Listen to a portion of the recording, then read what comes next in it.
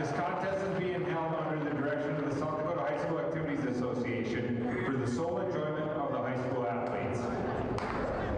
At this time, we ask that you stand as we honor America with the playing of the national anthem. We remind all in attendance that the proper... All right, hey, wrestling fans, we'll be getting started real quick here at Harrisburg and Watertown for the boys and girls. Right now, we're going to have our national anthem, and we'll get on with the festivities here. Great night for wrestling here in the arena. Ladies and gentlemen, your national anthem.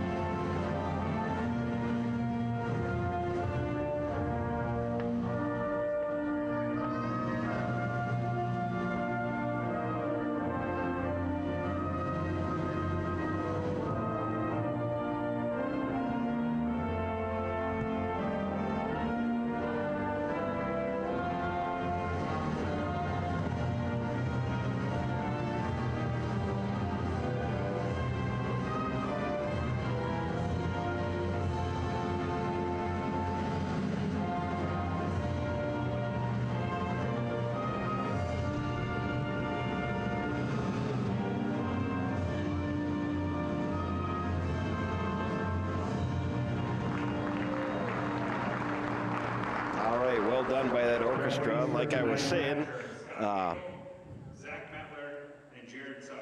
Yes, Zach. Treatment of our officials will be expected at all times.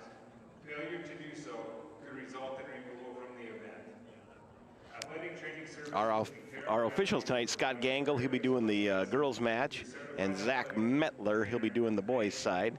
Again, Harrisburg and Watertown will be leading it off. There are 7 reigning state champions in the building tonight. Arrows have 5 of them. For the girls, Olivia Anderson, Allison Conrad, and Eden Hawk. And for our boys, Shea Richter and Gage Lohr.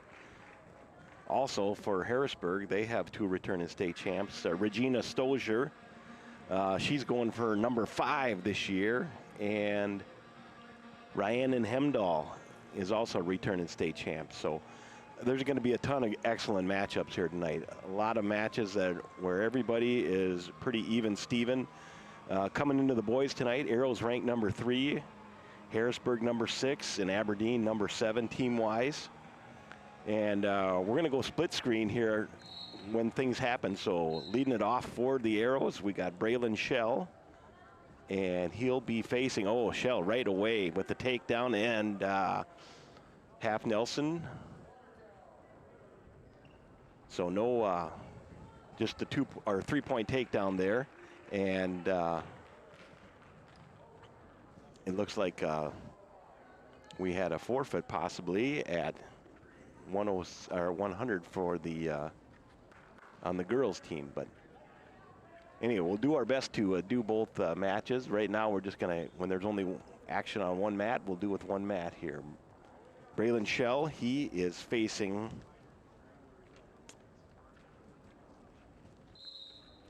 they didn't really announce the wrestlers for Harrisburg, and they have 3 guys at 106. But Braylon's got a wrist and half in, and just a minute to go. And he's in a near fall situation there. So, and there's a pin right at the 104 mark so Arrow's off to a strong start with Braylon. So Braylon, I never did get any mini shout outs for him. He's ranked number 4 in the state this year, 32-11, now 33-11 this year. So really having a super fine debut here for the Arrows. It's always nice to have a leadoff win. And another thing about Braylon, he was 4th at the Jerry Oprock last week, went 3-2, and he was 5th at the Mat Boss. That's a Minnesota big tournament, 49 teams there. and it's in Rochester, Minnesota. So fourth up there at Bismarck, first at the Floyd Ferrand, and way back in December, he was fifth at Rapid City Central, or the Rapid City Invite. So, all right.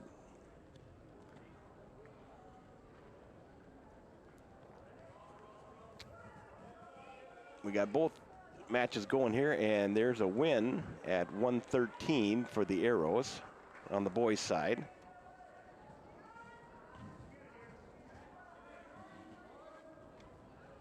On the girls' side, it looks like we're at 120. I take that back. We are not at 120. We're at 120 for the boys.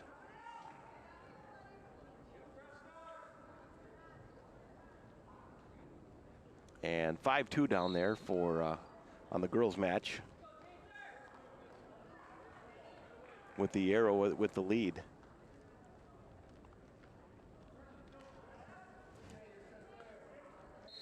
All right, at 120 for the Arrows.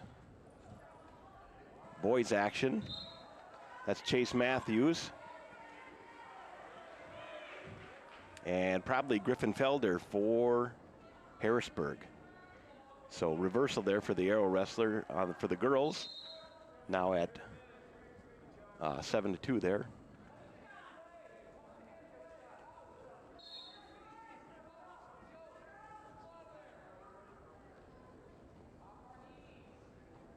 Again, there Matthews and Felder.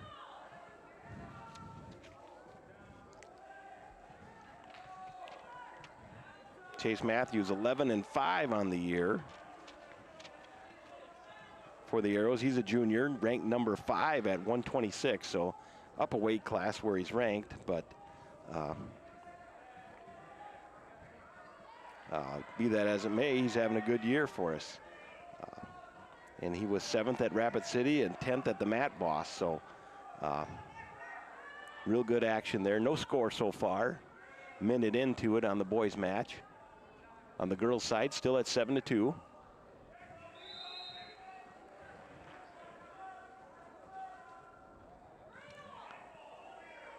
Still at 7-2 for the girls. And like I said, we have a nice crowd here, just getting rolling tonight, so come on down. This is only the second match apiece for the girls and the boys. They had the Marv Sherrill duels for the boys and then the Watertown invite for the girls, both back in early December.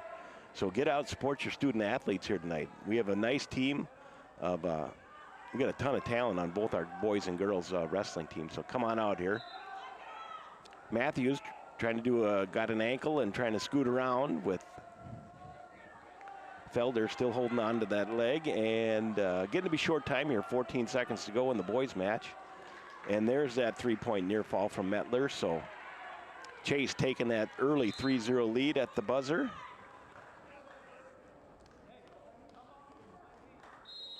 And that'll be how it ends up right after, right from the jump here. Harrisburg has had a nice duel season for their boys. Something like 15-4 on the season. So they've won a ton this year, and Aberdeen, they're like 10-2 on the year, and the Arrows, of course, we're 9-1. So a really good wrestling here.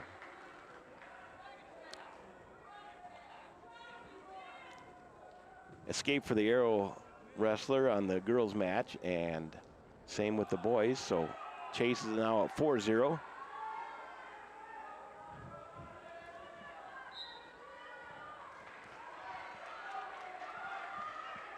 And there's a 3-point kind of a cow catcher throw, and backers there for the Arrows on the girls' side.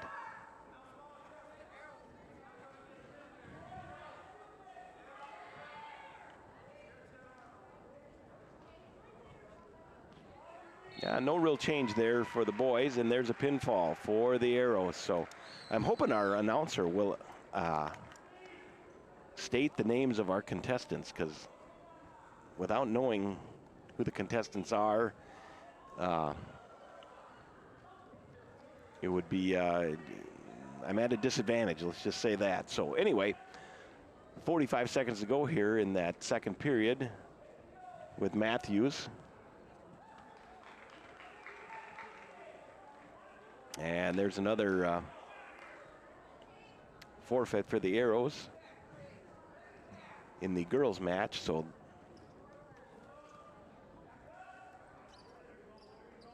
and I think we're at 120 with Olivia Anderson now, the reigning state champ.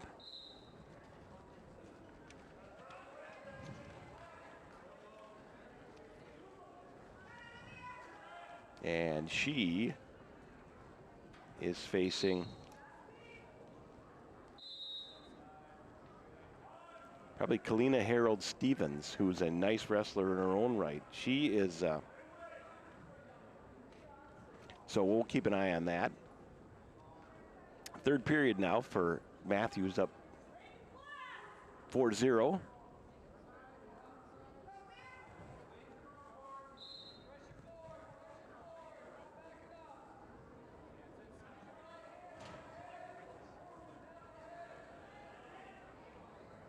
Matthews trying to get a breakdown.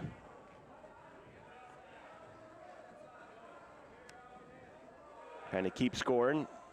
And there's a nice return right there, lift and return, and showing some mettle in the third period, because that is not as easy to do as you'd think. As the guy gets tired, there's a takedown for Livia. And armbar and turn, and that could be a pinfall. Not yet. Nope, there'll be a 4-point near fall, so Olivia up 4-0, or excuse me, 7-0 now. And another turn.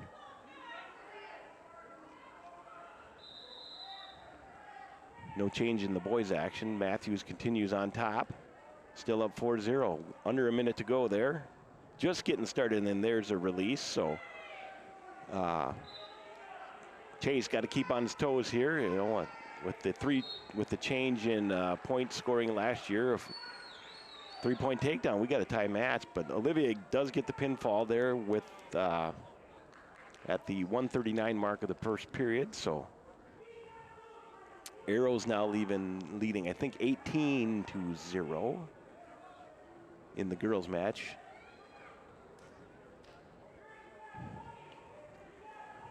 20 seconds to go here. Oh, there's a nice inside Kelly outside fireman's for the Harrisburg competitor, and there's going to be a 3-point takedown there. Not awarded yet, and there it is. So we got us a tie match here.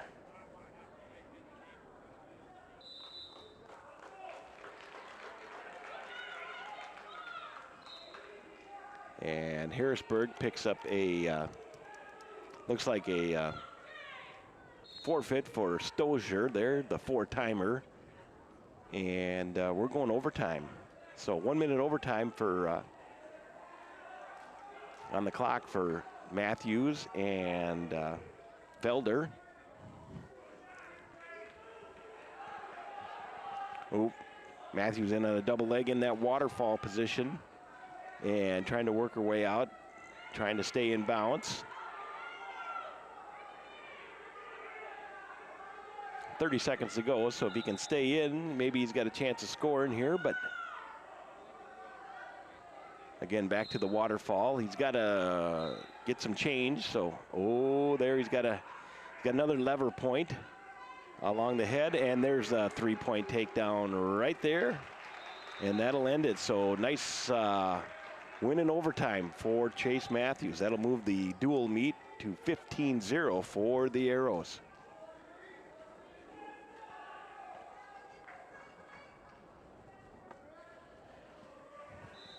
All right, moving up to 126.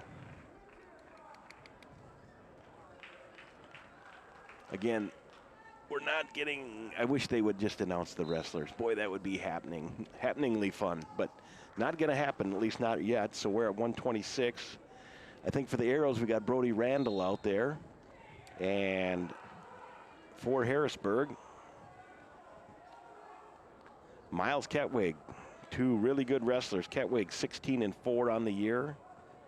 Got 5th place last year at the in the state tournament, ranked number 4 this year. And Brody Randall, we got a legal hold there. And so 1 point. It went 1 green is what our referee said. Has not been placed on the board yet. So we're going to keep on rolling. Ketwig in on a body lock, and he's going to score a 3-point takedown. So, again, Randall 4th last year at 126. He was 1st at last weekend, Jerry Oprock. 1st at Bismarck. He really rolled through some competition up there. 7th at the Mat Boss, 6th at Rapid City when he was at 138. So, and we're going to have a little break in the action for the boys because we're going to get that 1 point awarded where it needed to get awarded. There we go. So 3-1, and our girls action, we kind of started and stopped. Randall with the near escape. And not a bounce, no change. So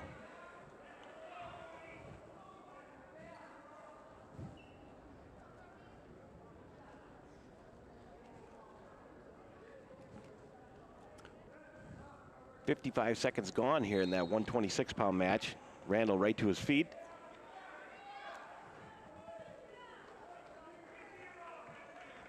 And there's another escape, so 3-2 now. The Harrisburg Tiger on top. And this is one of these matches tonight where both these wrestlers pretty even Steven. So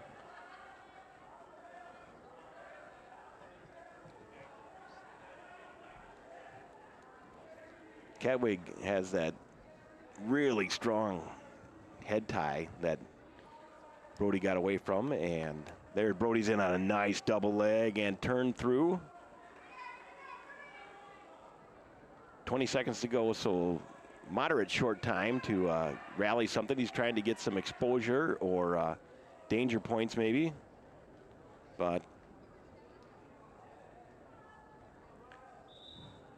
Ketwig's got him that his like body with an arm in there with holding onto his legs, and that's going to be the end of the first period. So 3-2, Ketwig on top.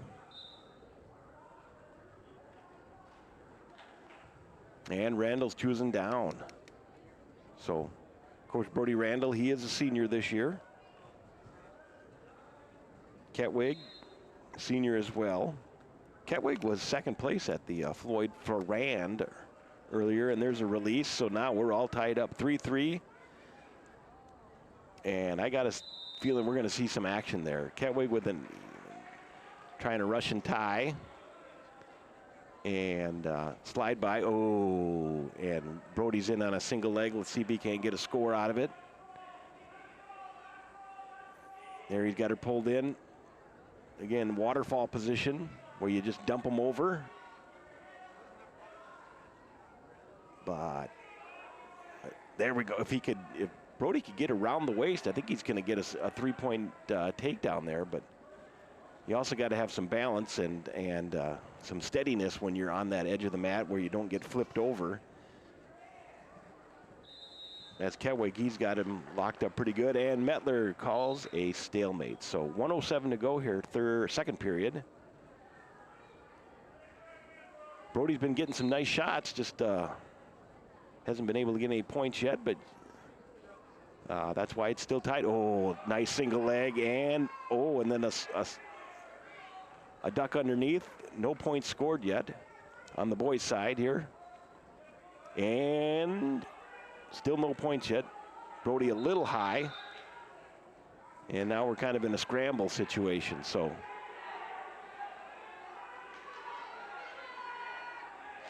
And Ketwig able to turn the tables on that and scores a 3-point takedown, so now 6-3.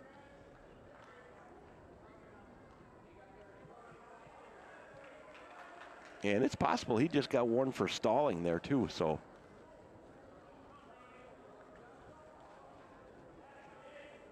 we'll see if Brody can get some short time points here. 29 seconds to go, so. Brody with the front roll and see if he can't shake him off.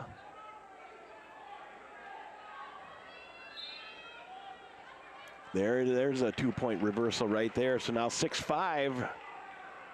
Randall still behind, but working hard, trying to get some short time points here at the end of the second period. So he's got the cross body right in, and we're going to end the second period 6-5. So back on the girls' mat. We're restarted over there.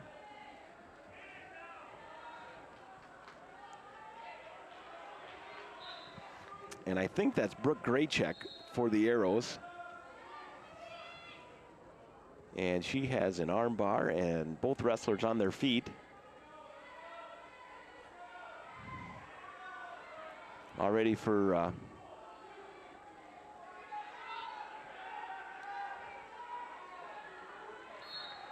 Randall and Ketwig. And there's a pinfall for the Arrow on the girls' match. So a nice win there for Brooklyn Graycheck. She's having a super fine year. I think she's about 31-5 on the year. So huge number of wins. I think this is Nevaeh Schonbeck for the Arrow. She'll be facing Lily Nelson. I think that is, no, that's for Aberdeen. Forgive me.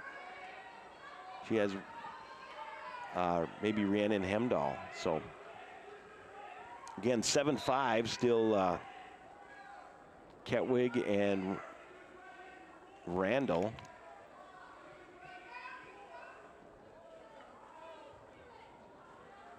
Oh, there's a cradle, there's a takedown, and backers. So, and he's got a nice cradle on this Brody.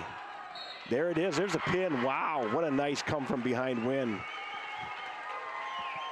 Nice win. It was a toss-up match. Brody is able to just create some space.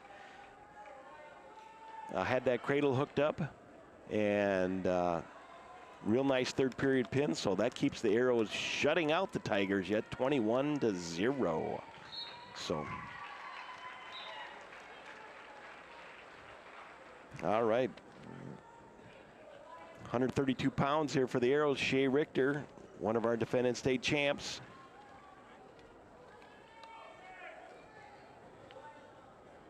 He is likely facing, I'm going to say, Wyatt Davidson, but I'm not for sure. But Richter, you know, still undefeated this year. I believe he's 24-0, and nice single leg drop for a 3-point takedown. And over on the girls' side, we've got a takedown. I believe that's Allison Conrad, defending state champ for the Arrows as well, and she picks up a 4-point near fall. So Richter trying to create some offense on and off the edge of the mat. So still 3-0, 45 seconds gone in that one.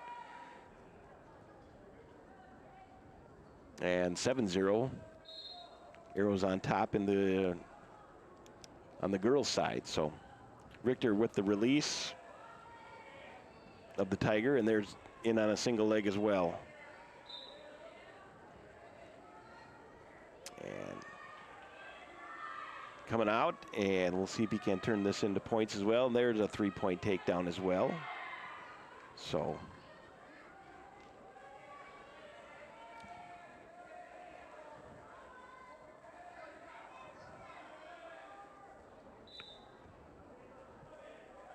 Richter continue to working hard.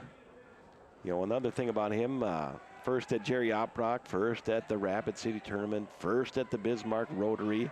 There's another turn by Conrad over there on the mat 1, the girls' mat.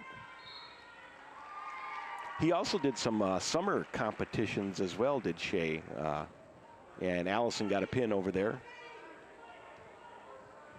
8-2 at the Air Force Special Warfare Duels. This summer, he went to the U.S. Marine Corps Junior Nationals as well. Brian Keck invite. These are big time matches for, big time kind of out of season things. I think he went 8-2 at the Air Force Special Warfare duels, so sounds like a nice place to visit. And it was in Milwaukee too, so they could just call it the Air Force duels. They don't need to call it Special Warfare, but hey, let's gin it up a little bit. All right, back to live action here. 6-1. Richter's on the bottom.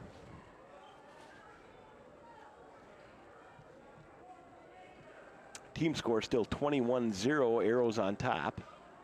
So there's Richter's able to work a step over and get a reversal, now up 8-1.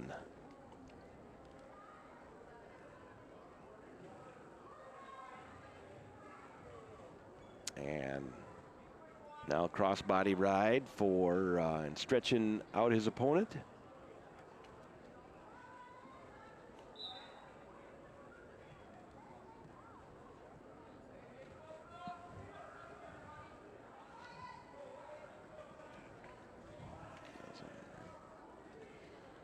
You know, the season is closing in to the end already. Of course, state tournament.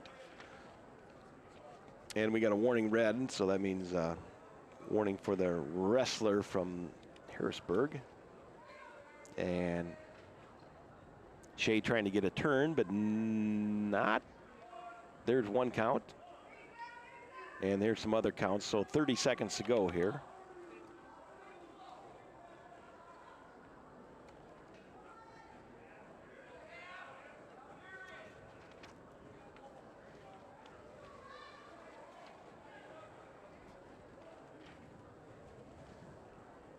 And there's four more awarded, so 12-1 now. Shea Richter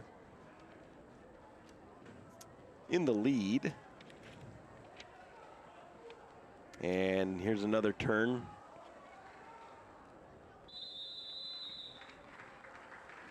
Another 4-point near fall, so that'll make the 16-1 technical fall in the second period. So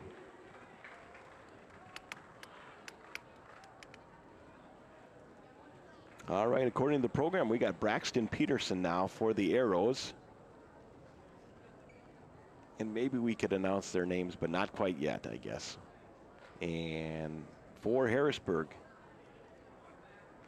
Rightly, Stephen Lamont. Stephen Lamont is a tough customer. He's ranked number 2 this year. He's a senior, 4th at 138 last year in the state. So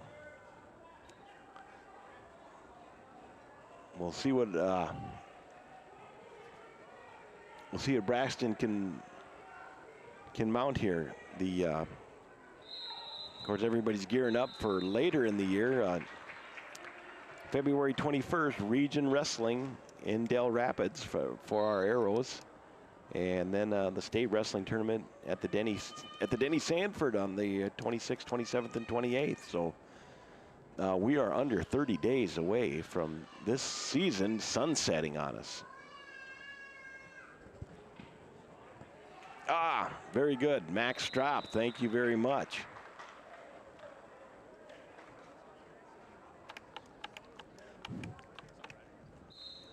Beg your pardon, Max Strop is the Arrow contestant. So, Max, keep on keeping on. Max is a junior and been in the lineup for the last couple years for the Arrows as well. So, no score between them. This is still at 138. So,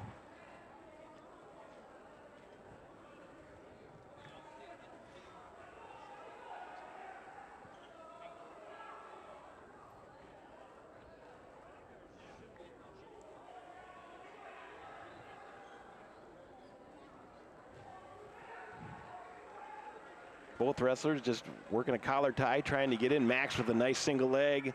We'll see if he can turn it into points on the edge of the mat. Kind of stretched out, and now we're off the mat. So Was going one way, shifted weight to the other, and had a nice single leg takedown opportunity, but no points scored, and we're back to just under 10 seconds to go here. Oh, nice shot as well, high crotch, change it off to a double leg for the Tiger. No score yet though. 3, 2, 1, and what do we got? No score. Wow. So, a couple of nice chances for each wrestler, but nothing to show for it. So, all right, Harrisburg's choosing down, and Max will be on top.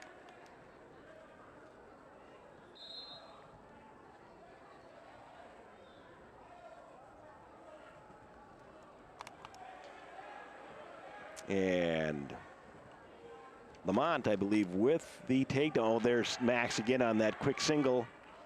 We'll see if he can't do something with it.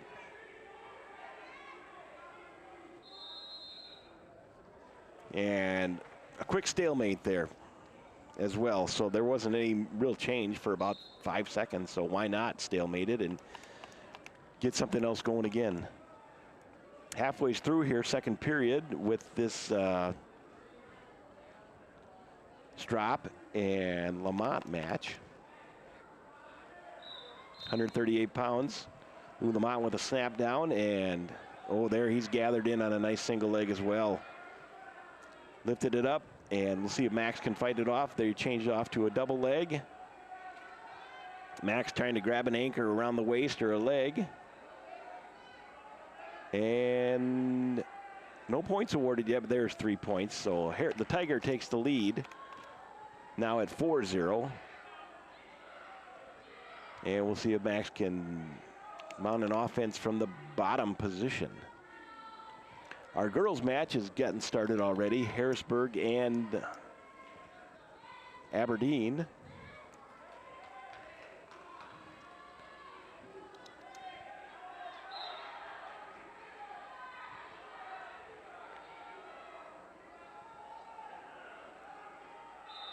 And there was a takedown for the Aberdeen gal wrestler and 4 near fall, and now it's 2 reversal. And that Harrisburg wrestler has those arms tied up super tight there. There's 50 seconds to go in the girls' duel. No change on the boys' side.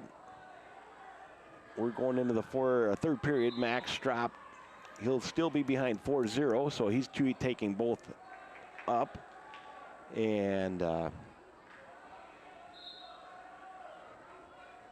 see if he can't close the gap here. Again, Aero TV brings you Watertown Aero Boys and Girls Wrestling tonight. So 5:34 already. If you haven't made it here, I see some more fans pulling in, which is always good.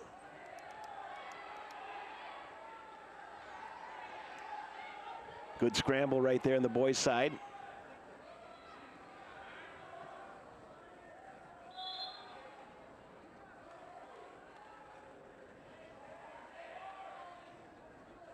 Again, Lamont with an underhook, and Max just, oh, there's a duck under attempt by Lamont, and then a change off to a single leg.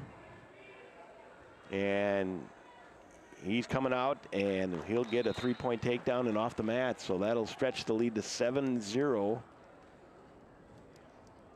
Lamont over Max Drop. So on the girls' side, 5-7, 7-5.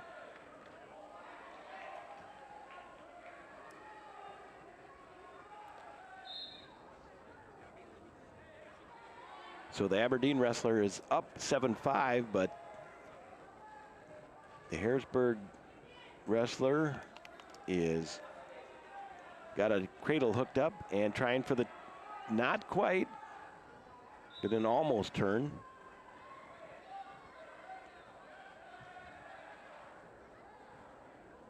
.40 seconds to go in the Strop Lamont match. Still no, or 7-0. Lamont still with the lead. Another single leg shot by Lamont. He's in. Max trying to fight it off, and try to get something to tip his opponent so he can rally back in this. You know, the score's 7-1, but if you can get a takedown and a 4-point near fall, I mean, you're right back in it. But extreme short time now, 10 seconds to go, so.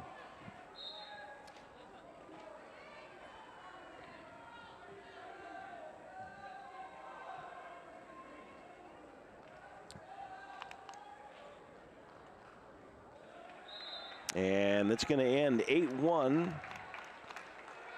Tigers get on the board, so 26-3 now.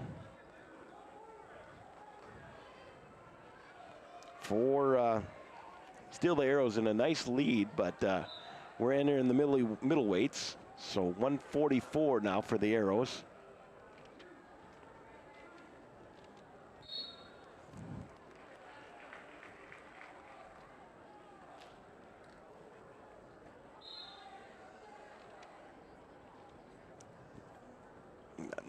All right, now we have Braxton Peterson up at 144. And again, no announcement on who the opponent is, so other than he's from Harrisburg, but probably Tristan Stozer. Stozer is a sophomore, third at 132 last year in the state, and I got a record on him of 37-10 this year. He wrestled a ton of matches. So, of course, Braxton Jr. And we'll try to turn our attention to somewhat the ladies match. We're not forgetting about them, but it's tougher to know who the contestants are when just don't have a announcement, and they're both not from Watertown. So anyway, 3-point takedown for the Harrisburg wrestler, and there's a turn on the boys match and half Nelson, and we have 55 seconds to go here, so we got a little work to do, and Braxton's able to get out of that, so well done there. There'll be a 4-point near fall awarded.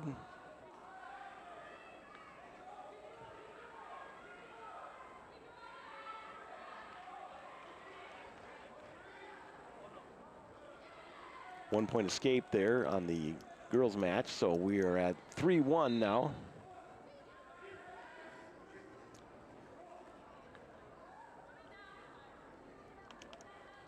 Stozer getting a tilt near the edge of the mat, and he'll get 4 more, so that'll make this boys match 11-0 now in favor of the Tigers. So there's a 3-point takedown in the girls match that'll put the Aberdeen Central athlete ahead 4-3, and cradle turn with backers, 30 seconds to go there in the girls match. So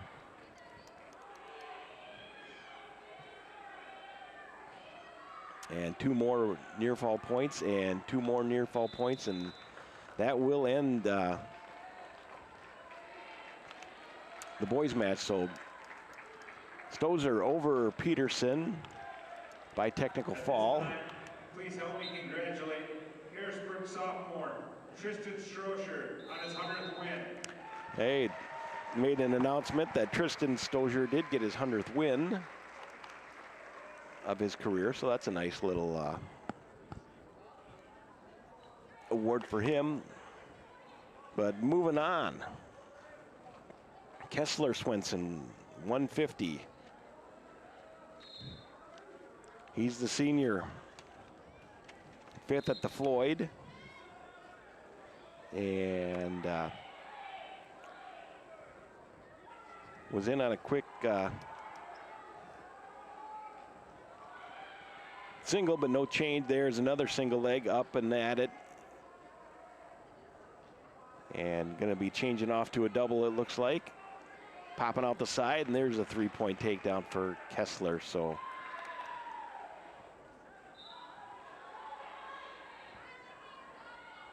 trying for a cradle, but defensed well. And look at that extreme. Oh, we moved on camera. We were an extreme close-up there for a moment. Camera crew, we have 2 cameras on each mat tonight.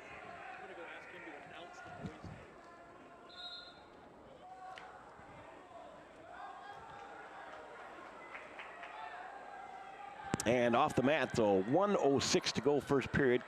Swenson still in the lead.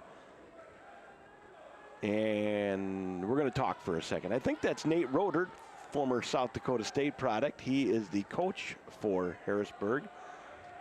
He's assisted by Anthony Tucker, Josh Casperson, Tanner Brengel, and Josh Kronover.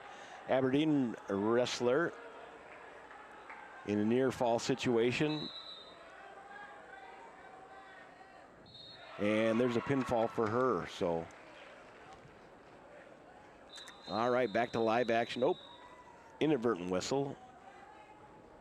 So we'll restart. And here we go.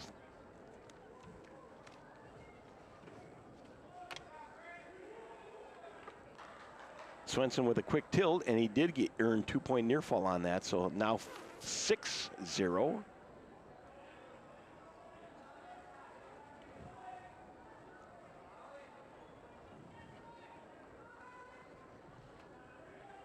Kessler got that crossbody ride in and doing a far side half.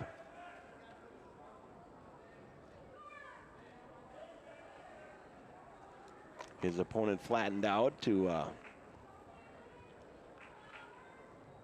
that's a defense, and 20 seconds to go here in this second period. Well, first period, forgive me, and we're off the mat, so.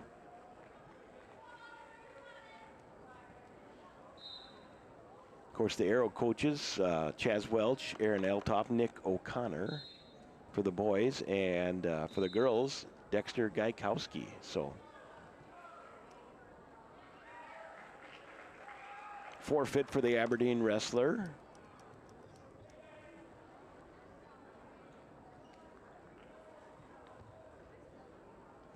And we're going to end the first period. Kessler Swenson up 6-0. So, again, we'll have 3 duels tonight.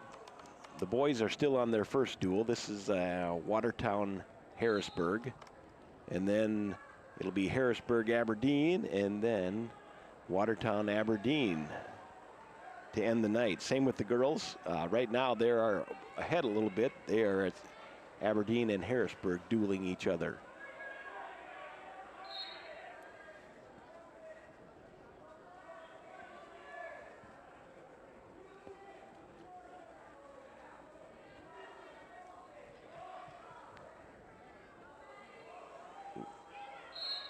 And we're off the mat there, so single leg, or had a leg up, and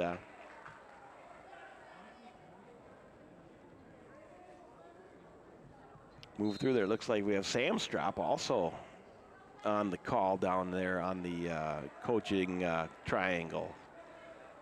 So, oh, beautiful shot there by Kessler. We'll see if he can turn it into some points.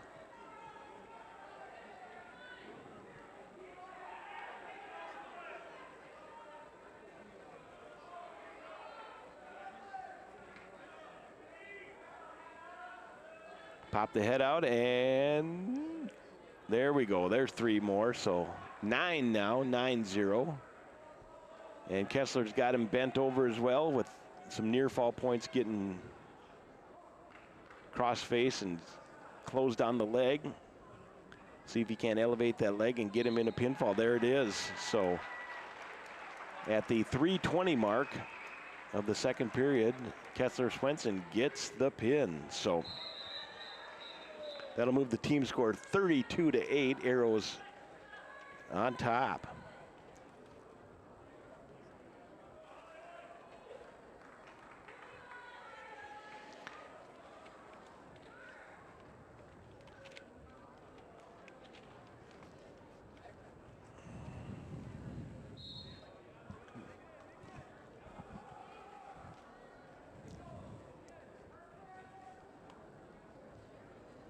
All right, well, looks like 157 we're at now. The Hurricane,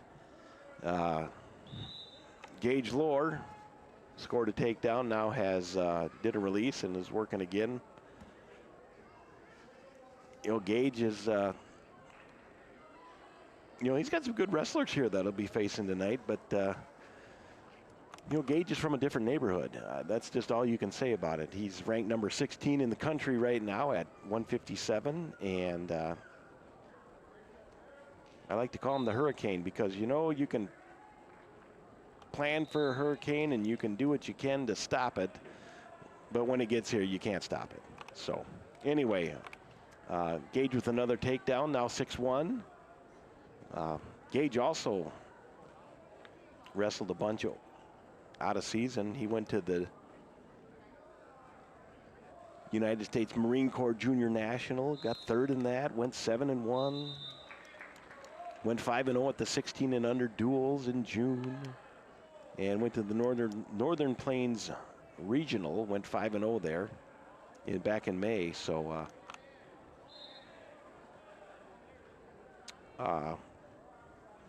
he's staying active. Maybe that's the best way to say it. So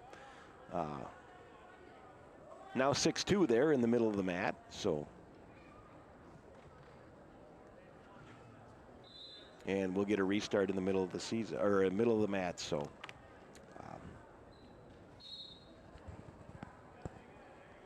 there he's in on a single leg. And we got a 3-point takedown now. 9-2, 24 seconds to go here in the first period yet. And there's a pinfall in the Harrisburg Aberdeen Central, with the Aberdeen Central wrestler getting the win on the girls' side.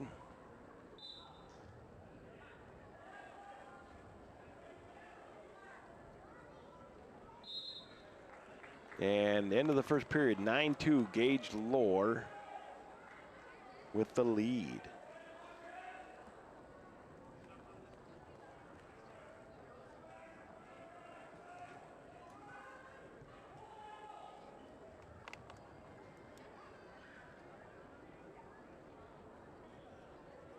All right, we got something happening here. Oh. See what we have here. We got a wet wipe going on for one of our mat dudes, getting some air time. So,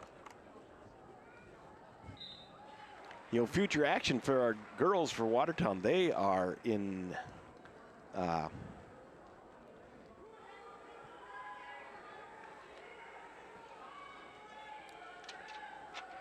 forgive me, they are at the Aberdeen Invite tomorrow.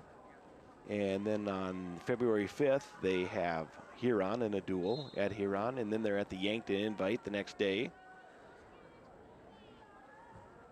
Then girls action ESD tournament. And their region tournament is then DeSmet on February 19th. So they themselves, of course, state tournament at the same time for both boys and girls. So everybody will end at the same time. So, all right.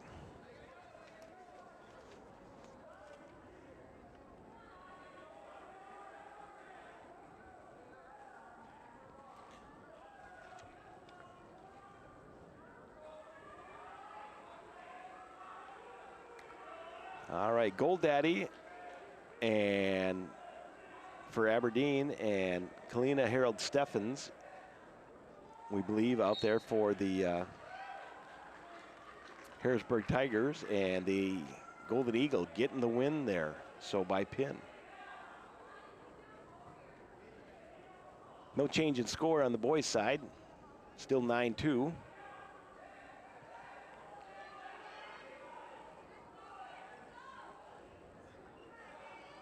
And there's a turn, and Gage kind of set a guy up for a pancake headlock and picked up 4 more near fall there. So now 13-2.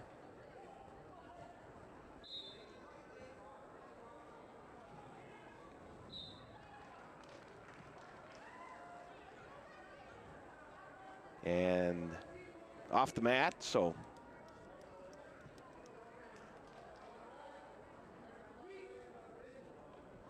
looks like Regina Stozier out there for the Harrisburg Tigers.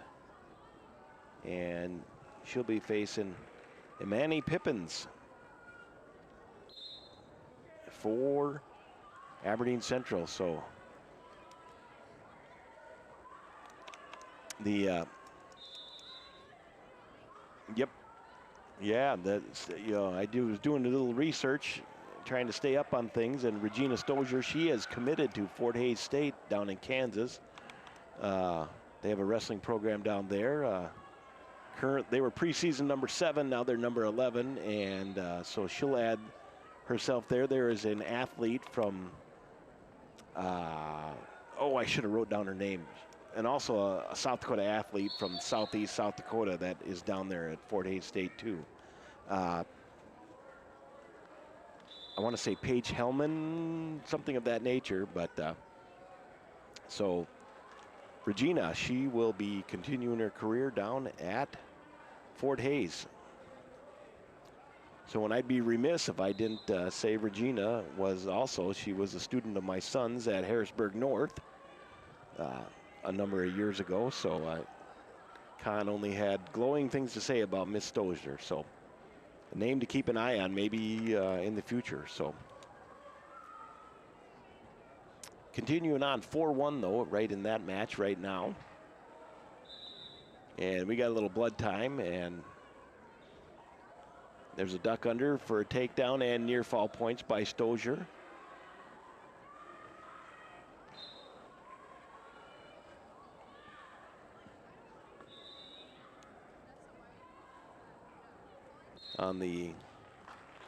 And there's a pinfall for Regina Stozier. That'll be at the 117 mark of the first period. Attention to the north mat. Please help me in congratulating Harrisburg senior Regina Stozier on her 150th victory.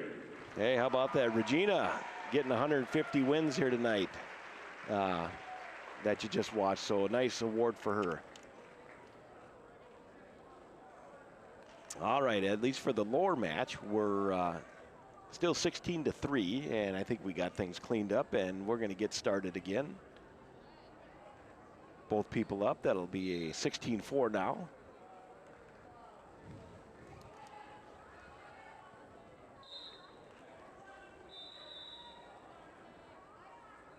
And blood time as well. So we'll concentrate on the girls match here. 3-point takedown for the Tiger. It's likely Kennedy Crawl.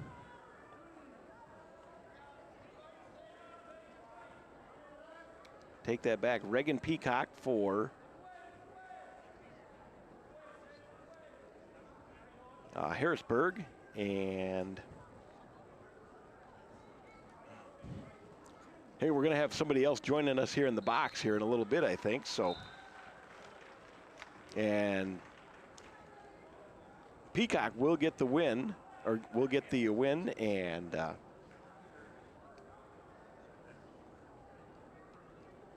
we're going to have a little downtime here.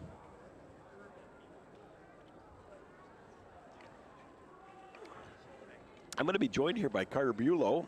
I'm going to introduce him in just a second here. So, wow. Carter, can you hear me? I can. Thank you for having me. Brian DeYoung here, Carter. Nice to meet you. Nice you know, we've to meet never you. met, but it'll still be a good time. Absolutely. So we're in the middle of super blood time here with the Hurricane, Gage Lohr. And why don't you tell me a little about yourself, Carter? What brings your interest in Aero TV and wrestling? Well, I grew up in North Dakota. Ah. Was a high school wrestler for them. Was a state placer in North Dakota for heavyweight. Obviously, I didn't wrestle 106 at all, but and then spent some time as a coach. Had a couple times state champions in heavyweight in North Dakota. So love the sport. My wife coaches basketball, or else I'd be coaching wrestling as well. Ah, I got it. Well, welcome aboard in there. That'll end in a tech fall for Gage Lohr there. So 19-4. And arrows continue to roll on. That'll be 37-8 now. We'll will be at will be the score. Next up, 165, Marcus Pitkin. And you hope that's just blood time for Gage. He's been battling some other stuff Yeah. this year. And one of the best wrestlers I've ever got to watch, and it's pretty fun to watch him wrestle, so hopefully we can get him healthy and get him going a little. Yeah, he. I have nicknamed him the Hurricane a few years ago because you can plan for it, but you ain't gonna stop it. Yep, exactly. So, but moving on, 165, Pitkin, and either Dylan Johnson or Trenton Tesla. So. Marcus is a fun wrestler to watch too. He kind of flies around all over the place. Yes, Marcus, 6th in 2025 last year, and ranked number 2 right now, 18-5 on the season.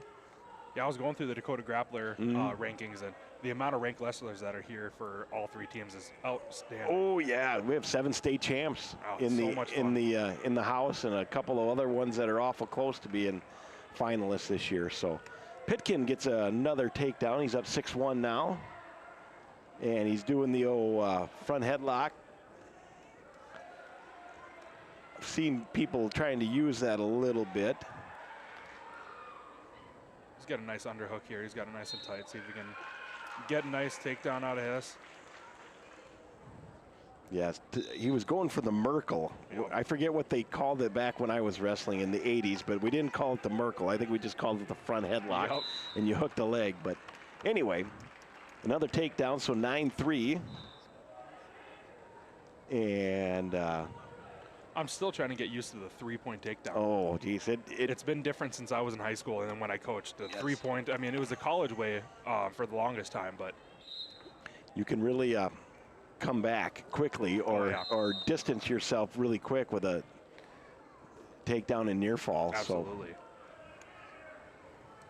So. Dylan Johnson, very good for the Harrisburg Tigers. So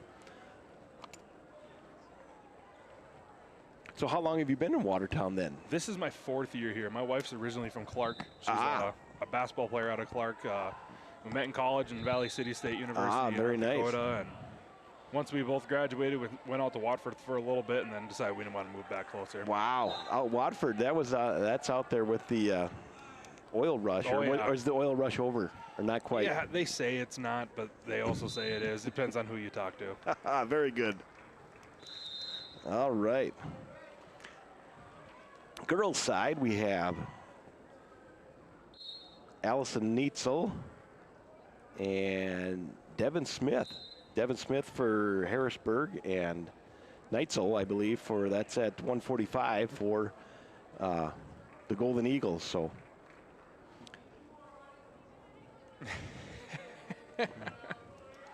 Yeah, there was a wrestler. Nice, right through her back. That was a nice takedown. Yes. There was a Neitzel that wrestled for Aberdeen Central a number of years ago. He was a Ron Colley student, but Ron Colley didn't have a team, and she's going to get the pin, so pinfall for her. Marcus with a little bit of Turk here. It's so much fun to see how the girls' wrestling has evolved over the last couple of years. Oh, it's just on fire. My niece is a wrestler for a team in Bennington, Nebraska, and she just started a couple years ago. And Marcus looking for a pin here. Nice step over. Yep. Oh, he's got him stacked pretty good here. And there it is. There it is. So, wow. Arrow's kind of on a roll here tonight, and that'll make it. It's fun to see some of the injuries our boys are having right now. Yes, it's time to get healthy, so.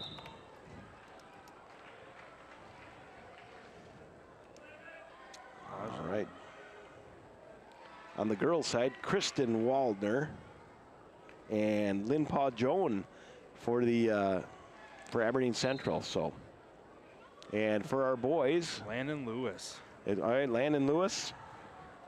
This will be at Watertown here. Yep, that'll be 171. Yep. And he's probably facing Tage Privet, and Tage Privet is a pretty good wrestler in his own way. Louis got a couple tough battles today. Landon has had an incredible year this year. Oh, Eli Hutt will take that one back then. So He's got a couple ranked wrestlers today. Yes. Landon getting himself into the honorable mention spot this past week, so that's pretty good for him. Yep. Hopefully see if he can jump higher than that in the next couple weeks. He's had more matches than almost anybody on our team, so he has got a ton of them. He's placing a bunch of Lynn Paul Joan over there for the Golden Eagles in a near fall and does get the pin. So finishes out. Louis is also one heck of a football and lacrosse player. Ah, lacrosse as well, huh? Wow. Very good. Oh, nice return right there. So. Oh, he's looking for a cradle. There we go. Eli Hutton, again, up 3-0 on Landon Lewis. Early, though, early in the match. And we're out of bounds, so.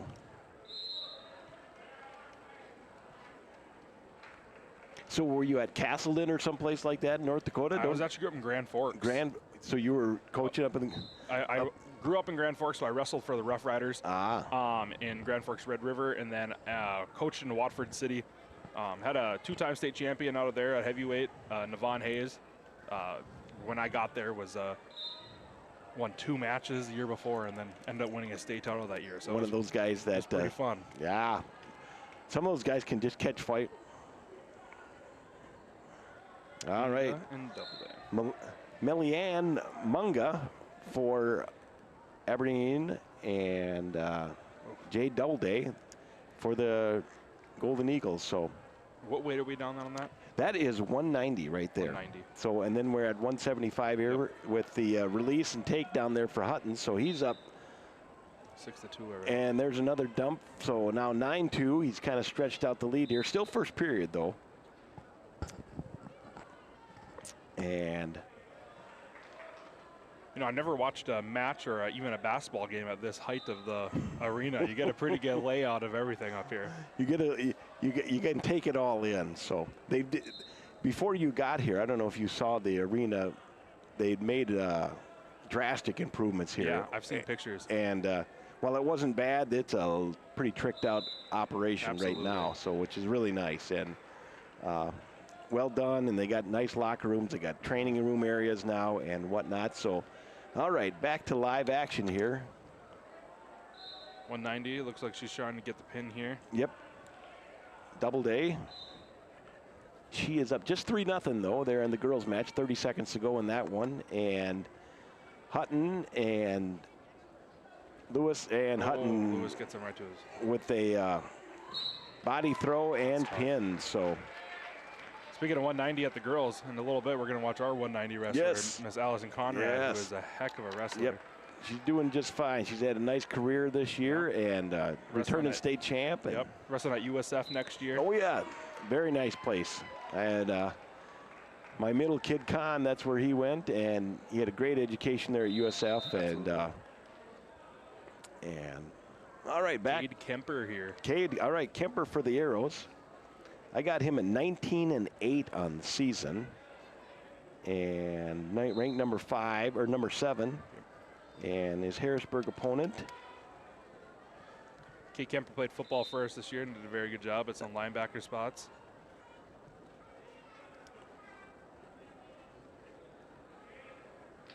Zumnik.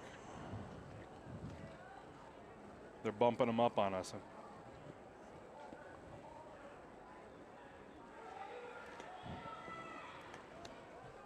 Zumnek for the Harrisburg, and Kemper for the Arrows. Hey, look at Kemper, a single leg, changing it off, and gets a 3-point takedown. We got to lay back a little bit. Oh. He's throwing in the legs. A little bit of legs. We got a pin right down there. Yep. And. Oh, no, Kemper. Doubleday will end up getting the win there. Kemper. Good fight off his back there. Got reversed, but and gave up a couple points, but now 5-3, just a minute into the match, though. So just got a little high on that last move to try getting the pin on him. He smelled the goal line and just got a little high, but the good thing is you can just recover. Absolutely. You just keep on keeping on. 40 seconds to go here in the first period. Be nice to see Kate get to his base, try to work up here. Yep.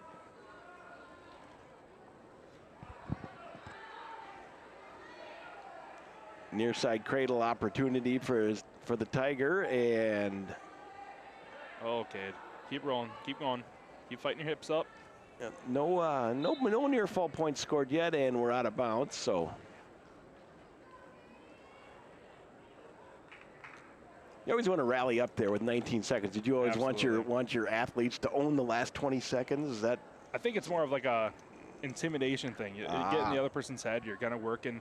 Usually that 19 seconds is all right, we got something coming, we got a little bit of a break. If you can win that 19 seconds, it's kind of it's a mental game. Give them the flurry. That's what we used to say. You got a flurry right then. So pinch ride here for Crawl and Young. On the girls match. So nice double leg. So Kennedy Crawl, that'll be for the Harrisburg Tigers, and his Aberdeen opponent is it's the second period here. Cade on top. It's escaped me. Hey, look at Cade with the near side cradle and backers and a pretty good hips a little bit. Might get a little pin here, huh? Quick turn right at the jump from the. He has it really tight. Yes, he does. He's got to keep his hips back. Yes, he does. So he's got 4 awarded, and we'll see. All right, there's 4 awarded now. Cade back in the lead at 7-5. Just like that. So yeah, I mean, that was a head to knee combination, and he just put the clamp on and dipped it over for 4. So the thing you don't want to do for Cade right here is you don't want to get complacent. You don't want to look for that stalemate all the time. You want to keep moving around. Yeah, indeed. Yeah, Cade second at the Jerry Obrock last week, 6th at Bismarck, got 3rd at the Floyd Ferran. So he's having a heck of a year. Yeah, 3rd. I mean, he had 7 matches at the Bismarck tournament. He went 4-3. I mean, oh my goodness, that is like. It's a bruiser of a weekend. That's an all-dayer. So him being a senior, looking to just end on a high note. And there's a release. So we got 7-6, 50 seconds to go here, second period.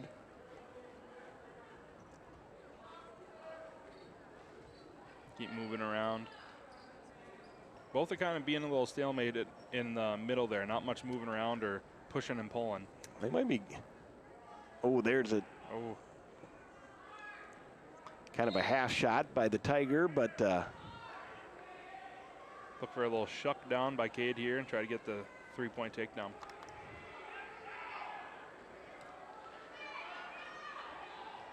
There it is. Girls match now 7-1. See if we can get some late in the period scoring. Just 10 seconds to go in the boys match. Nope. At least second period.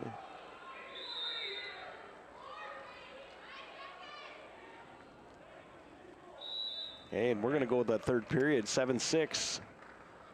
And our choice, or Arrow's choice, so we'll see where that goes. And Cade's choosing down. Get a quick out here and get up 2 points early in the third would be huge for Cade.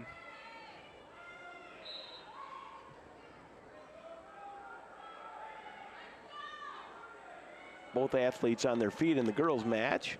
And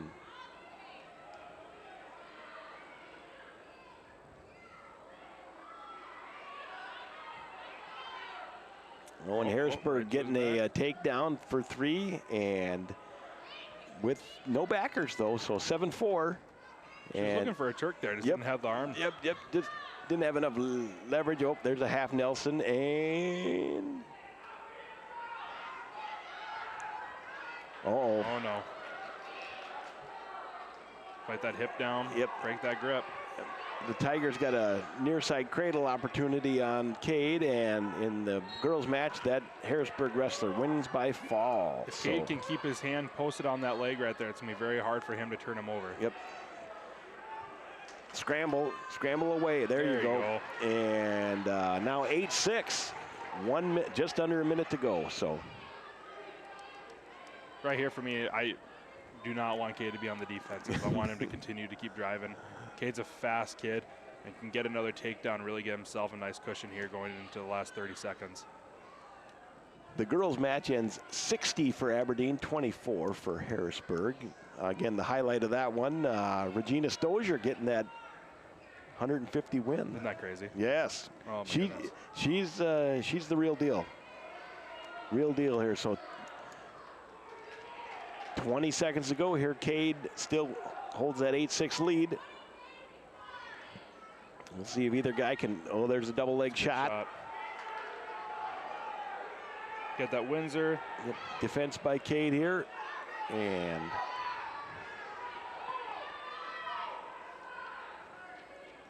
Three seconds left. Cade's going to get a nice win here tonight. Nice 8-6 win that he rallied it back from. So that'll move him to 20-8 on the season. Caleb Khalil will be here for Yes. the Arrows. The freshman. Young Caleb. He played football for us this year, and we highly encouraged him to go out. We thought it'd be good for him. He's a heck of an explosive athlete. Well, all right. I don't know how much wrestling background he's had. He's This is his first year. Oh wow, he's 7-9 on the year, so that's a nice. That is a nice. If you're new, now the one thing I will say about our new guys wrestling, you probably don't get many bad habits, and I'm convinced we do have about the finest coaching staff in the state. So, I mean, these guys can coach up. Just give me an athlete that, yes, Taden Ningen, he's a senior for Harrisburg, and we got Khalil for us. You were mentioning your heavyweight. He had a couple of wins one year, and the next year he's in the finals and winning. I had a teammate, Dave Ward, same thing. He was like 6-20 as a junior, and he's in the state finals as a senior, and he wrestled some incredible bouts, and he wrestled a ton of competition. He wrestled the state champ from North Dakota, wrestled the state champ at the Class A level, and now he didn't win those, but he was in the fight pretty good. Yeah. So, fun fact is my heavyweight actually beat Micah Hawk. So Micah, if you're listening, I'll never forget that. Wow, gee whiz. Micah's doing a heck of a job over at SCSU He's doing all right. So, all right, Khalil and Nugan locked up here in a body lock, and we'll see what happens here. And Nugan will get that first three-point takedown, yes. So 6:15, if you're still thinking about coming, the doors are open. So lots of wrestling. Tons of wrestling yet to go here.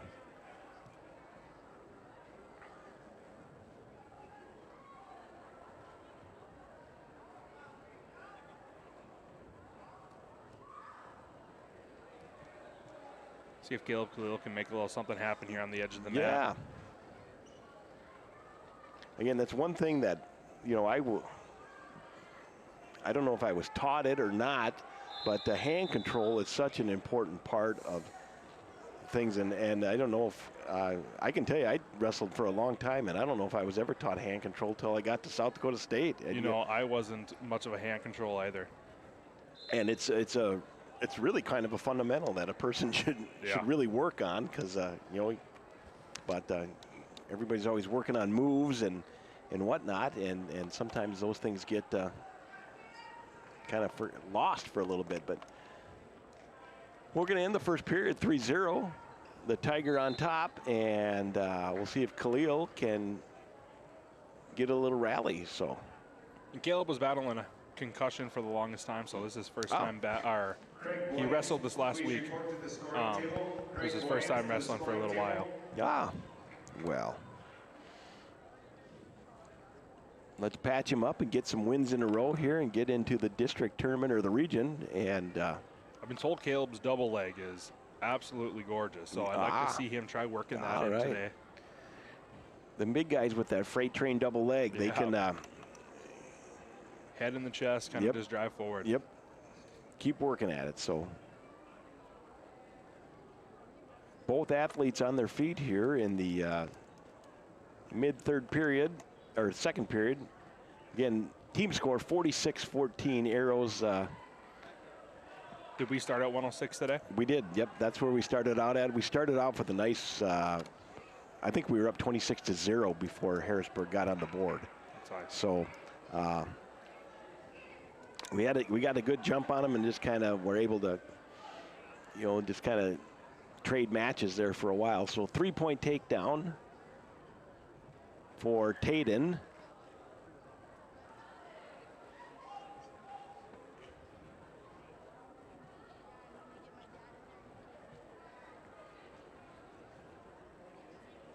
I'd like to see him get his head off that mat and try working up here. Plenty of time in there the we second go. period to get points on the board.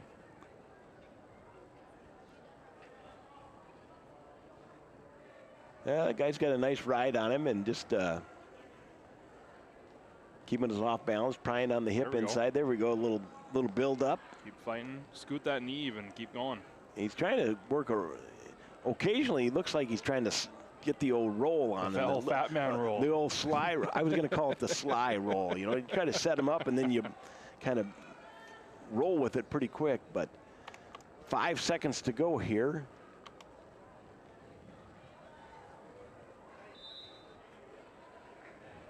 Start the third period at 6-0. And these 2:15 in heavyweight matches, it can be 6, it can be 7-0. You never know. Oh yeah. Those rolls, they coming, they get you going. I remember Dave Ward, we were wrestling down in Parkston, and this was in the 80s. They had a tournament called the Little B because they would invite all the nice teams there. And there's a 2-point reversal. So, but Dave, he had occasions. He was kind of a bigger man, and he was wrestling this guy, and he let him get taken down. And then Dave hit him with the old side roll, and he there was no getting back up. Nope. And once they get that arm stuck in, it's tough to get out of that. I remember Dave looked over at us one time and he winked at us, hot dogging out there. So, anyway, got an arm bar. Ooh. And there's a turn and near fall points for Tayden. Oh, that was a nice fight off your back there, Caleb. Yep. There's 4-point near fall, so 12-0 right now for the Tiger. So.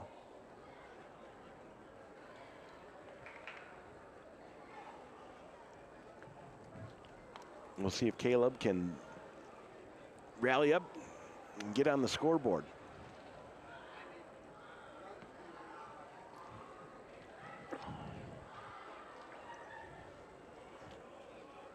And we're going to be off the mat there now, so. 43 seconds to try making something work. Yes. He's got time. Just sometimes you just need to get a little red blood cell refresh and put something together. So. Now, do you coach the freshman football as well, or? I'm the head JV coach for football, and then I coach D-line for varsity. I got it. Okay. I'm a PE teacher here at the high school. Oh, right here at the Watertown High School. Yep. Well, we need to be recruiting. There he goes. He did the old. Oh, he had it. Yes, he had a little roll with the leg elevator, but defense well by Tayden, and Tayden's going to get the pin. So at the 5:34 mark of the third period, Tayden of Harrisburg. We got Connor Christensen for the Arrows. Yes. Our starting nose guard for the varsity team this year. Very good. Connor is a 10th grader. And for Harrisburg. This should be a pretty good match. I want to say Connor got the best out of him last time they wrestled. Okay, and this is, I believe, Cooper Hodge for Harrisburg. He's a junior, so. I remember Connor Christensen's name a number of times. I never miss an Arrow football game at home. I love our new stadium. It's incredible. Nobody, I can still sit in my same spot. I can see better. I like it, so. Get his arm out of there. Yep.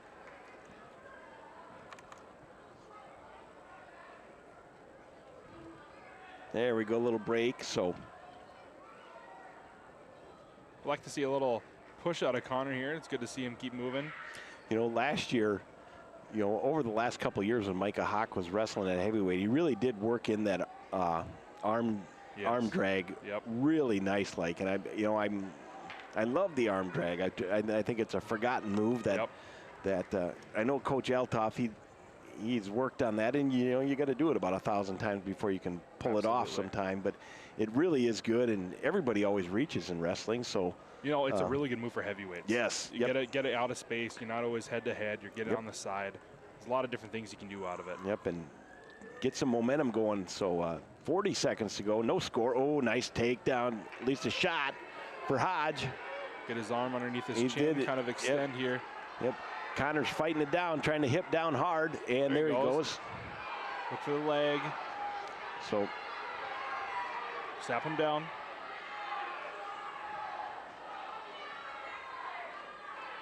No change yet.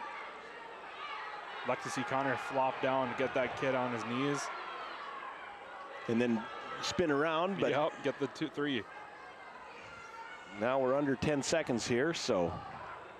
Still a lot of time to get that down. Oh. Yep. Hey, good even match so far. No score, but a little action. And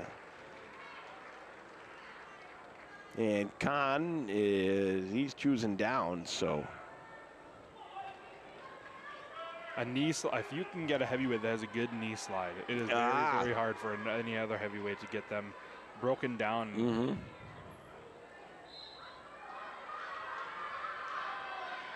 It's hardly even on him. I mean, Connor just needs to work up. Yep. Sometimes you got to tripod yourself up, and there's our almost release. There it is now, 1-0. Connor Christensen breaking the ice on this heavyweight match, so takes the 1-zip lead. And I wanted to say the Harrisburg heavyweight had himself in the rankings or honorable mention in the grappler. He might have. I got him at 18-5 on the year. Sometimes, you know, I'm on track wrestling, and I don't know if that's factual or not all the time, but. Track wrestling's got the best out of me the last couple of times. I'm struggling to manage through that thing. They made some changes, let's just say that, and it isn't. Brings you to an alternative website and all that kind of. It's gotten me.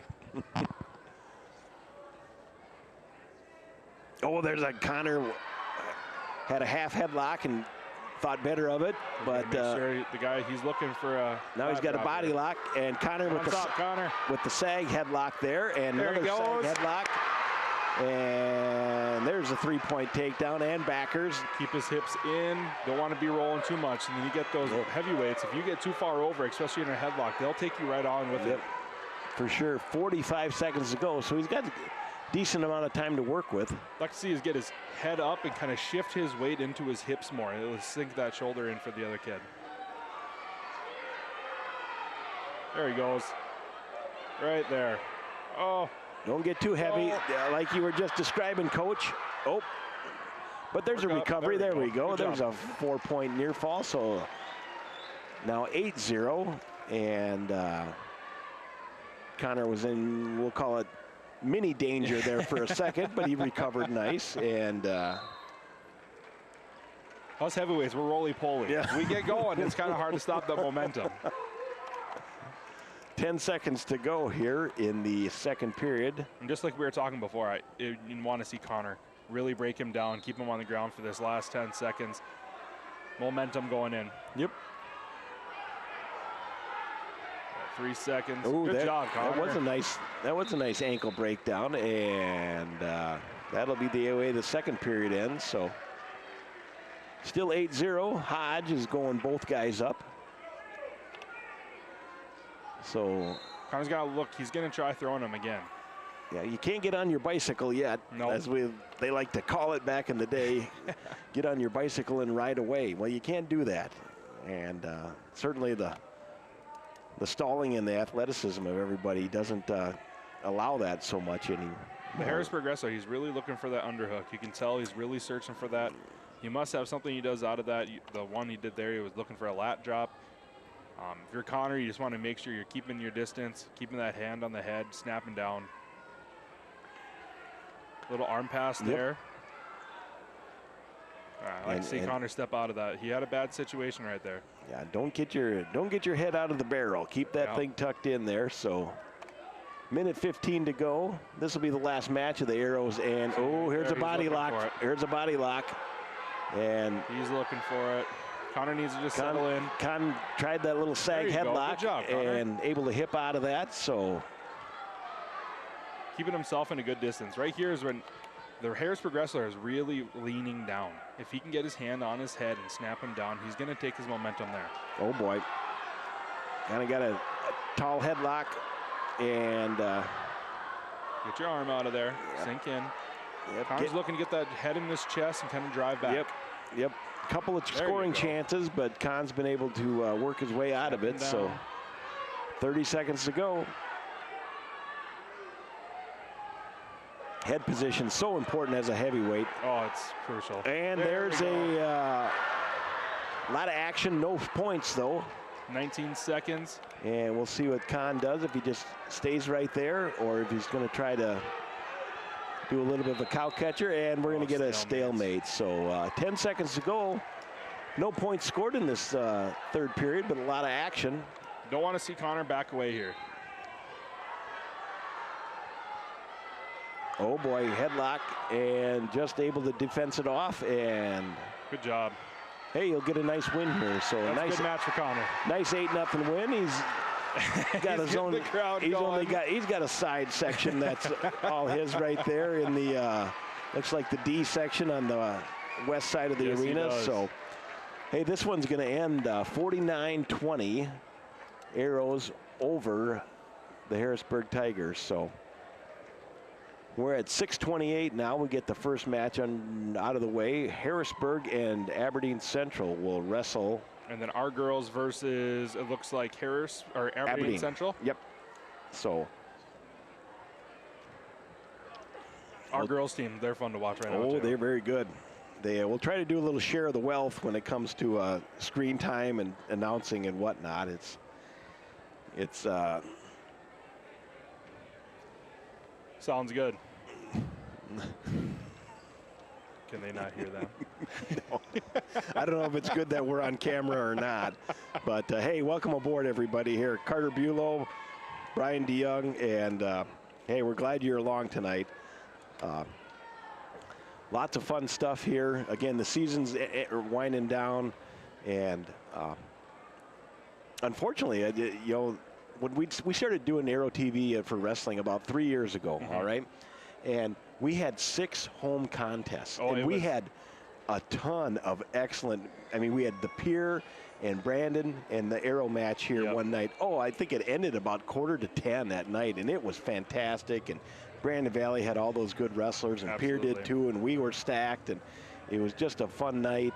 And now the last couple of years, we've had 1 or 2. And we get on this rotation. As a PE teacher, having the gym taken away from you all the time is a little hard, but you love to see the Watertown athletics within their building, and we do a very good job. We have the beautiful space to do it.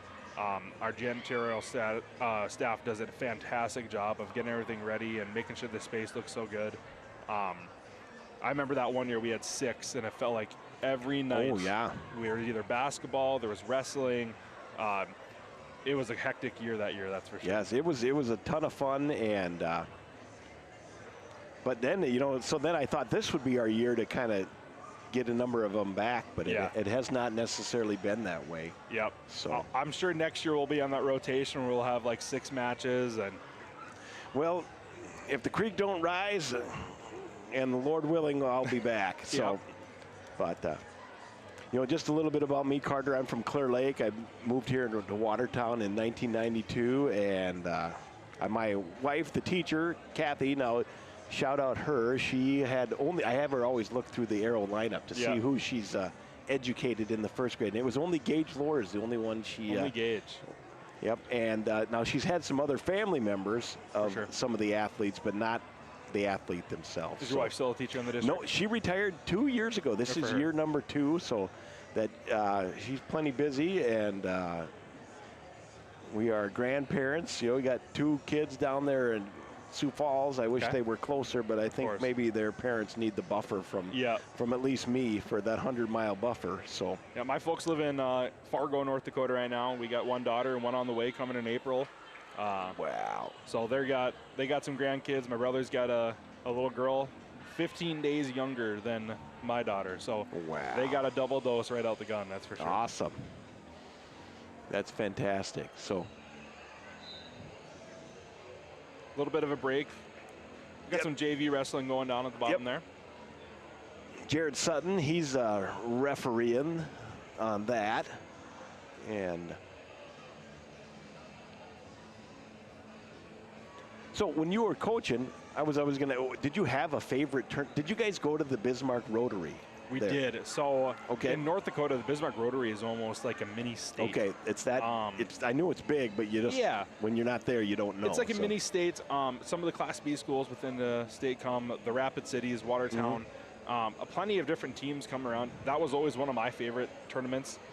The competition, it was always a good time where you can kind of see where you are in the state. Sure, yep. So we always made sure that our wrestlers were at tip-top for that portion of the year and making sure that, all right, we're getting them in positions where, all right, state wrestling's got at the end of the year, obviously, where do we match up right now versus these wrestlers and where do we need to work on? Now, is North Dakota similar to South Dakota? They have two classes, or is it all one class? They have Class A and Class B, and then there's a girls' class that has all the schools all around together. Okay, yep. Similar to what Watertown does here, so. Yep. Wow.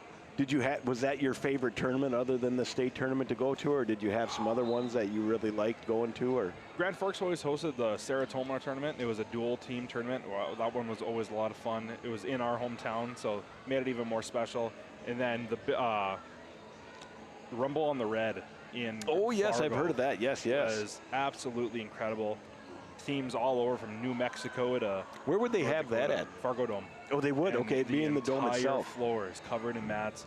It was so much fun, and the worst part about the whole thing is that if you didn't win and make it to the second day, you had to run stairs in the Fargo Dome. Oh boy. So the workout was, the punishment was well enough for you to really make sure you tried in the tournament. That's for sure. They had a, I sometimes try to find Marv Sherrill and Steve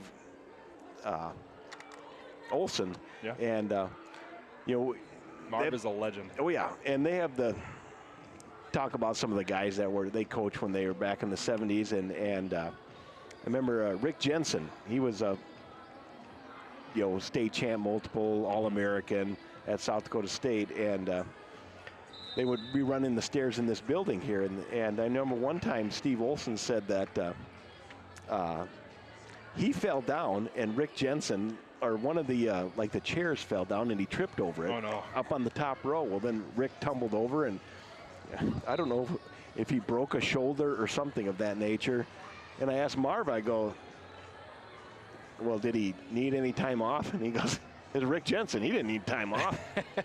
Time off was for other people. He's fine. He goes, even if the shoulder was broken, so he just went in the second period. Yeah. That was kind of it. He was really quite something. So, well, it looks like we're going to get Aberdeen and Harrisburg. This will be Aberdeen's first action of the night. So, and I'm hoping we can get at least some names announced. I forgot to go grab my sheet. I had a sheet with all the state ranked wrestlers in my office downstairs, and forgot to go grab that. Well, I think if we're starting at 106, so what they do sometimes for these duels is the first match starts at 106, they'll go to 113. So they might be starting at 113 here, and then our first match will be here at 120. I bet you're right. I think that was Paxton Ewing for the Golden Eagles, according to our score sheet. Quick takedown there on the girls' side for the Arrows. There we go.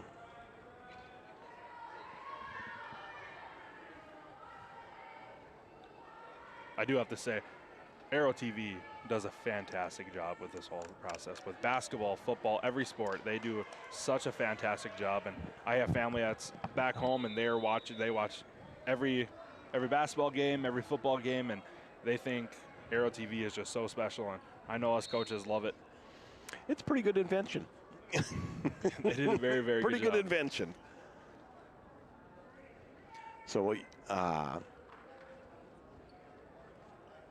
I know when Ryan, he called me a few years ago, he talked about Arrow TV, and he asked me if I was interested in doing boys basketball, because I'm a fan and I come to all the games. And I go, you got the wrong guy for basketball. I said, I don't. That's not in my wheelhouse very much. But Growing up in North Dakota, I was not basketball whatsoever. No. I used to call it squeak, squeak, foul. Ah. I was a hockey player and then did wrestling and really got immersed into basketball when I met my wife, who was a very, very good basketball player, 2-time All-American in college. And wow. So we're all about basketball now.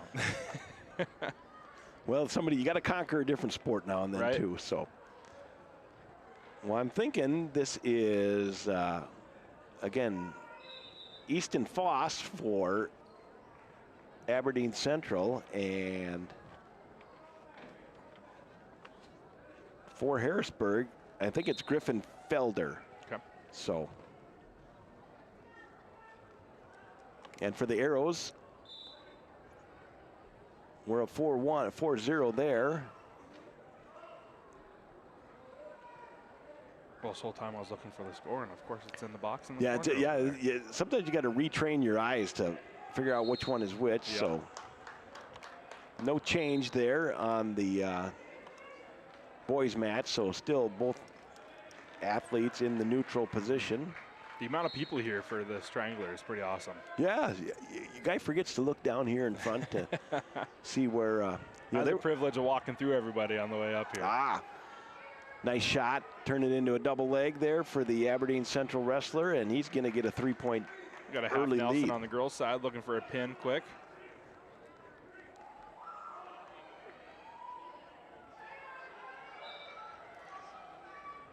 And that is a tight wrist and half she's got on. She does. And Mettler now doing the girls match, and Scott Gangle, the Lake City product, he is doing the boys match. So, and there's a pinfall for the Arrow. So it's always impressed me the girl wrestlers. Their bridging is absolutely crazy. Very flexible. That was probably Lily Lindsay for the Arrows, I'm going to suspect. So nice win for her at home. Dexter doing a fantastic job with that girl program. Just keep getting some more numbers out, girls. We got plenty of good ones. So Zolsdorf.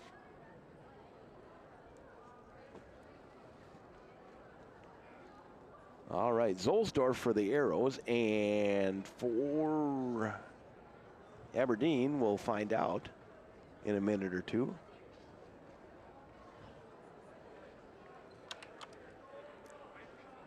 No change there in the boys' action, just still 3-0, the Aberdeen Central wrestler on top.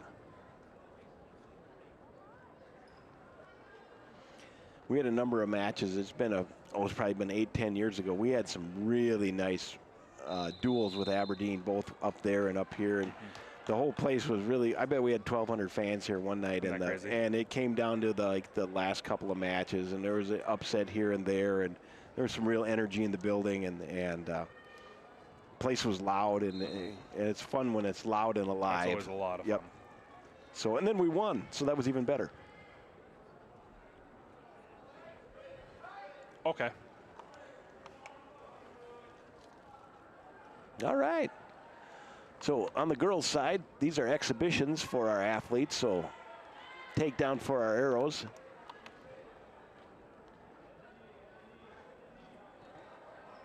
Now you got to like our the fact about our Arrows here is I've never, and my niece too, when down in Omaha, they got more uniforms than I ever saw in my life. They can change uniforms. They got like 4 different uniforms. They can have 4 different mats, and you can. Yep. Come on, I need to train on one color of jersey, but they got a couple of them, and so they get them out and do them. So absolutely. I've seen a lot of teams, they'll have the singlets that have like their Twitter profile and all that kind of stuff on them. You're just like, oh my goodness. That's a lot. Ooh, almost no backers there, but almost potentially dangerous there. Yes. He got that way over his head there. It was kind of. Yeah, it looked uncomfortable for me. Yeah. Had the old arm bar and wrist, and he's looking for a chicken wing here. All right, we'll see. Yep, we'll see if the Tiger can mount a rally. I think Foss is going down, and Felder is on top. So, and he's going to go optional starts. So he's going to do the auto release. Do we know if we are right here, if they're at 120? I think they are. Okay. Well, we'll hope. Oh, there we go. On the scoreboard, 120. Yep. We'll say it's unofficial, but official. Yeah. So, ooh. That was a nice shot. Yep. I'd like to see him tuck his elbows in a little bit more. Yeah, you get the elbows in. You always hear a coach say that. You know, stay surgical. But especially later in the match, you get a little more fatigued, and sometimes your fundamentals break down a little bit. Absolutely. So. Ooh, there's a. Call it an inside fireman's, but that's an almost three-point takedown there for the Golden Eagle, and there it is by Ref Gangle, stretching that lead to 7-0 now. So both these wrestlers are very lanky in those arms. Yep. They're wiry strong too. So.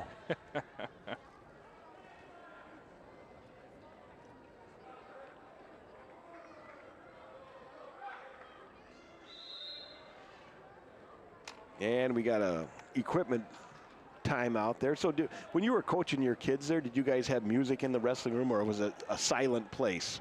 You know, it kind of depended on the day and on my attitude, I suppose. We always started off our time with a good run and make sure we're doing a good sprawl. I was fine with a little bit of music when we were doing our live. Yep. Obviously, everyone's working their butt off, make it a little bit more enjoyable. Obviously, making sure everyone's still serious. Yes. Oh, yeah. You always have some kids that are goofing off in the corner or dancing and whatnot. So kind of make sure you limit all that access. You know, if you play Luke Combs, you don't get as much dancing, I've heard. So that's where we disagree. I'll dance Luke Combs oh, my day of the week. Crossface here for Foss. He's got a nice grip on that elbow. Yes, he does. He's got her sunk in there well, and see if he can turn it into some points here. He's got to elongate him, though. He's kind of scrunched in. It's hard to turn him that way. And he's going to hold on and pitch the shutout, though, 7-0. So nice win for the Aberdeen Golden Eagle, and that'll move it to 9-0 for the match. Another exhibition over here for the Arrows. All right. Ooh, headlock. That is tight. Yes. That one's not on our camera, but the Aberdeen Central athlete had a pretty big headlock. And so back to the boys here for Harrisburg. I think we have Miles Ketwig for them. He had a nice match with Brody Randall. Randall able to score late and get a pin, and awesome. But it was it was really even, and I thought it was going to be one of the better matches of the night, and it was. And Brody's a heck of a wrestler. Yes. State champion when he was over in Hamlin. Yep. Transferred to Watertown, and was a state placer last year. Yep. Didn't end the way he wanted to, so he's looking for some redemption this year. Well.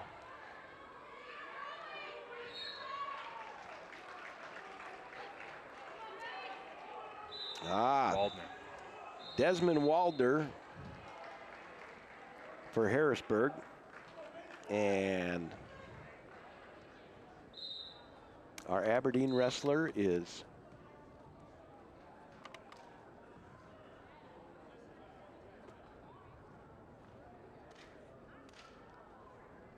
we're just trying to feel each other out right now. Yep, we're getting a little Ooh, that was a nice ankle pick. Catted over there, but didn't turn it into points. I believe we're starting over at the varsity on the girls' side for the Watertown Arrows. All right, here we go. Oh, duck under City. That was nice. And nice the lift and return. There's 3. The movement at the lower weights is always so fun to watch. Yeah. The ability to duck under and be able to maneuver around everybody. They do such a good job, and it's fun to watch.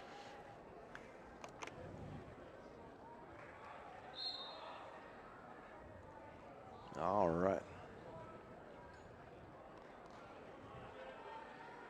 Yeah, you get some of those guys, they are they get the flow going, and I can tell a story about Troy Wallman.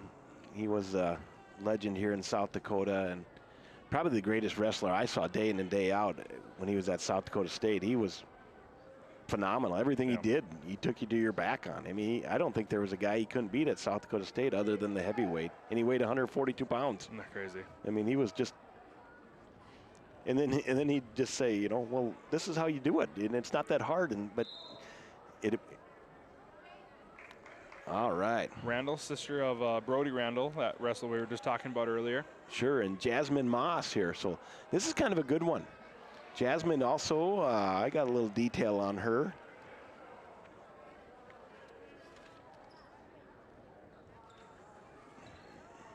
Randall, a returning state placer. Yes.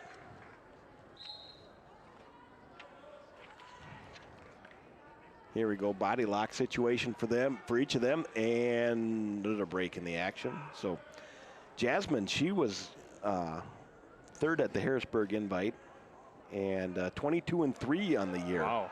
And 8th place last year. So, and I think Randall was 4th place last year. Yep. So, ooh, and went for the under. headlock, but no score, and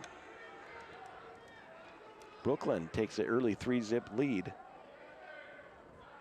Brooklyn is ranked pretty high right now. Yes. I want to see, she's sitting at 2. I have that here too as well. Oh, to her back. And this could be Waterloo here. Brooklyn in an advantageous, huge bridge though. Massive. Huge bridge. Brooklyn did a very good job of replacing herself on that though. Putting herself in the best opportunity to keep the pin. Yeah, Jasmine Moss is ranked 8th, and Brooklyn's number 3. Number 3. Number 3, so no change in score here on the boys' side. We'll see how Brooklyn functions from the down position. Second period action, 7-zip, she's up.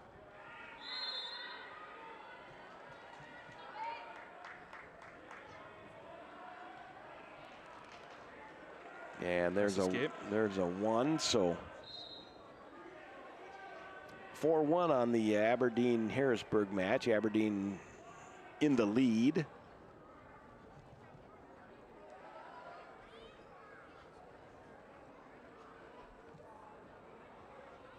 It's always hard to gauge those wrestlers that are wrestling on their knee and sliding around looking for opportunities. Shot in there by Moss. See, just like we talked about earlier, he was looking for the fireman's carry, kept the elbow too high up, and he caught him. He wasn't able to get the takedown, but he had a nice reshot. Moss, single leg, changed off to a double leg and got a takedown. So it's at 9-3. 9-3, now 10. Yeah, now 10-3. So as Moss gave Randall the auto release there, so. Aberdeen wrestler had a nice half Nelson, but wasn't able to flip aside and make an opportunity out of himself. Yeah. 7-1 over here on, that's probably going to be the way that period ends. So second period.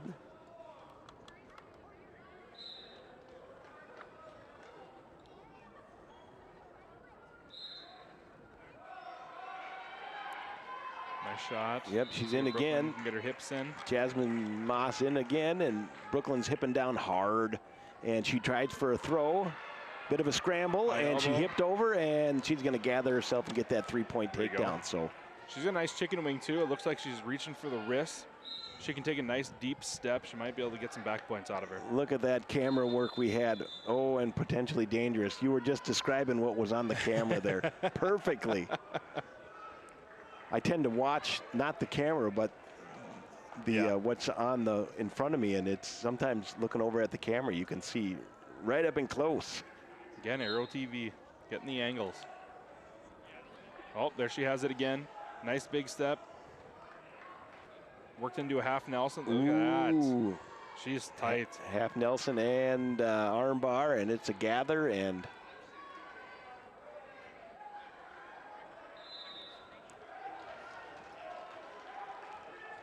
that'll be a tech fall then. So good for Brooklyn.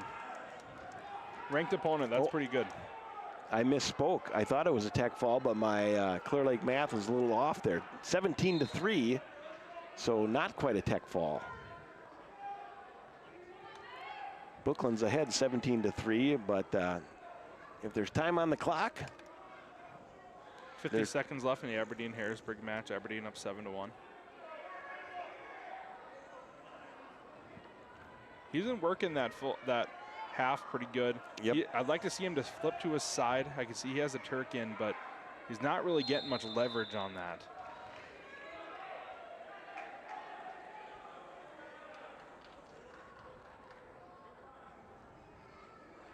Just keeping a guy flat, but not getting a whole lot of more done than that. So he's getting pretty frustrated. He's got to be careful before he does something that's going to put himself in a bad situation. Oh, he's got him stretched out, though. Boy, it's got the wrist and the leg and the half Nelson in. And if he can free up his leg here, he can get some back points. Got 5 seconds left, though. And that'll be the way that one ends. 7-1, the Golden Eagle gets the dub. And that's at 126. We had a little break in the action for Brooklyn Randall's match there. And now they're back to live action, so. Aberdeen wrestler has a tight claw there. Just getting a little frustrated on that one. Jasmine Moss hit a headlock.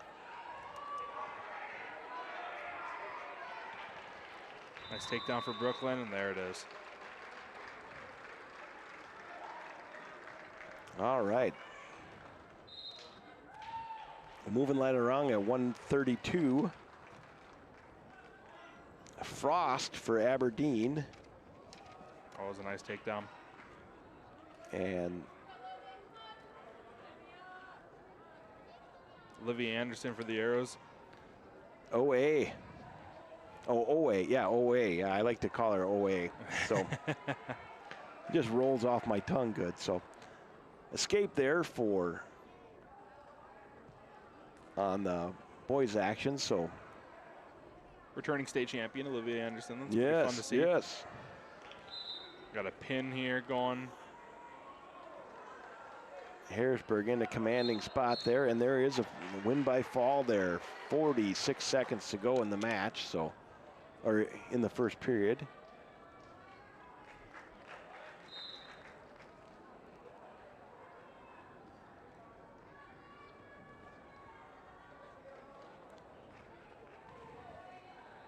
Olivia, and I think that is Averin Waldo for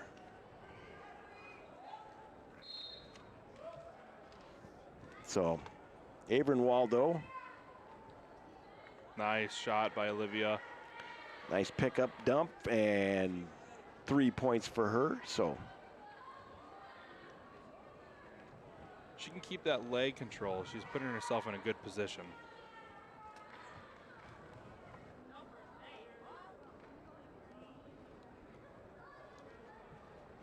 We're at 138 for the boys action, and of course we started this match at 113. So that was a beautiful single leg shot.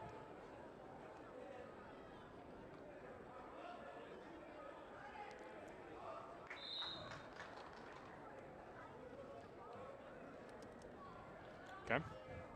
Gold Day, not Averin Waldo. Gold Day for Aberdeen here on the get a fresh start. Facing Olivia Anderson.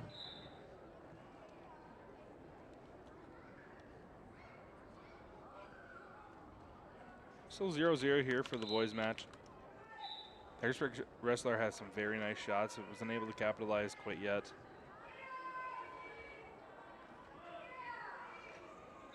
Now Central's in on one right now, but yeah, we're gonna get a stalemate there. Just Olivia some back points. Oh, rolled through. There we go. We gave her 3. 3 more. That'll stretch the lead to 6-0. Now 6-1.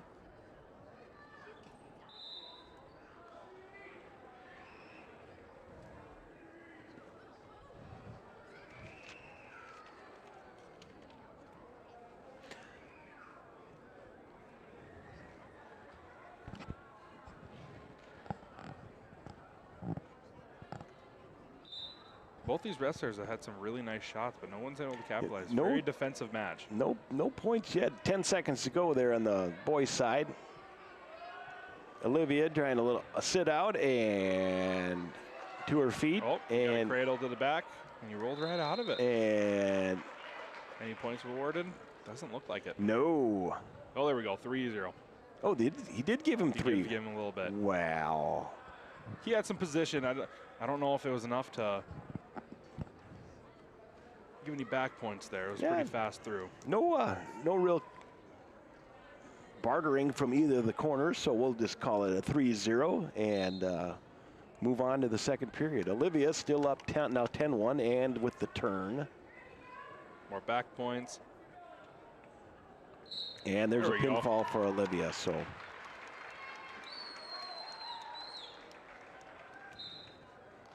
The Olivia Express just keeps rolling on here in 2026.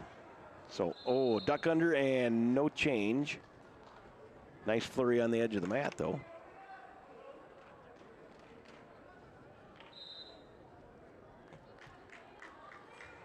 Of course, the arrows are open at 125 and 135. See if we can get some more girls out and get that program filling those spots. Yes. It's a lot of fun, and my niece down in Omaha, she started wrestling when she was in 8th grade. Hoffman gets the hand raised in the easy one there for Aberdeen. But my niece started in 8th grade, and ironically, they had to wrestle boys even down there. Yeah. And then she was a JV wrestler as a freshman, and about first week in January, she busted into the lineup. And good for her. Her the trajectory of Katie had got 32 varsity wins last year. I mean, it was out of control. And this year she was on a roll too, and then she dislocated her elbow about a week and a half ago, and so she's on the shelf, but she'll be back. She's got excellent coaching as well down there. So 6-1, Harrisburg on top in the boys match. See if he can flatten him out here. He's got great wrist control. Both times that he's been on top, he's been able to get good wrist control. Aberdeen gets a leg here. Here we get a little flurry. All right. Brooklyn Graycheck here. And I think this is Rakia Wallace. Yes, this should be an excellent matchup for a girls match. Brooklyn ranked 1? No, she's not ranked number 1. Nope, she is a...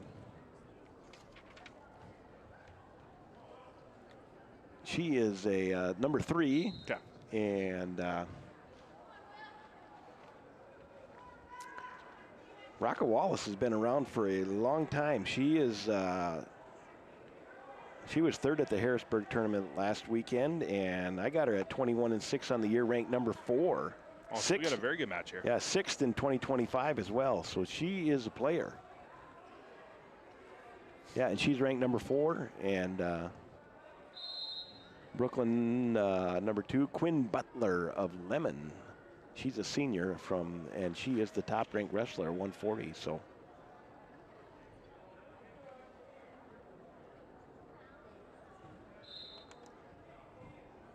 Boys match set at 7-1 with about a minute and a half left. Everett needs to get back to his shots. He had some beautiful single leg shots in the first period.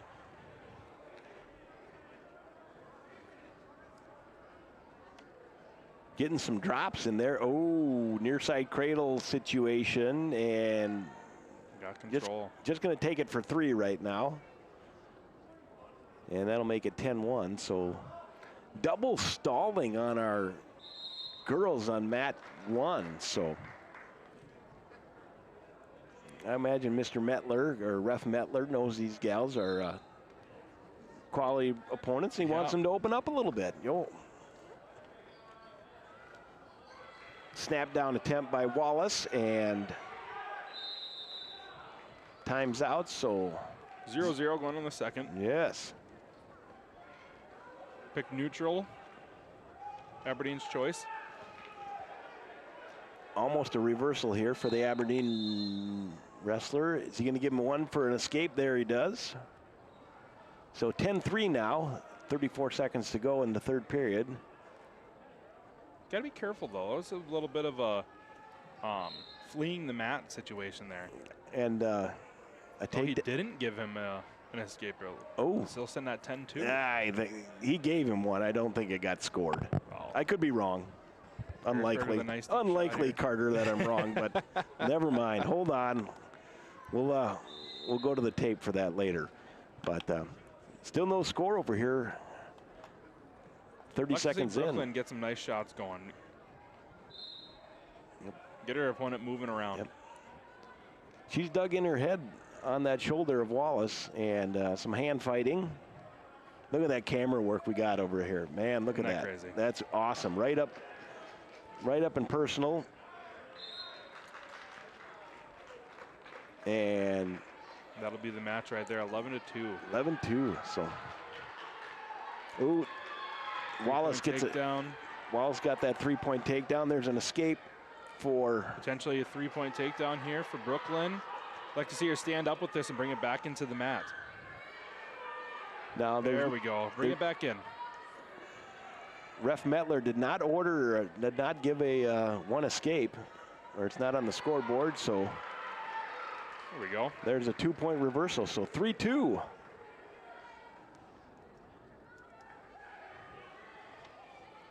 We'll see if Brooklyn can get that cradle series going. She's got a wicked cradle, so.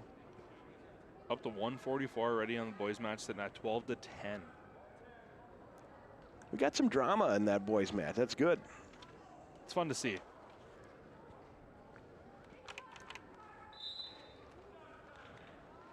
I believe the Harrisburg wrestler was an SCSU, or Harrisburg coach was an SCSU wrestler back in the day. Oh yeah, Sturgis guy, I'm pretty sure. Roder was. He was from out West River. And Sturgis has some good wrestling. Yes, they do.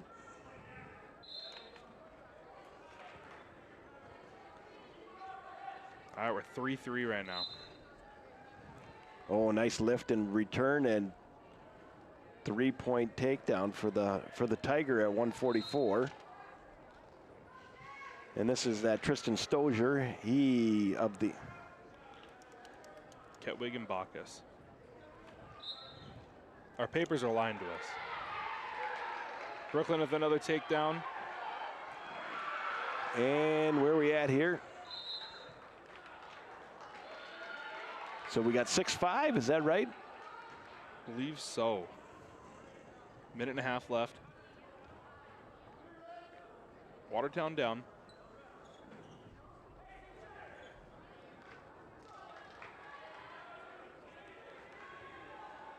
All right. I'm a little confused on the score here now. Well, we're now. She lit her up. Well, we went at 7-5. 7-5, so Brooklyn's with the lead.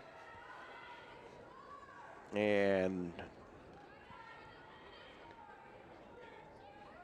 are we red? Yes. Yep. Okay. Yep. Yeah. We're a little mixed up on the corners here. Oh, I never noticed that part.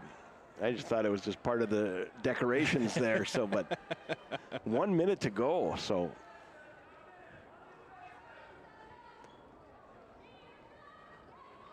Harrisburg Aberdeen Central match, 6-1.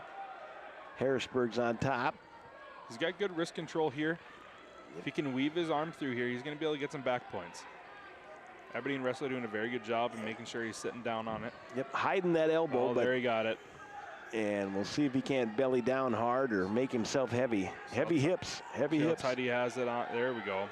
A little bit of back points. Aberdeen wrestler did a good job of getting himself out of that situation. Oh, nothing earned. I thought maybe he'd get 2 out of that. Did not, but back over to Wallace and Graycheck. Oh, Graycheck got a duck under and big time scramble. And she's going to get a 3-point takedown, so that's going to move it 10-5. And 10-5, 3 seconds left. I tell you, we're still in the second period. If we could do a replay of Brooklyn on that duck under where she scores that 3-point takedown, that'd be worth doing. I don't know if we can do that split screened. Zero TV, they can do anything. That's right. That's right. There is no stopping. Arrow TV.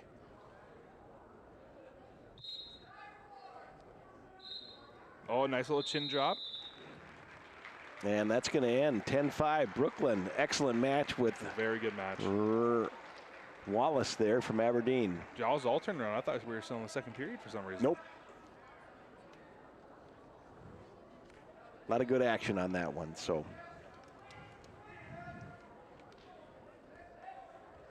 on the boys match, 12-2. 12-2. And Up for neutral, so 12-3. yes, forfeit for the, we get a couple of opens there for the Arrows in a row. And we're going to have Nevaeh Shanbeck and Lily Nelson. And Oh, chin whip. oh, the chin whip. Oh my goodness. It's got to have a half chin whip. He grabbed it, and then the Aberdeen wrestler kind of just fell right into it. I'm glad I was never part of the chin whip. Friend of mine, he's probably watching tonight, Jason Ritchie. Yeah, Lily Nelson here for Aberdeen, Shanbeck for the Arrows, and Lily Nelson's ranked number 4 in the state, 4th at 2025 last year. 39-9 is what I got her. So wow, she is a wrestling a lot of matches. Yes, and she's a senior, and Nevaeh, she's got to be our most improved wrestler from last year. I mean, she is I got her at like 30-12. Oh wow. And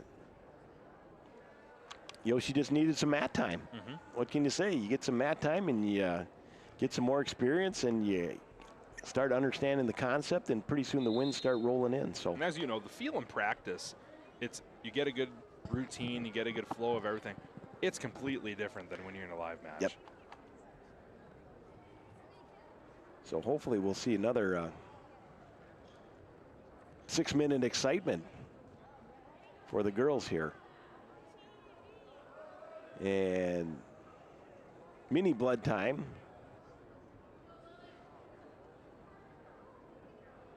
No, my friend Jason Ritchie, he's up there. He's a teammate of mine. His boys were a couple times state champs for Webster. And he starts telling me about the chin whip move, and I just said, oh my. And then he describes it, and then he sends me some video of it, and I just about fell over. I said, I don't know if I can support this. This is not wrestling, it's nasty. is it? But he was all about it. He thought it was the greatest thing ever. Well, maybe not, but he was. Watch it happen. You feel like it's dangerous. Yeah, he was a proponent of it. Let's just say that. So let's get back to real action here. His boys didn't do the chin whip very often. They didn't need to. So. So 15-3 with about 10 seconds left in the second period here, and he rolls them. Here I thought it was going to be a change of position there, but not so. He might have him here. 2 seconds. There it is. And look at that. 3:59 mark. Oh, we're going to check on something that maybe it was after the bell. I don't know. I think he might have had it there.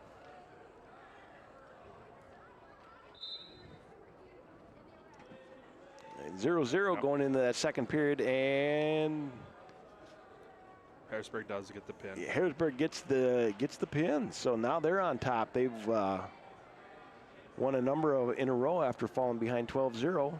So 150 now.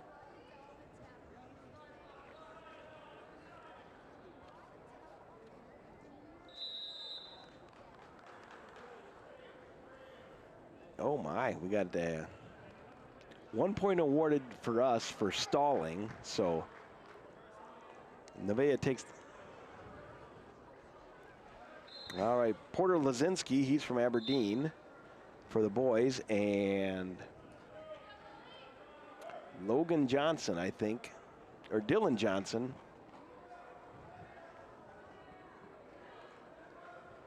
Forgive me, Oliver Johnson. Still one.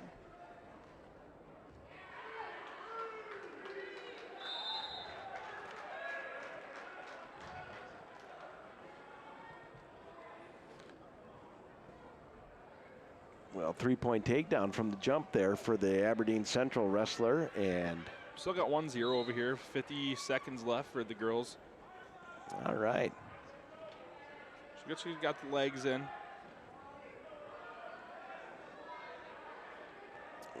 Would you, here we got her arm in half for the Golden Eagle, and a little high. Ooh. And no points awarded yet. No reversal either, so still 3-0 Get his arm back. He'll get for points the here. Central.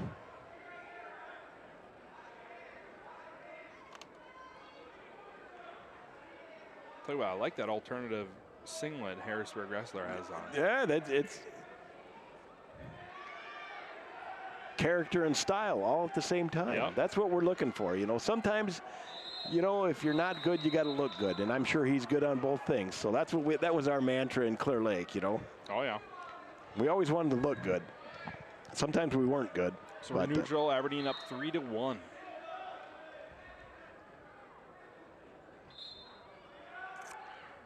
Well, Nevaeh unable to get away in that second period. Nice ankle pick for the Aberdeen wrestler there.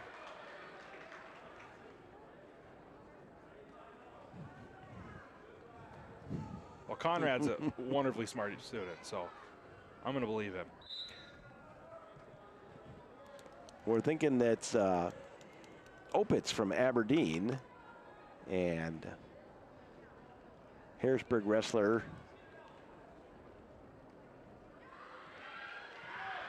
might be Lincoln Peters. Oh, here's a big roll and headlock situation. Shift her weight here and kind of roll with it. And the Aberdeen wrestler is pretty high on her. She got a lot of torque on that head, though. And there's a pinfall. Lily Nelson's going to win by fall in the third period over Nevaeh Shanbeck. So good match, though. Turning state champion Allison Conrad on mat. She'll be. She's a thrower for me in the track season. She's That's right. Yes, yes. an absolutely wonderful kid. Heck of an athlete in everything she does. Two-time state qualifier. In the shot or Once the disc? in the or both. Yes. Milena Munga and Allison Conrad there. Munga from Aberdeen.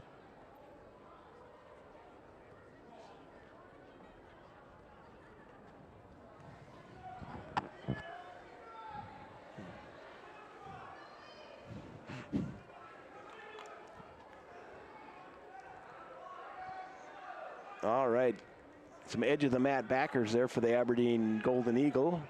If Aberdeen can shift him back into the mat a little bit there. Allison with a nice shot.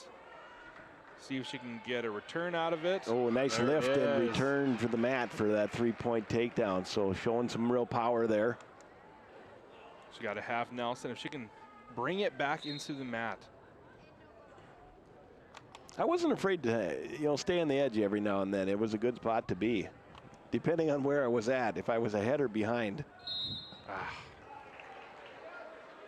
And now with the high school rules, I want to say it's just one toe. Yeah, I you think just you need can stay in now. Yeah, now you got to, there's no place to hide anymore. So Aberdeen Central in a pinning combination there on mat 2 with an 8-1 lead and 40 seconds to go here in the second period. So there, he's got it there. See if he can shift his body.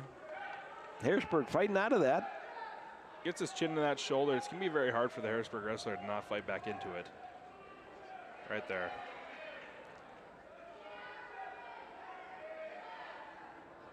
Allison with the old armbar wrist. Chicken wing. And There there's it a is. pinfall for her. So See if Aberdeen has a 2:15 here. Eden Hawk. Eden, I think I misidentified her earlier tonight as Allison. So, but Allison did go 2-0 on the night, so that's good for her. And Eden's going to get the obligatory forfeit. So, The girls wrestle the match already. yes, Yep. yep. The girls now are in the proverbial can for the night. All right. They just get ready to go to look like Aberdeen to a triangular there tomorrow. So, That's at least crazy. according to the South Dakota high school website. So, Watertown, we got some stuff going on. We got a triple header. Oh, geez, that's right. Tomorrow basketball night. tomorrow and Saturday. Oh, my mistake. We still have wrestling down here because we started a little bit on a different at a different weight. So This will be Lily. this will be Lily Lindsay. Yep. All right. And this is her opponent is probably Paisley Stewart, we're thinking. So, all right. The Golden Eagle getting the win there, so that's Opitz. Technical fall win, so 16-1 for him. That'll get the Golden Eagles back on track now, up 17-16.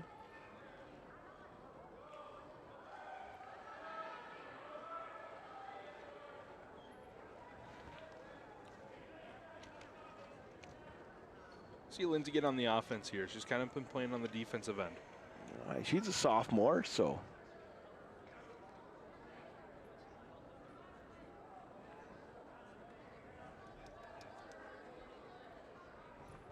Elderbrook and Lazinski. All right.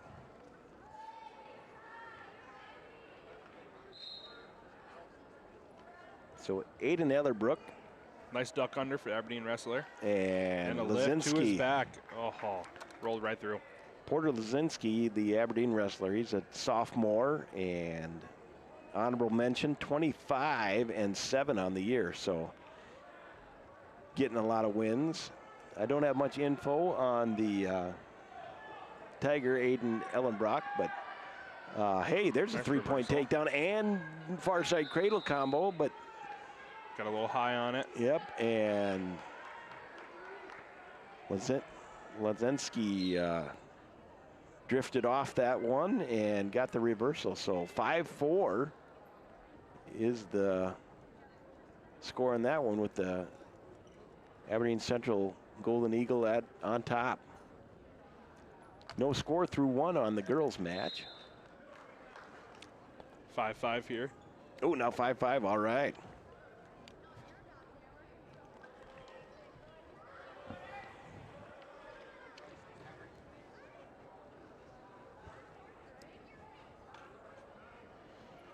Ooh, body lock, able to take it, and If you can keep control of that arm. there he got Oh, the potentially three-point. dangerous. Yep, Yep, there it is. probably a good call. It was there for half a second, but that's half a second long enough. Yep. So when you were coaching up there, did your there's a turn for the Aberdeen for Stewart on Lindsay, Get her arm back.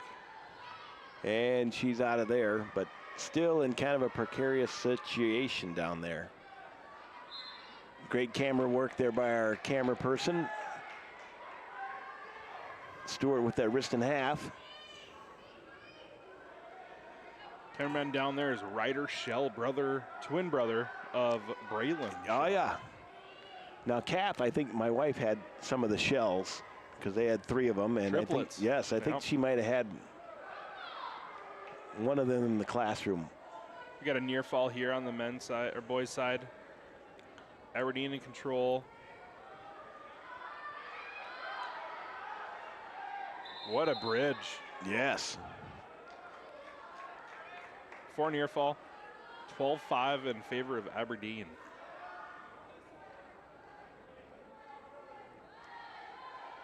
Lily trying to rally up, but there's another That is wrist a and half tough half combo. Nelson Yeah, there. wrist and half combo, and Stewart's going to get the pin. So Nice duck under. Yep, duck under signal, and then a change to a double leg. And what a Oh. rally there by the Tiger to fight that off, at least temporarily.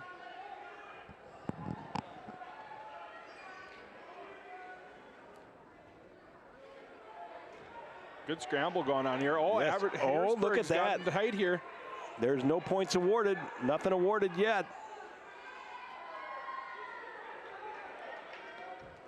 Coaching staff for I think I would have given back points on for that. Harrisburg was when you got all 3 coaches asking for some points. They did get 3, and now there's a 2-point reversal for for the Golden Eagles. So 14-8.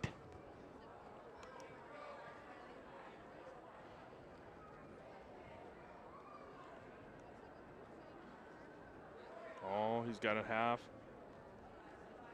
He's been getting himself in all these different situations and kind of seems to be bailing on them instead of seeing him through. Getting a little tall, getting a little high on the head, and then just, we used to call it not retreat, but where we would just kind of, we had a word for it, now I'm trying to think of it, where you just kind of had to reset yourself, Yeah. you know, where, all right, you smell something and maybe you got an angle on it, but the cost benefit might have not been in your favor all the way. So then you just reset and go from there. So see the legend Vic Godfrey's in the house. no, very good.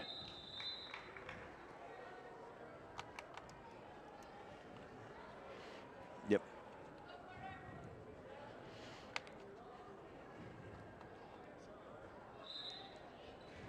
Yeah. Got some exhibition matches over here on the girls' side for Watertown and Aberdeen Central. 14-8 in favor of Aberdeen.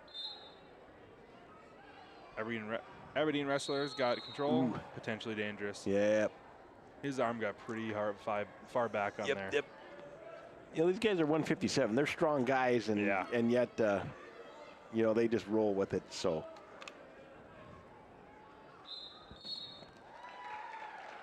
Pin for Watertown exhibition over here.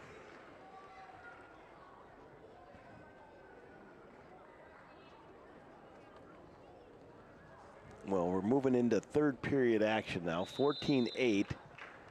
Aberdeen's on top here. I'd like to see that pinning combination from the Harrisburg wrestler again. And Yeah. He's got the length to do it with. Absolutely. He's got good length and he's got power, you can tell. And now we're going to get a little blood time. Yep, little blood time. So when you were coaching up there, did your team have any, did you have some go-to moves you really subscribed to that you really felt or did you teach it all? Kind of just taught it all. You got to teach to the wrestler. So obviously I was a heavyweight. I coached the heavyweights primarily, and you got to coach to their strength. So my heavyweight Navon was extremely lengthy. Mm-hmm. So he had a heck of a snap down and spin to get his points, but every wrestler has their own. We had a couple other kids that were very good at leg riding. So we had another coach that was very good at explaining those and the pitting combinations that can go out of them. But kind of well versed around everybody, different kids at different strengths. We occasionally worked on the old leg ride in Clear Lake, but not too much. We just worked on trying to stay out of it. Yeah. And then when somebody would get it on us, we would just get splatted. Yep. Because me included, sometimes if you had a good legger, and those guys are sometimes hard to get away from, and it seems you can defend it for 15 seconds, and on the 16th second, they're sticking it in on you, and then you're just getting splatted. So.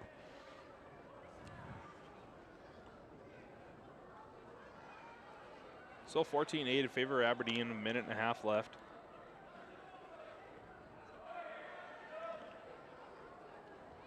So yeah, the Harrisburg wrestler does a very good job of getting himself out of those bad situations. And there's that, we'll call it a double leg ride right there, where they just kind of squish you out and try to tip you over. You got a deep half. Oh, potentially dangerous again. And no more, potentially dangerous there as well. So.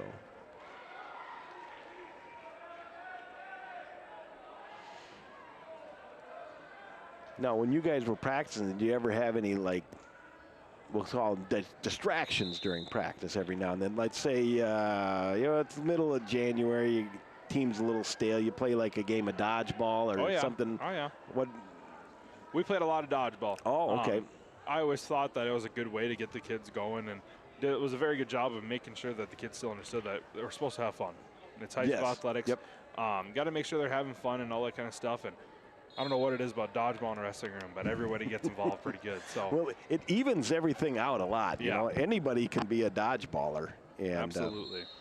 I don't know why, but everyone tries to go after heavyweights all the time. Yeah. Well, they're just more surface area. That'd be my strategy. I got more surface area to get them there. So, now, how many student athletes did you have out in your room about on average? We were or a so? smaller program at the time. Wofford City is doing, growing and growing and growing. In high school, we had a full lineup just about every year except for my senior year. We co-opted with a smaller town just south of us, Thompson. Okay. So we had those types of teams. I think my senior year we had 6 state placers. Oh. No state champs, but the heavyweight before me was state 2-time state champion. So. And that's a 14 weight class. Yep. Class or as well. So Aberdeen will take the win of 14-8. Extending that lead by 3 more. So 2016.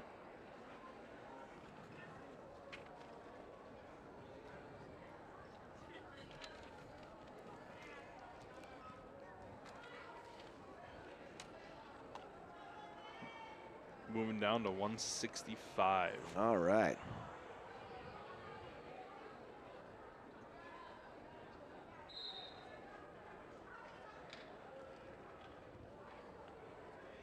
Johnson and Waldo. All right, Dylan Johnson for Harrisburg. And probably Riley Waldo for our Golden Eagle friends. So, and Waldo jumps out 3-zip. Waldo has a nice record. He is a senior, number 3 in the state, 29-4 on the season. Wow. So, He'll be going up against Marcus Pitkin for the Arrows next match. No, he also was. He might be one of these guys that weighs in at 157 as well. Okay. So Okay. I don't know Pitkin or Lore, but he certainly just might be at 165 too. He was 3rd at 144 last year in the state. So he's been around. He's placed a lot. He first at the Dan Panch last weekend. He's got that half tight here. Yes, he does. If he flips his hips, he's going to be able to get a good position off this one. Just a lot of time here, 50 seconds to go. There he goes. And there we go. We got some back points now. Well, he's got it tight there. Good job of the Harrisburg wrestler to bridge out of that. Yep. Just staying alive and hoping to get a crack at him, but still keeping that leg control. ooh, there's another legger and half Nelson, and getting a little high. Yep. Settle in. We got the high angle camera up here, eh? Yes, we do. Looks good. Gangle awarding 4 more, so now it is a 11. Forgive me, maybe it was only 3. 10-0 score. And we're going to end that way in the first period. So.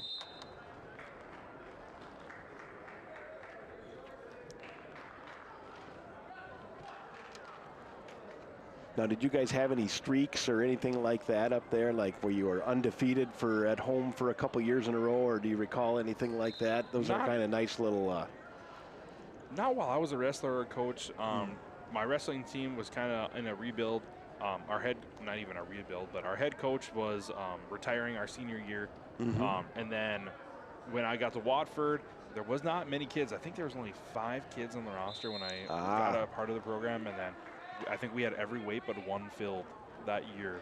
I think I went down the halls and just begged every single kid I could find. I tell you what, sometimes you just got to ask, and somebody will get somebody involved, and some kids will find something that they never thought they'd be highly interested in. I mean, it's not the easiest sport all the time, but it's a lot of fun. Yeah. You know, the only thing that was non-fun was the weight cutting occasionally. Yep. And now with some more weight classes, sometimes you can kind of figure that out on its own a little bit. But I'm a firm believer that wrestlers are able to build great character just off of how hard they do have to work. And all the adversity they have to face, it's you and versus another guy. You can't blame anybody else. You can blame the refs every once in a while, obviously, but it's you versus another guy. And are you going to win or are you going to lose type thing? Sometimes it can be lonely out there. I've been on both sides of that, where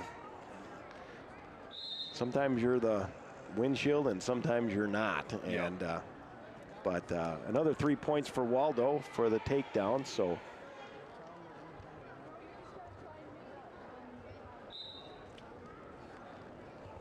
13-0. So did you have any older brothers or anything like that? I have a younger brother that's 6 years younger than me. I actually had the opportunity to wrestle with him my senior year. He was a 132-pounder when I was the heavyweight. So something pretty special there for that. Never thought I'd play sports with my younger brother. Yes. But yeah, he was a 7th grader when I was a senior, and off of the high school rules, you're allowed to do that, fill in spaces. And well, awesome. Did he turn out to be a large person like yourself? He is. He's a bigger guy. He's about 6'4" right now. Ooh, wow. Went and played football at Dickinson State. Due to injuries, wasn't able to continue wrestling, but. Well, one college sport's enough. Yeah, for exactly. goodness sake. Exactly. Waldo getting the takedown and settling this one 16-1. So, well, Dickinson State, they had some nice teams up there. NAIA football, you know, they'd come down to the G-Pack and can get spanked in the playoffs, but they did it. They had some nice wins. Yeah, they've had some nice programs in the last couple of years. They were in the same conference as me. I went to University of Mary for 1 year, and then I went to Valley City State and played football and did track and field there. Now, who is the coach at Valley City State for football? Dennis McCulloch. He'd been there a number of years. Yeah, from Millbank. Yes, that's right. Yep. I have one of my relatives, Owen Quayle. From Duel, he is now a 3rd or 4th year. I think he's a 3rd-year guy. Good for him. And he's certainly a seasoned coach. Yes. Yeah, yes. I've seen him there, and 30. I want to say he's on his 35th year. He's at Valley been or there. I something think along those you're lines. right. Yeah. Him and Greg Horner have been doing it together for years upon years. Yeah, some of those, if you could. We always said, my kid played down at DWU, and if we could just go poach about 1 or 2 of those guys from the fringes of like Iowa State or South Dakota State, man, we could really up the win total pretty quickly, So tend to be like 1 or 2 players away from just having it all. Yeah, and some of the programs that do, at least at the NAIA level, Morningside was nice. Grand Valley out of Des Moines. Boy, they can. They go fishing. Grand Valley really knows how to fish for talent, at least at the football level. Morningside football, they're doing some incredible things over there. Our now strength coach Aaron Jung was the strength coach there for many years. Won a couple national titles with them. Yep. Right now we got Juven Hudson. Juven down there, Watertown, yes. Kickoff returner. Yep, he's killing it over there. He's doing a great job. And next year, actually, senior basketball player Caden Decker is going to go play football over at Morningside. No way. Yep. Wow. Decker. So we got some Watertown ties there. Yes, Decker, part of that 9-1 basketball program. They're killing it. Well, let's get this match back going here at 175.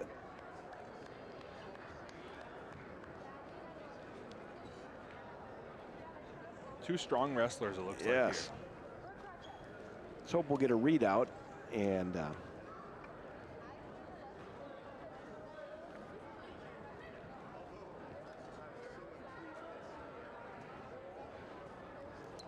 all right, Tage Previtt, he is from Harrisburg. He's a senior. He just got the takedown.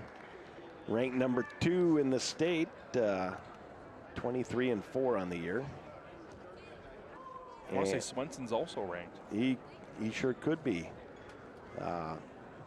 Privet was 5th last year, 165. And nice return. Kaylor Swenson, that's probably who we are. He's a sophomore from Aberdeen. Honorable mention at 175 this week, and 14-11 on the season. So just a sophomore at that upper. Got the chicken wing. At those upper level weights.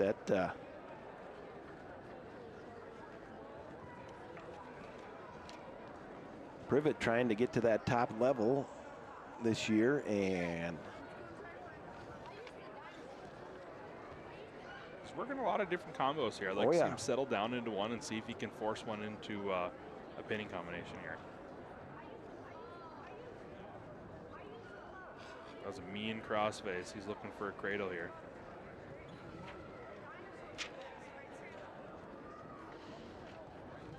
He's got that butcher on there, and Levi Veskerna is ranked #1 from Brandon Valley. I know him and Privet had, I think, a 4-1 match or an 8-11 match not that long ago. They had, which Veskerna got the win. So got some blood time here. Yep, those two are probably your top guys. Yeah. At least right now. So now, did you have guys moving weights a whole lot up there in North Dakota, like cutting down from whatever to whatever? Or, yeah. Or not a whole lot? I don't remember many of my teammates when I was in school. A lot of us were football players and kind of sat at some weights that we were sitting at. I remember our 106-pounder, he had to cut a little bit, one of our coach's kids. And then when I was in Watford, I had a kid that would be at 150 for football, and by Christmas he was wrestling 120. Yeah, one of those guys that was he a thick 150 or was he? He was not a thick 150. So when he cut down, it kind of got scary for a little bit there. When very good. You're like, all right, how are you doing here? But he did it on his own. I never want to force a kid to go down to a weight. I don't think that's healthy, and it just diminishes kids from wanting to be a part of a wrestling program. But he did it on its own. That's what he wanted to do, and he ended up placing pretty high. I want to say he took 4th at state at the 120. I mean, yeah, you can burn some weight off, but you work out a lot. Exactly. It seemed like, and okay, so here's the other thing. All right, when we were at South Dakota State, we went on a couple of North Dakota trips, usually just to Fargo and Grand Forks. Yeah. And the one time we went to Grand Forks is about this time of year, and I'm not kidding you, it was about -22 up there, and there are guys walking around with cowboy hats and open dusters. Oh, beautiful shuck dar by Privet and return. So he just when you're headed to Grand Forks, Bruce Moe was my wrestling coach growing up. He was the head coach for UND wrestling for years upon years. He was a shorter guy? Shorter guy. Yep. You can hardly see his ears. Yep. And he's now still, he's like 70, he's probably in his mid-70s, and he's still wrestling at the World Tournaments in Vegas. Wow. Yeah. Wow.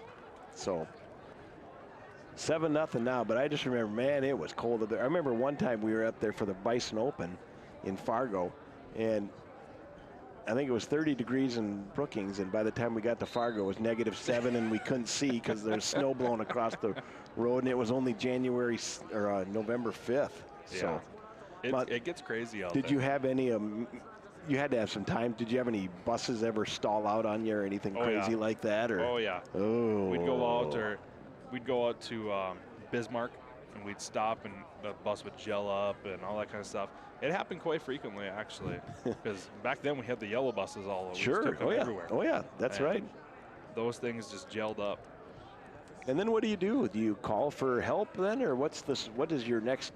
We have a crosstown rival, so thankfully, usually there's another school going to the exact same place we were at. So we'd give a call over there, and some parents and different things going on, but they would you'd manage that way. We'd manage. So. Most of the time it gelled up and we were already at the location, so it was just kind of getting us to the venues.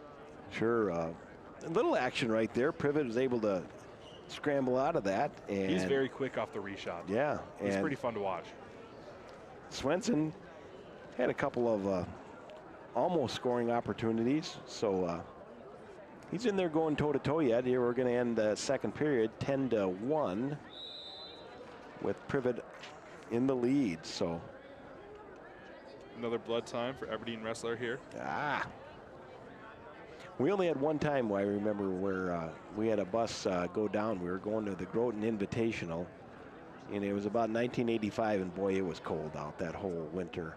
And we're about 20 miles away from Groton, and it did not take long for that big yellow to get cold really fast. And somebody came and fished us out, but oh boy, was it cold. Those yellow buses didn't heat up too well either. No, there was I don't know if they ever heated up. Those windows were never sealed right. Oh yeah. But it was a good life. Hey, we're getting back to action here now. So 10-1 in favor of Harrisburg.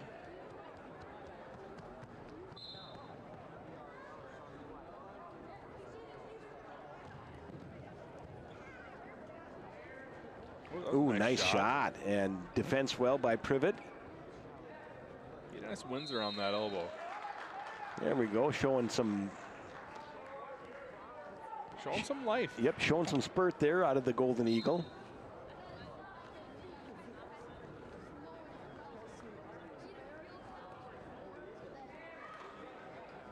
Nice shot. Privet with that slip single, and he's able to turn it into some points here. 3-point takedown, nothing more, and oh, Aberdeen staff thought they had a little rally on going on the edge of the mat, and ref Gangle blew them off, and they were a little bummed because they had their athlete had a little bit of an advantage there for. Had his hand in. Yep, it looked like he was not out of bounds, but. There's that chin whip we were talking about. Yeah, there's the chin whip wherever you go, and. That'll do it. Yes, that'll do it. So 18-2, Privet gets the decision over Kaylor Swenson. So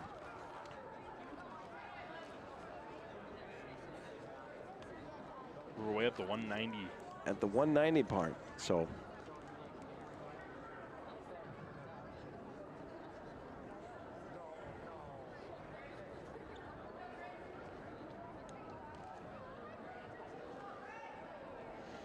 now, I think that if my memory is worth a darn, this is Eli Hutton for Harrisburg, and I believe this is Owen Ward, the from Aberdeen. And Owen Ward has a little bit of a Clear Lake connection from my hometown.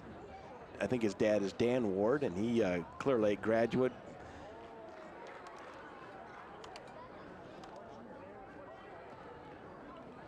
Well, I take that back on Owen Ward. So this is Graydon Tim for Aberdeen Central. And Smoonek for Harrisburg. So Graydon Tim has a nice season going as well, 25-4. Very nice season. And third place last year, 175 in the state. So it's a heck of a jump in weights. Yes, he's been, yes. So he is a junior. So we'll save the Owen Ward story if that should come to fruition. Ooh, nice. Nice drop down to a single. Yes. See if he can't turn it into points and take the lead here.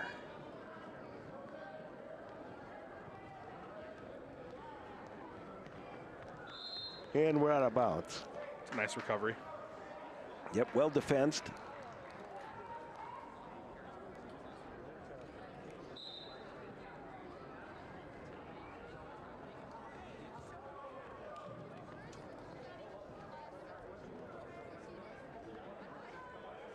Both wrestlers are very long. Yes. Long legs. And the shot. Oh, and an arm pass. Earnside and turn. Boy, well done. Boy, he has got a tight situation there. He's got to extend it out, and he gets the fall. So that was a very nice takedown. That was a sweet combination, as we'd like to call it. The arm drag and spun him underneath tight and was able to hold him there for a late in the first period pin. So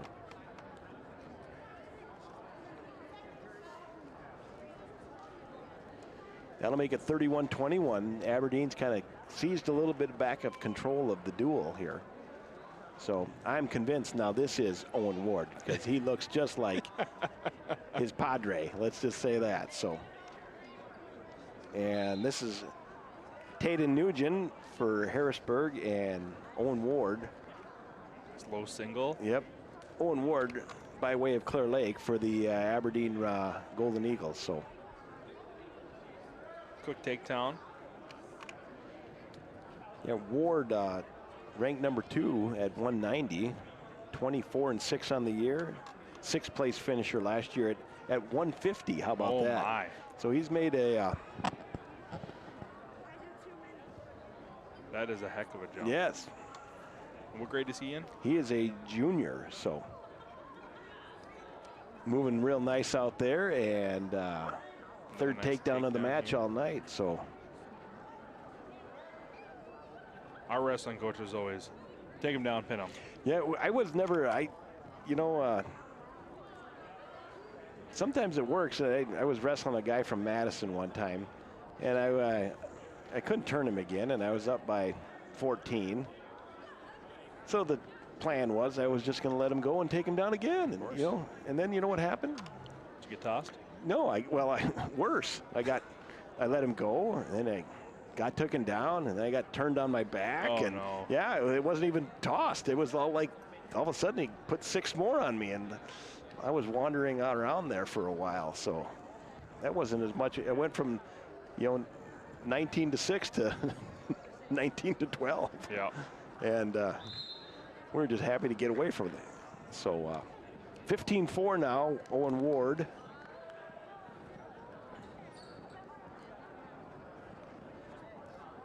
With a comfortable lead.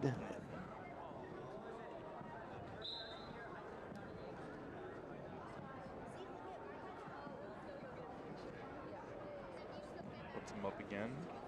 15-5. Ooh, inside ankle That was nice.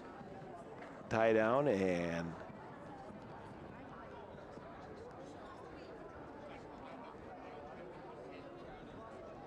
so gee whiz, after one, 18-5, 6 takedowns for Ward, accumulated his 18. So, and he's going both up. 18-6.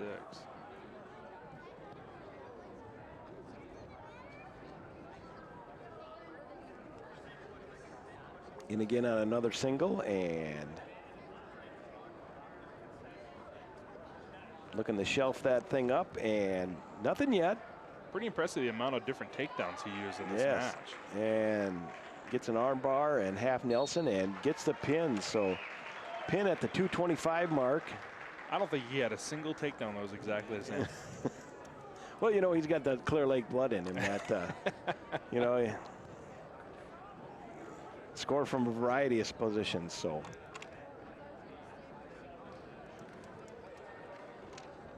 all right, Cooper Hodge for Harrisburg. He had a nice match earlier this day with our Connor Christensen and Felipe Gonzalez for Aberdeen. So Felipe is a very good football player. yes. He was their nose guard for the football team. I believe he's playing football at Northern next year. Oh, you don't say. Well, all right. Also a heck of a shot put thrower.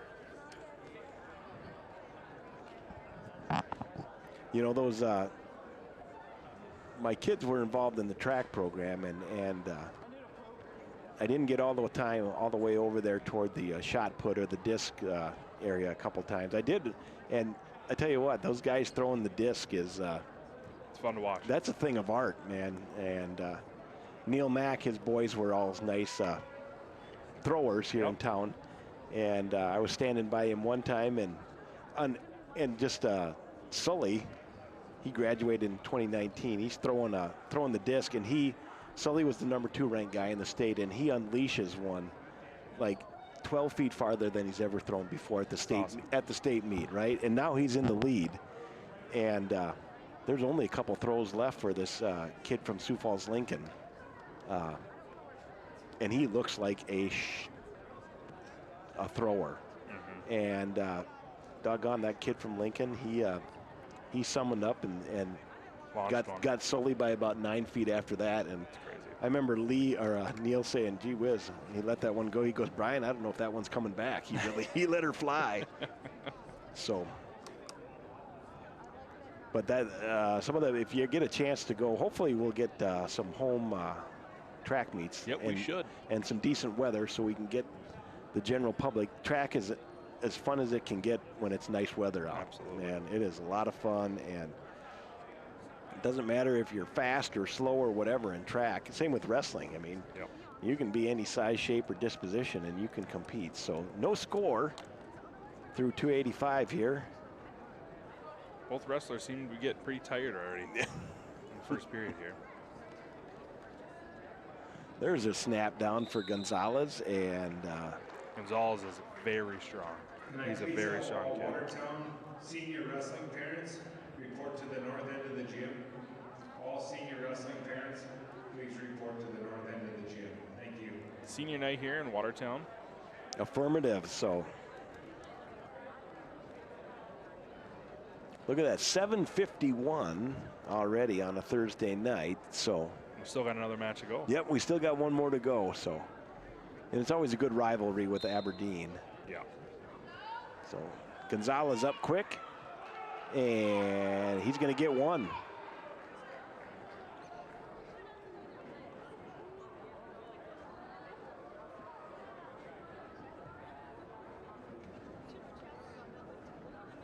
See a little bit of movement here.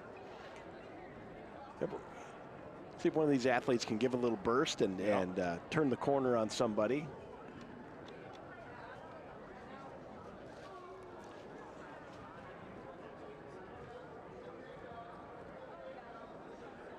Harrisburg wrestlers moving around pretty good. Yep, they both got, maybe they just got a little heavy on the foot there. Now they're moving a little better, Yeah. both of these guys. So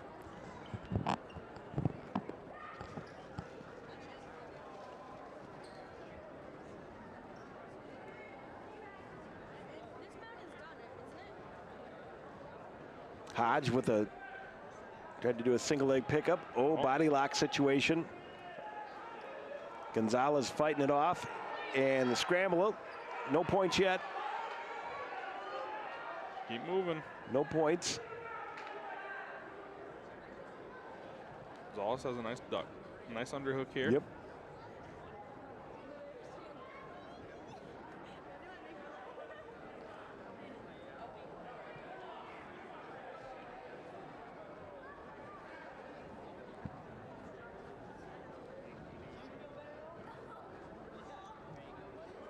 There we go. I thought Coach referee Gangle might ding one of these guys for a stalling, and they might go the other way on the next one just to try to get something going. So Even it out here. Yep, just to try to get some action. So now it might have worked. So we got some guys moving and doing something. So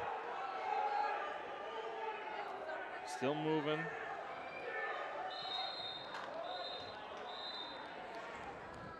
no points there after the whistle. So look at Hodge now. He's sometimes when you're a big guy, you kind of got to create your own momentum sometimes. You know, like our coach was a lot about, so if you went off the mat, you didn't necessarily have to sprint back to the mat, but you made it back there quickly. And I remember if there was nothing that fired up a crowd, was like a big guy that all of a sudden popped off the edge of the mat and hustled back to the middle, and because people notice that, sometimes you can just kind of start telling yourself, I'm not tired, it's somebody else being tired. It's a mental game. Yep. It really is. Sometimes it can be.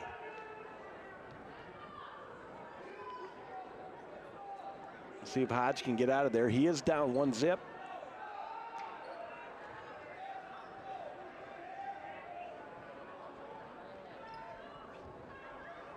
Gonzalez got to be careful of that connecting the hands there while standing on top there. Ref's looking for it. There's Hodge with an inside switch and decided to reset. So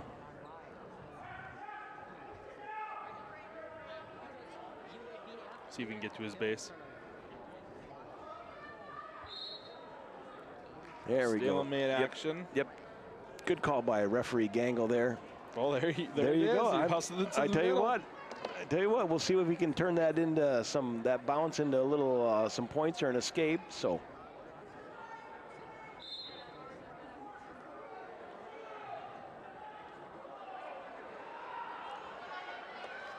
Keeps turning. He had himself out of there. He's just looking, almost was a little too greedy with that one. Yeah. Get a stand up here, get it 1-1. Yep, Gonzalez with that And there's a release. So here we go. 45 seconds to go here, one by one. Oh, nice hip toss. Right to his back. But Hodge was able to counter and gets the pinfall on the edge. So, you know, you're looking at Watertown wrestling. That's got to be pretty happy for Connor Christensen. Coming out with the win against him, and then he just beat this other kid. Yeah. Kind of gives you a little bit of momentum coming into the next match. I see Connor down there watching.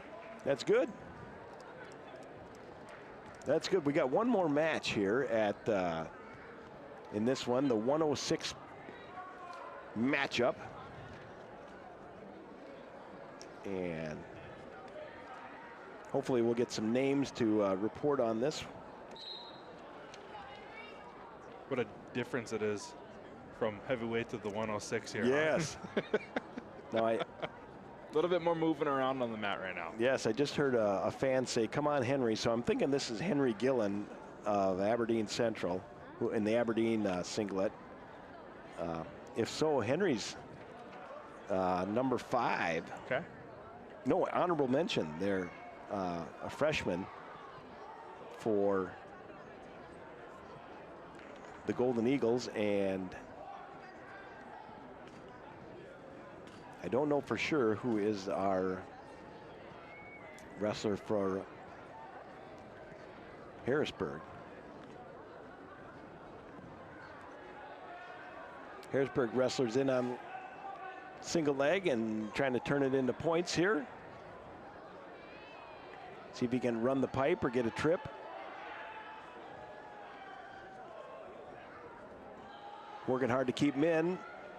Heck of a scramble on the side of the mat here. Look at him use that that left leg to just keep in balance, because keeps working at it. There's a three-pointer there, so he's rewarded for his perseverance. And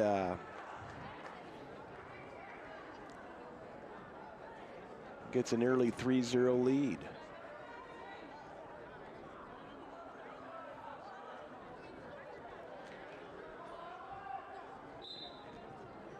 That was quick off the whistle. Yep. It's fun to see. Jumped up and got a escape, so now we'll see if Gillen can get something going here. Down early, 3-1.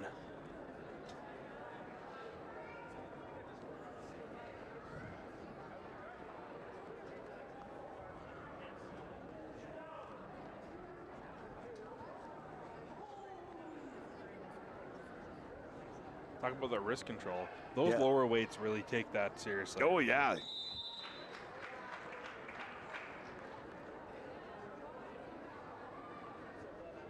And we're going to defer for Aberdeen, and Harrisburg's going to go both up.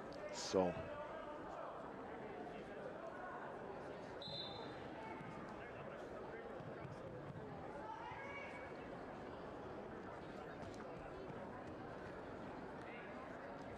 These two look dang near similar. Yep, in they the sure whole do. wrestling Yep. style. They sure do. Harrisburg can do another nice deep shot. Yep. Sucked it in good.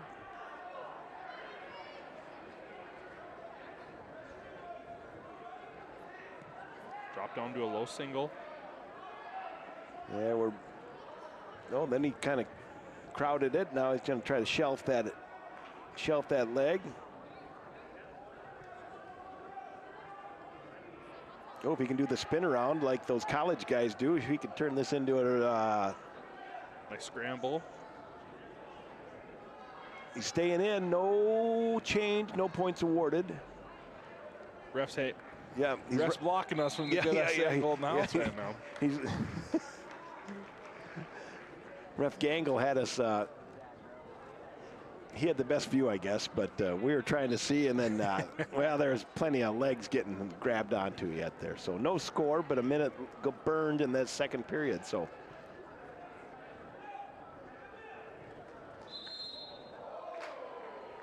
No score on the edge of the mat, so. After the miss of the match, we have Aberdeen versus Watertown. And that'll be the only show in town, so you can still get here if you want to come on down. You know, Aero TV is an option, but in person is better. There's Gillen Snap with the down, and he takes the lead. The Golden Eagle does 4-3.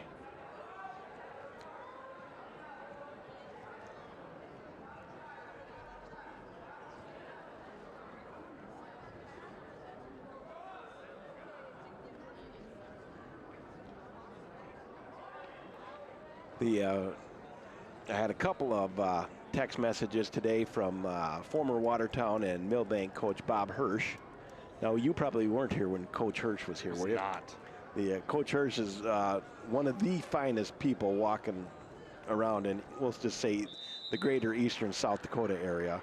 And he was reffing last night at Dakota Wesleyan and Morningside, and my youngster sent me a picture of him refereeing, and it was a great match. It was like 25-18 with a couple of late scores where DW won.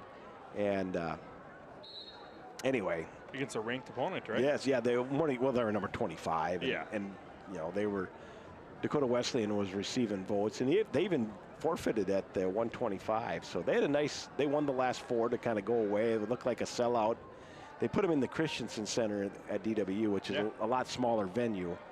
And so you can get a little atmosphere, you know what I mean? And our head athletic trainer, Faith Ulick, her dad was a wrestling coach growing up. Her brother is actually a wrestler for Dakota Wesleyan University. oh, wow. But that was, but yeah, it was great to see Coach Hirsch keeping in touch with him. And he was one of those guys, he could, even at the end of the season, Coach Hirsch was ready to go for the next. Yeah. He was ready to go on Monday morning after the state tour. Yeah, I'm good. What about anybody else? He loved the grind of the sport. He lived for the grind, man. He loved showing up to practice. He loved being around the students, and he loved teaching, and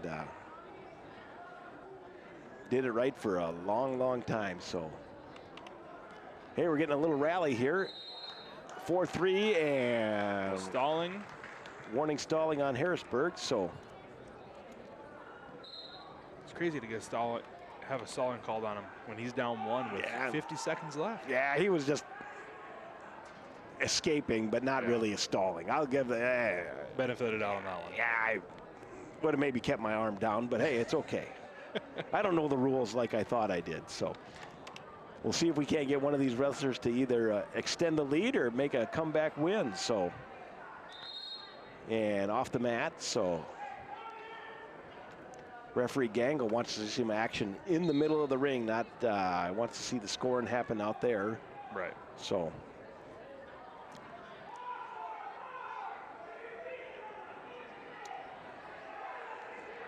the Golden Eagle really burying the head there, and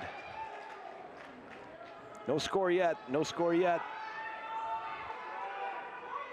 Like to see him keep driving forward. Yep. He's really hip down there for the, and Gillen's going to get a win here at 4-3. So What a match. yep, takedown and escape, and he gets the win. So this is going to end 40-27, Aberdeen Central over Harrisburg tonight for the boys. So I know I'm getting text messages. That was definitely stalling. oh, there. okay. So, all right.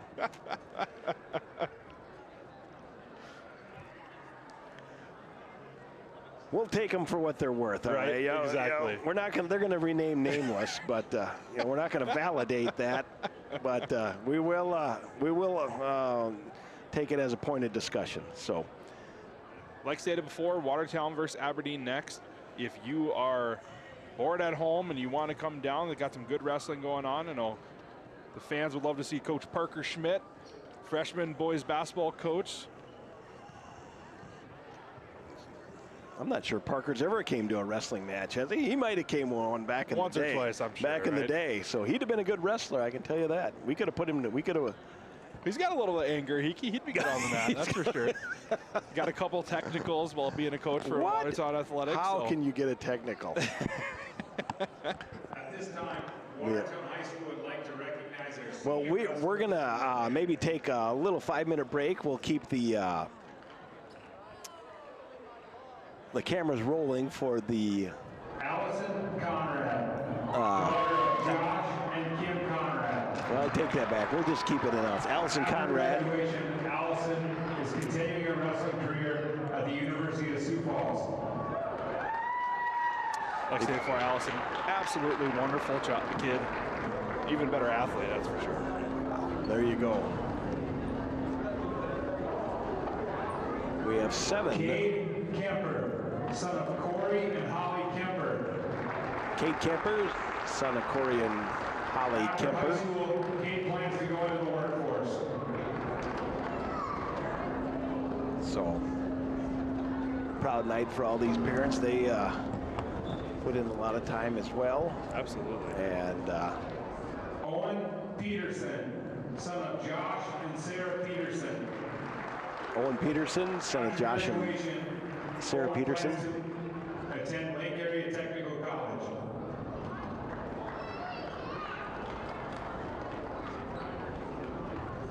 Good majority of these boys were football players for us this year, and all of them were a part of, all but Cade were a part of the state championship team in 2024. And Yep. After high school, Marcus plans to play baseball at Northern Iowa Area Community College. There, Marcus Pitkin. I'll play some college baseball next year. Yes, his grandpa now is, I believe, a national champ at Northern a few years ago. Really? Yeah. Yeah, he's got some genetics there. Son of Troy and Colleen. Yes. After graduation, Brother Marcus Pickin, working for Arrow TV. Conrad does some commentary and different things for the basketball games. Does a lot of good things for Arrow TV. Shay Richter, son of Jared and Leah Richter. After graduation, Shay plans to wrestle at Augustana University. There's Shea Richter stepping out on the mat there, hoping to extend his career down at Augustana. Augustana, a very fine school. Kessler Swenson, son of Shane and Denise Swenson. Kessler has a younger brother that's a junior. Cutler, unfortunately, isn't wrestling today due to some injuries, but if you don't know the two, you wouldn't be able to tell the two apart, that's for sure. Yeah. Well, you gotta like these moms out here. A couple of guys, I think they got tricked out here. Yeah. Thank you, wrestlers and parents, for the time and energy you have invested into wrestling. We have enjoyed watching you all compete over the last several years. We wish you all the best as you move on from high school and hope you come back to visit once in a while. Best of luck the rest of your senior year. Go Arrows. Hey, well done by our seniors there. And yeah, the parents getting some got a, we'll call it a arrow-colored yellow coat, and some had a little more sparkle to them. So that's better than the hoodie that you generally get with your kid's name on the back, right? Right, exactly. I think we need style. That's right. I think when I was in high school, I think that was the hoodie with the name on the back. Yes. That was about it. That was as far as that was as creative as people got back in the day. So, and it wasn't that long ago. My parents are still wearing those hoodies. Yes. Yeah. For sure. Now, on a true note, all right. So my boys were involved in the Watertown youth wrestling program for a number of years, and they got hoodies with Watertown wrestling club on them and whatnot, and their names on the back. And now with my I could show you, but it's now my grandsons. We kept those. My wife kept those things, and we got them for Wesley and Noah, and this fall we put one on Wesley that his dad had on, so that's been around for about 25 years. Love that. And it still looks like brand new. It still looks good. So it's pretty cool. And so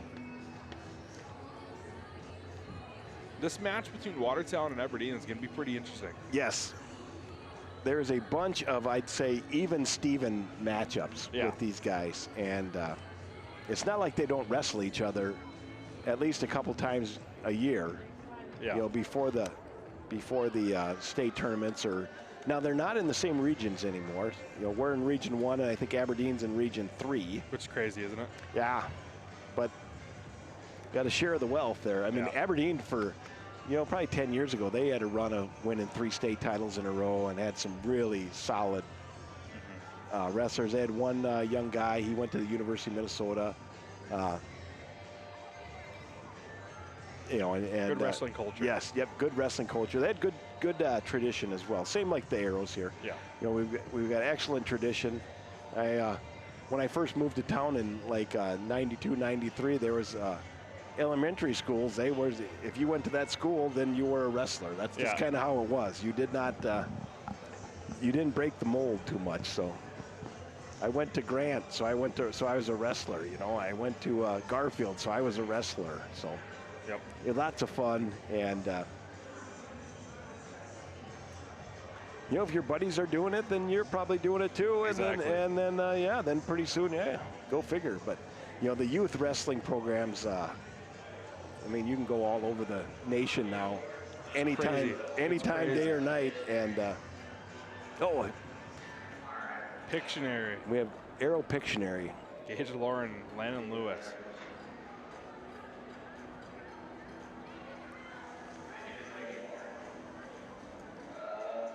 I'm not sure what they're drawing. It looks like Gage is trying to hug somebody. I'm not too sure Gage is going to go into. Oh, that's an escape, I guess. Not a hug. It's a reverse hug.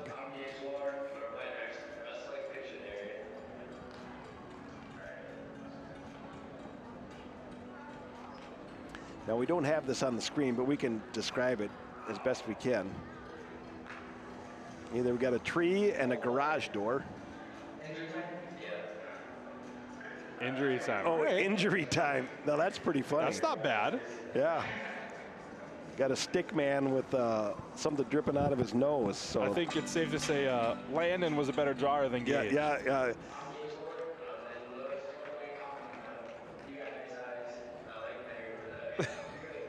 Compliment battles.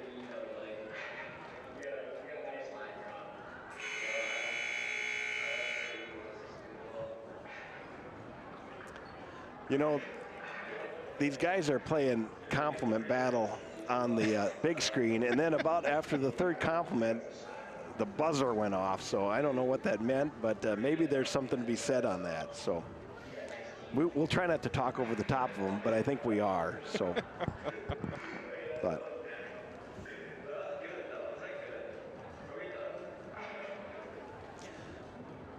We're shaking hands, and we're getting ready to get the rumble going, and I believe we'll start at 120. Yes, and you know what the best thing about this is? All right, so we've had essentially 5 matches already. All right, now it's time to open up the can here a little bit. Open up. I mean, you're at home. One of my, you know, I asked you about if you had older brothers or younger brothers, or, you know, my older brother, who was a couple 3 years older than me, he always said, you know, whatever you do, win at home. Yep. That was always one of his things. I mean, and he goes, you know, back in the 80s, you know, not many people, nothing got broadcast like it does on Arrow TV. Absolutely, but so, and rarely did anybody travel out of town unless you were a, you know, mom or a parent or something like that. Well, now, you know, so then people would show up in Clear Lake for the home matches. We'd fill the place up. So you had to win at home. So then, you know. Seeing Grand Forks, home matches, they weren't always filled, but it was always nice to win in front of the home match, like the people that came to watch you. We were primarily a hockey school. Oh, sure. Grand Forks, they multi-state champions while I was even in high school. So, and for the Arrows, Chase Matthews. All right. Austin Matthews. Austin Matthews. So again, now this is wonderful. We got announced of the combatants, and Eston Foss, senior from Aberdeen.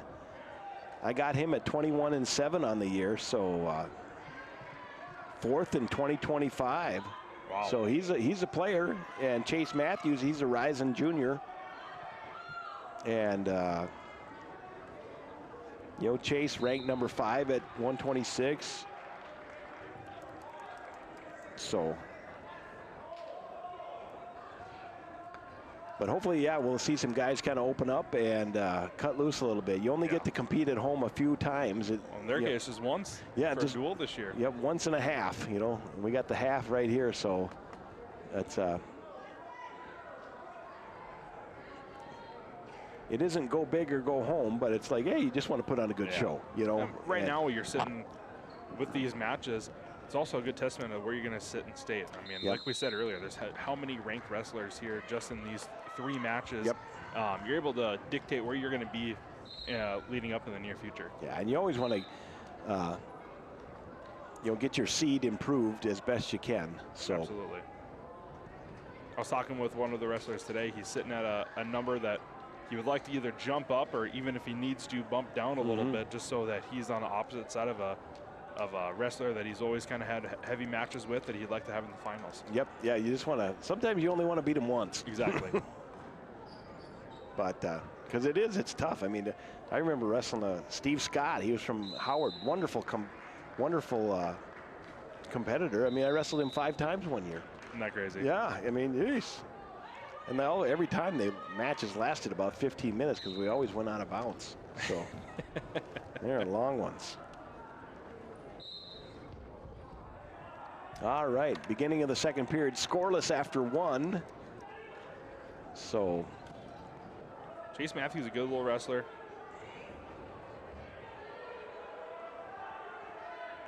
He's also a very funny kid. Is he? All right. He's a hoot. Well, we need some comedians. Now, okay, on the wrestling bus when you guys were traveling, did you guys have like the boom box and stuff like that playing, or how was that? I mean, you know, we were in the age of phones. So the kids of the Snapchat and all that kind of stuff was just kind of making a big splash and whatnot. So yeah, but it was more so just kind of spending the time with the people and doing that kind of stuff. Not much music was being played. I see. Not that it would have bothered our head coach. His cauliflower ear covered up those holes. He couldn't hear too much anyways, but yeah, on the way too, I don't remember too much Quiet Riot getting played, but on the way home, we generally cranked it up, and especially on the Saturday after the come home on the Saturday ones, and we had a team that kind of got on a roll. One year we ended up 3rd in the state, and it was really an enjoyable time because we always seemed to end on a high note, and it just carried over on the bus ride home. So I'd like to see Chase get to a base here, work up. Yep. Not much action on Chase on the bottom right now. Foss has got that leg tied up. Oh, Chase can maybe rally here. He's got him high. Like to see Chase keep rolling around, keep moving. He's got an opportunity to make some points here. Yep.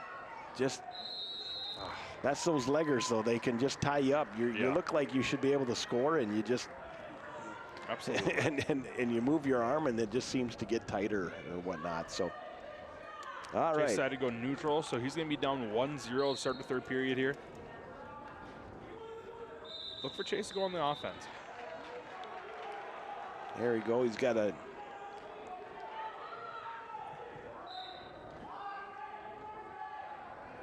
good front headlock. Tried to shuck. And he'll break free, so. Oh, nice shot by Foss. And Chase has just ultimately got to give that one up. So down 4-0. Need Chase to make some moves here.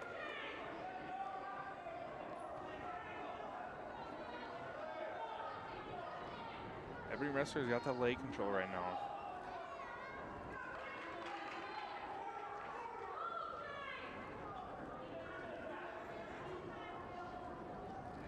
Yeah, Foss, he's no stranger to running that leg right. He knows what he's doing with it, and sometimes it can just be tough. Hopefully, Ref Metler will get a break in the action, but so we can get a fresh start. There What's Foss ranked at 120? He's ranked at number 4. So we got a number 4, number 5 matchup? And he's ranked at number 6. He was 4th last year. Okay. So we got a 5 and a 6 matchup. Yes. Yep. So.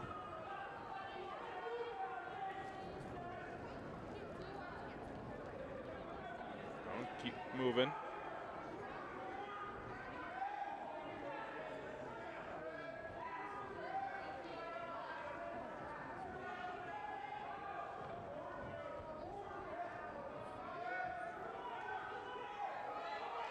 Chase has an opportunity to make some moves here. Yep, trying to. Yeah, now he's getting the squish back with the getting flattened out again. Just 15 seconds left to go. So keep moving.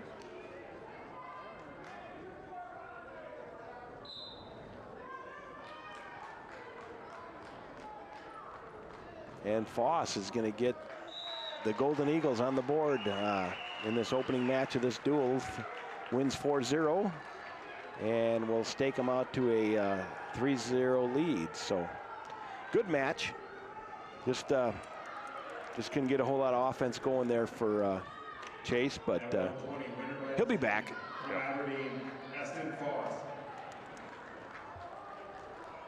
Brody Randall for the Arrows. All right.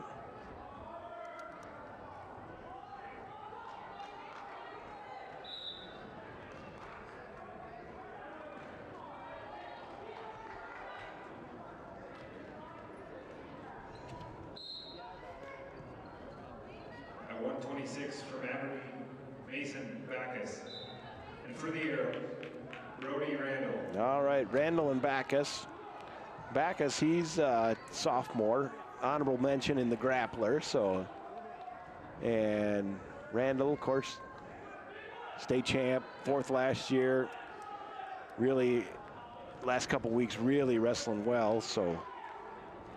His last match was pretty slow until the very end there. I'd like to see him get on the offensive and kind of show everybody, yep, I'm here.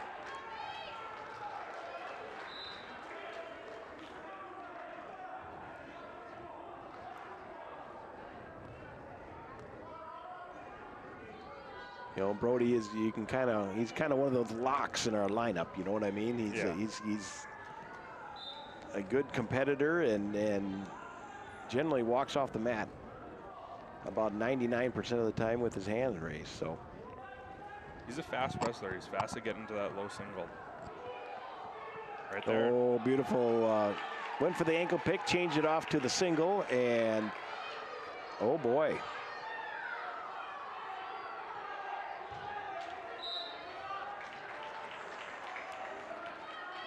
They're getting in about a Division I Big Ten Wrestling College scramble there, yep. But Randall ultimately gets the takedown, and it's the legs in here. Look for potentially dangerous. Yep, there it is.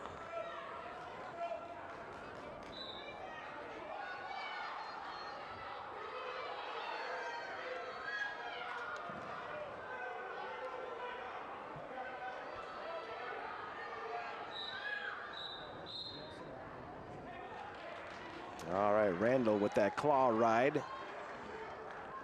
Some legs in. Legging again, and with the glide over, but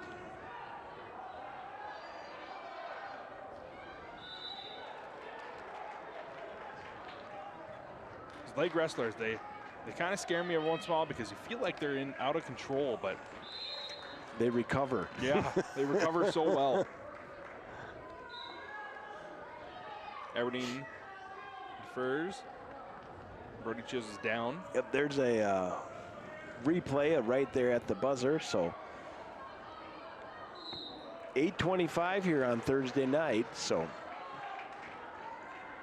we have some exhibition JVs on the south side mat here. No change yet, and there's two-point reversal for Brody, so he'll extend the lead to 5-0. See if we can do on top. The last couple of times he got a little out of control while he was doing the leg riding. I'd like to see him get some back points here. Mm-hmm. Got the figure 4 on the leg, and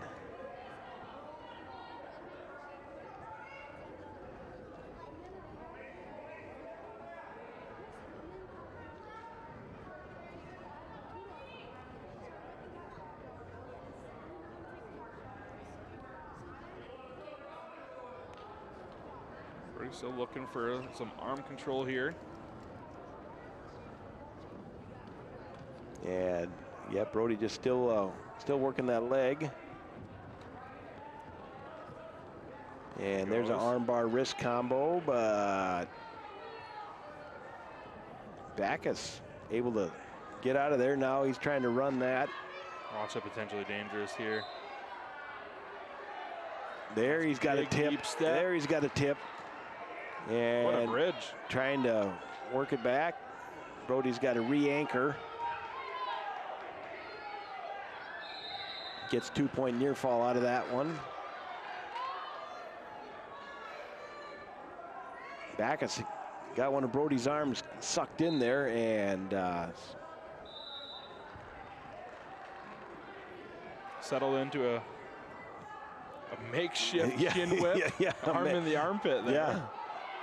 Makeshift reverse headlock, we'll call that. Shift his hips. But he's able to, now he's able to count it up there. And ref gets onto the mat.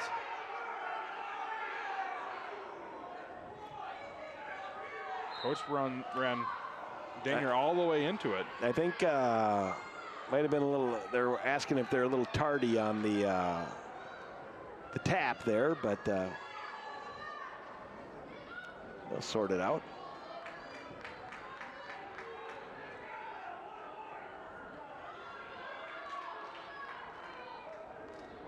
One green for an illegal hold, so,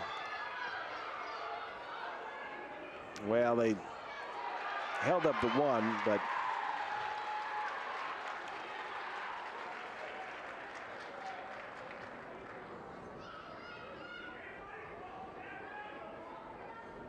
well, they awarded a point to Backus there. For an illegal hold. For an illegal hold, so be that as it may, we're back to getting this thing decided for real. So Brody up 7-1. Everybody looking pretty spry out there yet, though. Brody with a nice single leg change off to a double, and got the leg controller. Yep. Poke his head out of there. And Backus with that clench right down the middle to Arrow crowd wanting some exposure points. And Backus has kind of a leg cradle there. Yeah. Stalemate. Stalemate, wow. Thought there was a lot of wrestling. They could have wrestled out of that, but that's all right. I had a teammate that was pretty good at the leg cradle.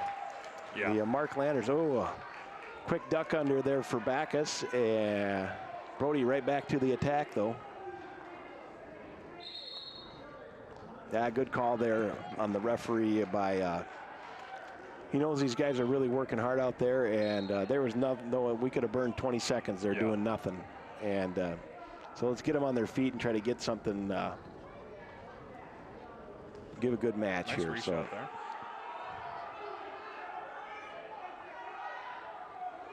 See Brody drive in right now. Yeah, and Backus again hip down and.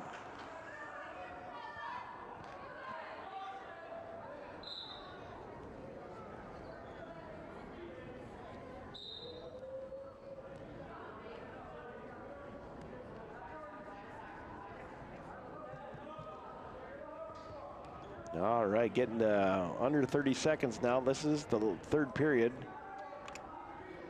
with Randall up 7-1. Might have another stalemate here. Oh, there we go. There's a nice drag by.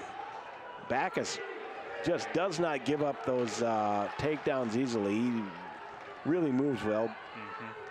Brody ultimately did get the takedown. Watertown staff really wanting some back points, but I think they're more encouraging their wrestler than not. Yep. But nice win there. 10-1, Brody Randall over Mason Backhouse. So that'll put the Arrows back in front, 4-3.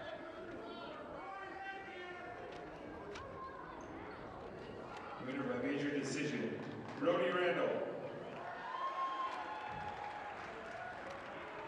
All right. Shea Richter. Shea? Yep, Shea Richter for the Arrows, and we'll find out. At 132 from Aberdeen, Logan Heyer. And from Watertown, Shea Richter. Yes, Shea Richter, the defending state champ, and Logan Heyer, he is a 10th grader, and 19 and 14 on the year, so. Shea's an incredibly fast wrestler. Yep, pretty quick, and gets a quick takedown and a release and a nice shuck takedown, and now it is 6-2, just like that, 20 seconds into the match.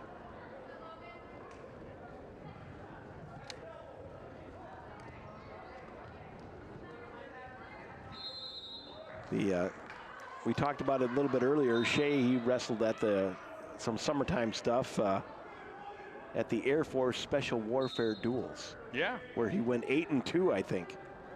And then at the U.S. Marine Junior Nationals and at the Brian Keck Invitational. These are all big-time tournaments. I think he wrestled at the Fargo Nationals as well. Yeah. The Fargo always has a big tournament in the middle of the summer, it seems like, it's a great tournament. Bob Hirsch, he was, again, he loved going up to that one. So.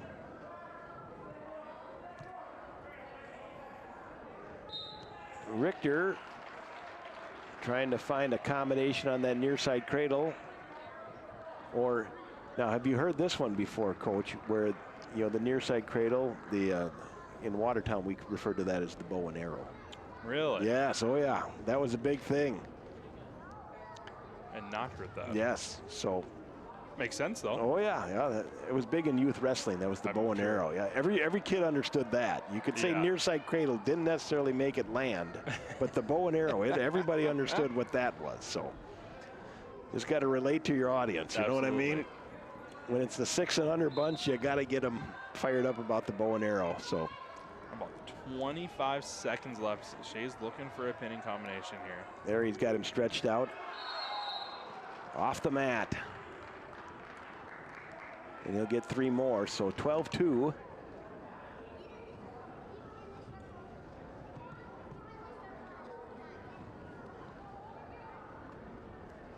Again, if you didn't hear earlier, Shea Richter committed to Augustana for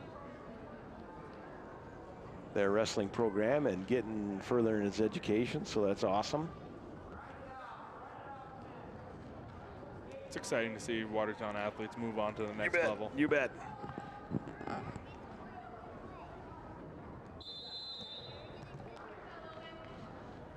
12-2, start the third period. Yes. And Shea is going back up top, so.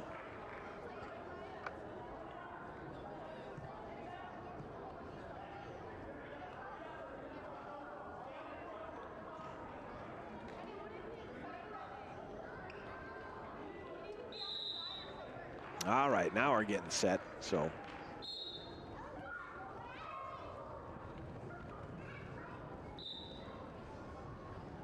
Some Aero JV wrestlers on the other there we mat. go. Tucker Erdahl, who's had a very good year. Yeah. I mean, he is a fine wrestler.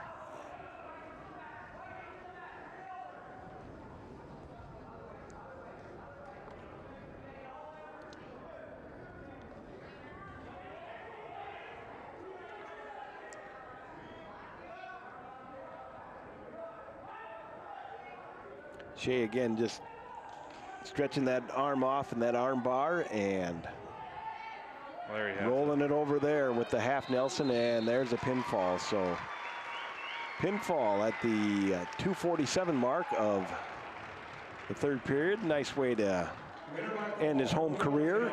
So very exciting for him. Very exciting.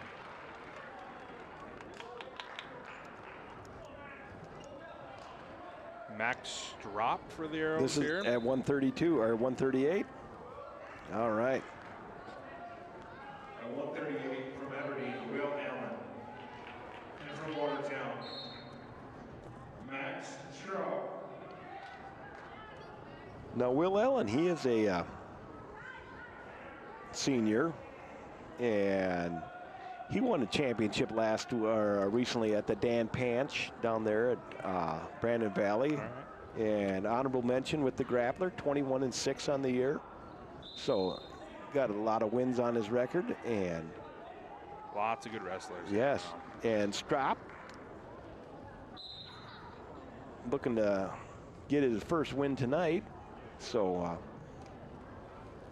we'll see what he can do. Last year, remember, we were wrestling Huron, and Strop had a beautiful headlock on Moses Gross of Huron, and just about backed that big dog. And great shot by Max, and see if he can turn it into some points here. I can see him get a good lift here. There he goes, just eased him down, and keep your composure. And he gave Gango gave him three, but no backers. So nothing going on yet. Still Althoff with that 3-zip lead.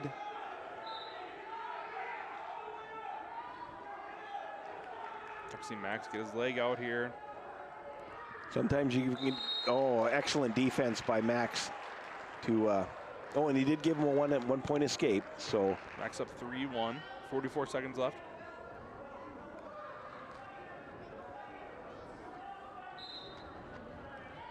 Again, another one of these matches where it's even Steven for, it's kind of a toss-up match, if you will. So Max in for injured Watertown wrestler Cutler Swenson. I'll say Cutler's sitting at 4 in the rankings right now. Yes. Cutler was a state place winner last year too. Yeah. Placed 4th. So Cutler's a heck of an athlete. Max with that hard hip down, and now he's anchored himself, and we're going to give him 3. We are. He's going to get a 3-pointer at the buzzer. So Will Allen takes the lead back at 4-3.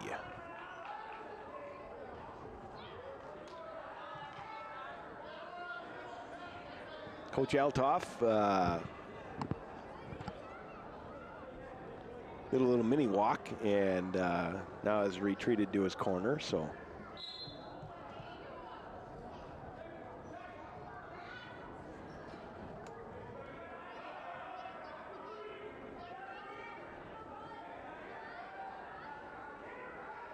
we'll see what Max can do here on top. Had that ankle trap, but now has let it go. A tight waist.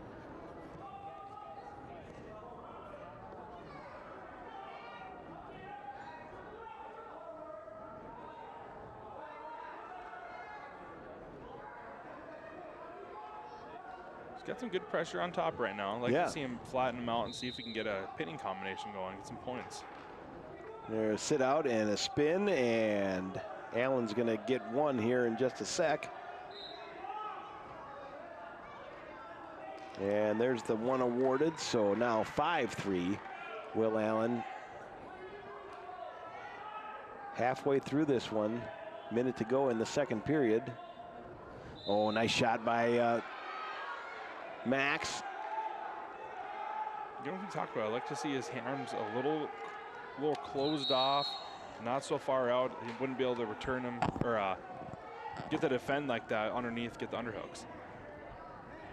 Agreed.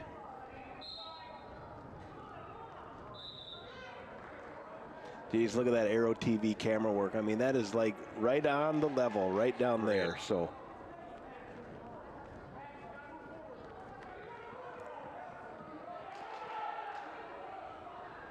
both these guys just kind of mounting, getting a plan. I think there it is. There's another shot. A little bit extended, but worked his way out of it.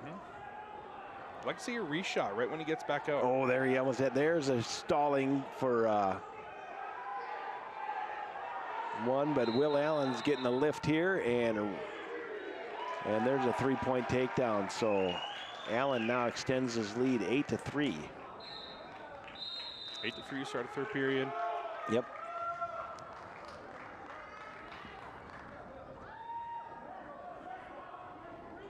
Max still looks pretty fresh out there. Yeah, taking some good shots. Yep.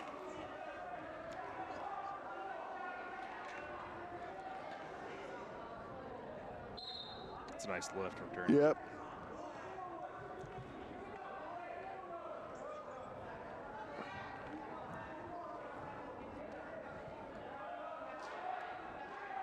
You can see Max driving in here. He's getting good pressure. He's putting himself in good places. One of these shots is going to connect. He's going to get some good points here.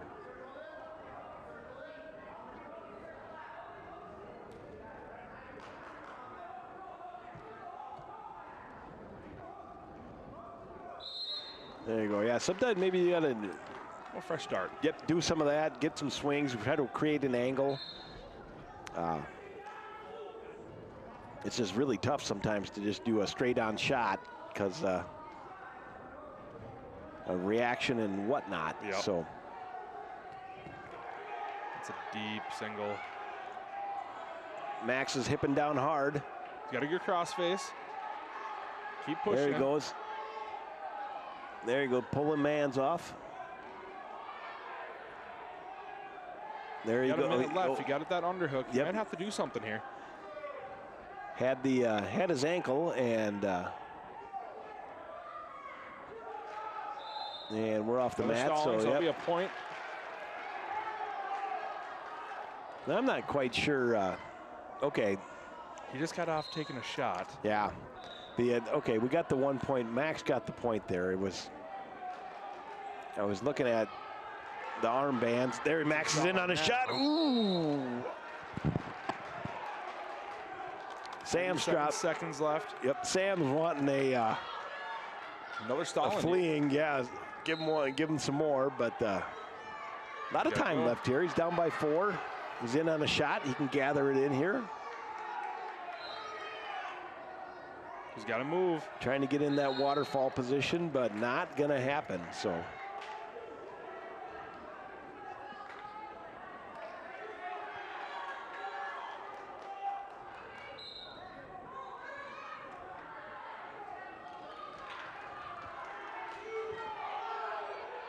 Gotta take a smart shot here. He's in. Lift. He's in. Allen is hip down hard. They're stalemate.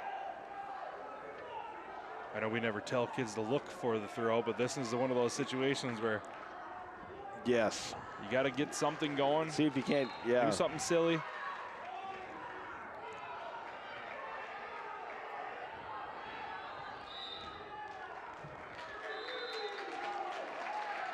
Oh wow! They did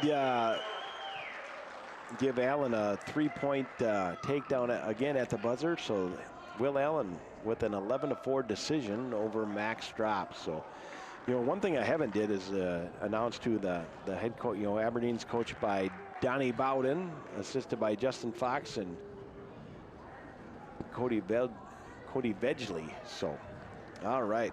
Got senior Kessler Swenson here. All right. At 144. Ooh, nice duck under move there for Kessler. Ooh, look at that. 5 seconds in, not even, and already up 3-0. Very well done. Kessler going to work early, trying to get wrist control.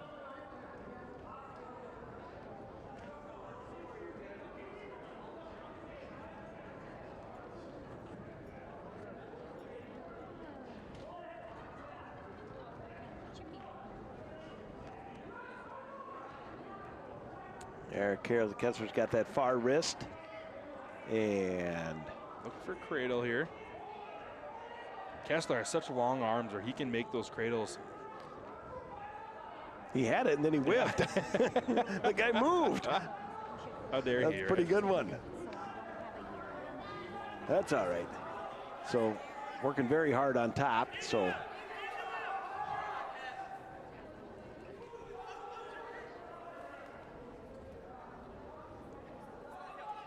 Yep. Oh, there he has it again. Kessler's got that leg, and oh, he is stretched out, and oh, Nelly. Ooh, a little bit of a, he got some backers. Yeah. Two? Two backers, yep. He's got to be careful on that. He kind of rushed it. Yeah. It fell apart once he got to the top there. Like I said, though, he's got those long arms, or he's able to get that grip. There he is again. Oh, no. Oh, boy. Oh, there he was able to recover. Pretty good counter by the Golden Eagle. We got two more near fall. And if you didn't see that, Kessler was trying to, had the far side cradle and pull it over the top of him, and it kind of fell apart there, but he recovered enough to get some near fall. And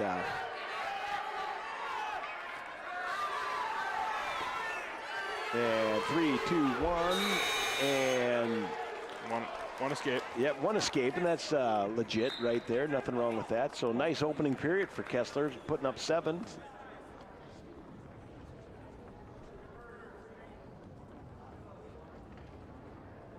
So picks down.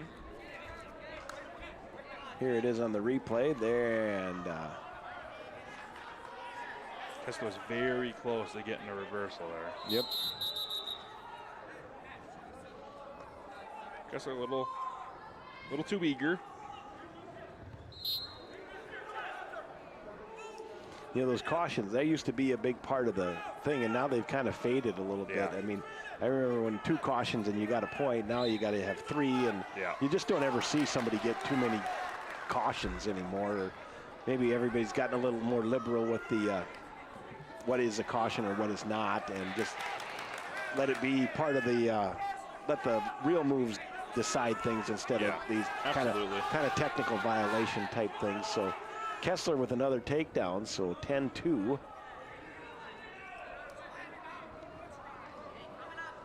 I remember another big one was when they went to the where you had to have your foot on the tag there. Yeah.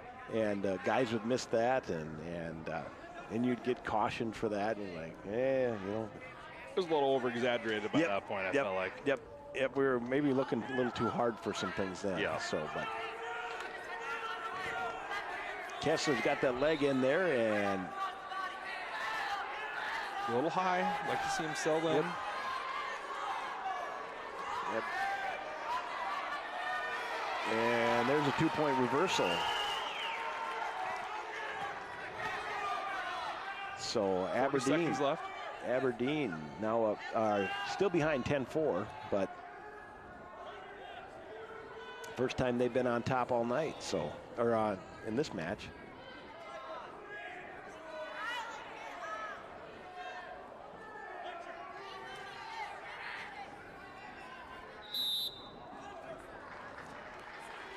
Out of bounds.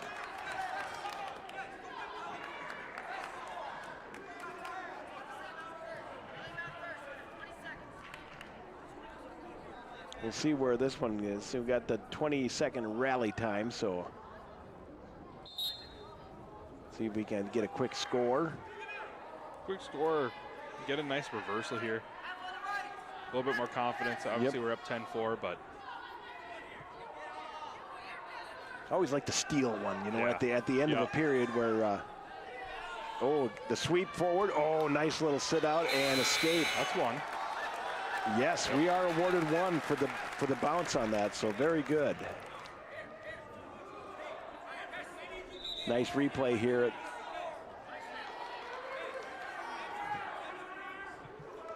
You know, the Golden Eagle was going for a wrist and a sweep, and Kessler just able to create some space and escape. So Kessler's another one of those wrestlers who did a good job of the wrist control there. Nice duck under. He's in there. Workman-like takedown there. Coach and staff saying, let him go. Get a little bit more points out of him. Aberdeen kid's doing a good job on bottom. I'm gonna get those points in, get a major, get a tech. Yep. Kessler's got to stay smart though. He can't do anything silly to put himself in harm. Up by 9 here. Ooh, nice shot. Kessler settling in though. If he can hook that shot in leg on his opponent's leg, he's going to get 3 more points. Yep. And we're going to look for some more action. So.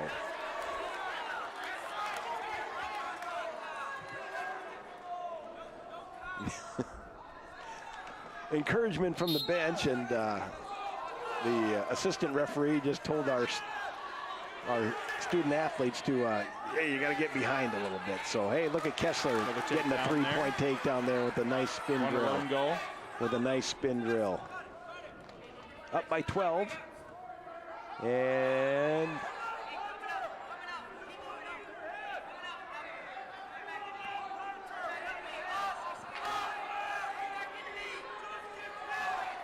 kind of a situation there. Kind of an awkward situation. I don't think anybody knows what they're supposed to do at this point. Yep. If you can see in the camera, we have stalemate call here. Coach Althoff is encouraging the referee for a stalemate, and that's what it was ultimately called. So they just had the same thought. That's what it was, right? Yep. Released him on the auto release, so 17-6 now. Kessler, ooh, there we go. Keep him there. That's going to be... That's huge. Yes, that is huge. That'll turn this match into a technical fall. So that'll be 24-6.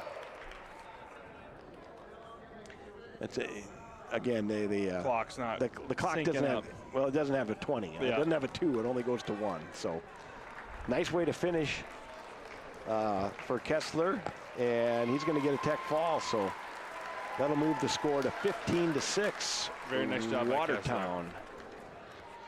It's good to get a win on a senior night. Yes. I believe this is Mr. Leo Dunn. Leo Dunn, all right.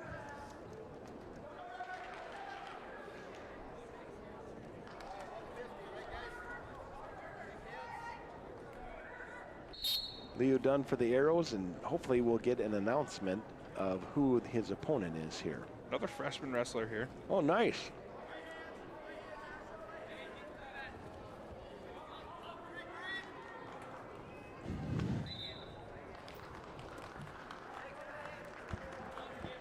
No takedown for the Golden Eagle there. And there's an escape. So let's see. Leo put something together for a shot.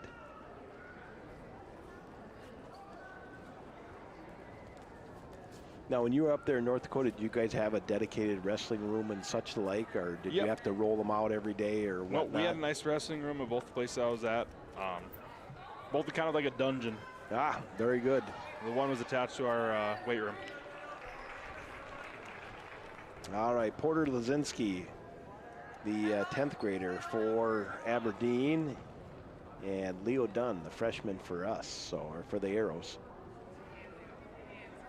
You know, here on Arrow TV, we try to be not all the way one-sided for the Arrows and be a little objective, so I just like people getting out there and putting forth a good effort, and doesn't matter what you're wearing or what's on your back. It's sometimes it's what's in the middle of your chest that matters, and as long as you're out there trying, that's a beautiful thing. So good competition. Yep. See if Leo can rally up here a little bit. Lazinski's got a decent amount of weight right on his shoulders there. So for a freshman, Leo's a pretty strong kid at 150.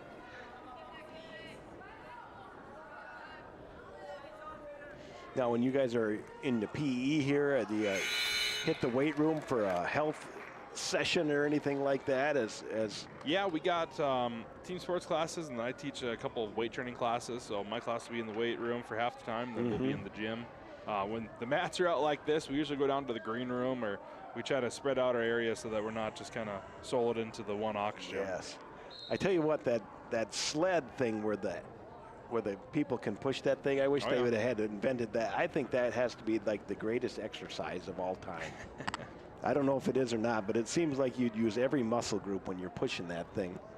And then, you know, when you get a couple of your buddies on there, or is that not allowed in the wrestling room or in the weight room? We don't want to dink off too much, do we? I haven't seen anybody on top of that while someone's pushing it, but very good. They put a lot of weight on there, that's for sure. Takedown for Lazinski, so now 9-2.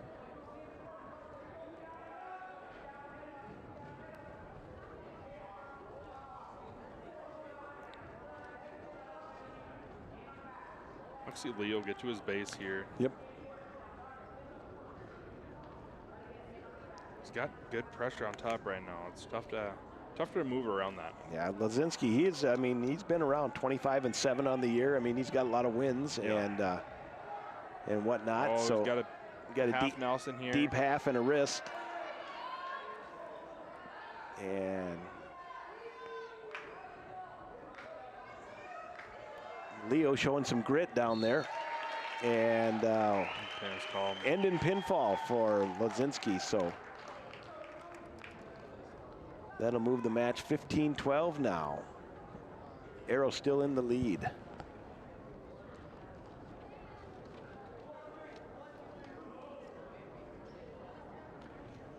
All right, we'll see what happens here at 157.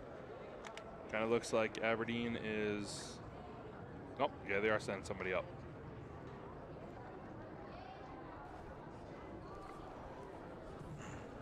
Well, we know for us it's the Gage Lohr, and for Aberdeen. Gage Lohr, recent SDSU commit. Oh, no, I did not know that. Yep. Well, very well. They have a nice program down there.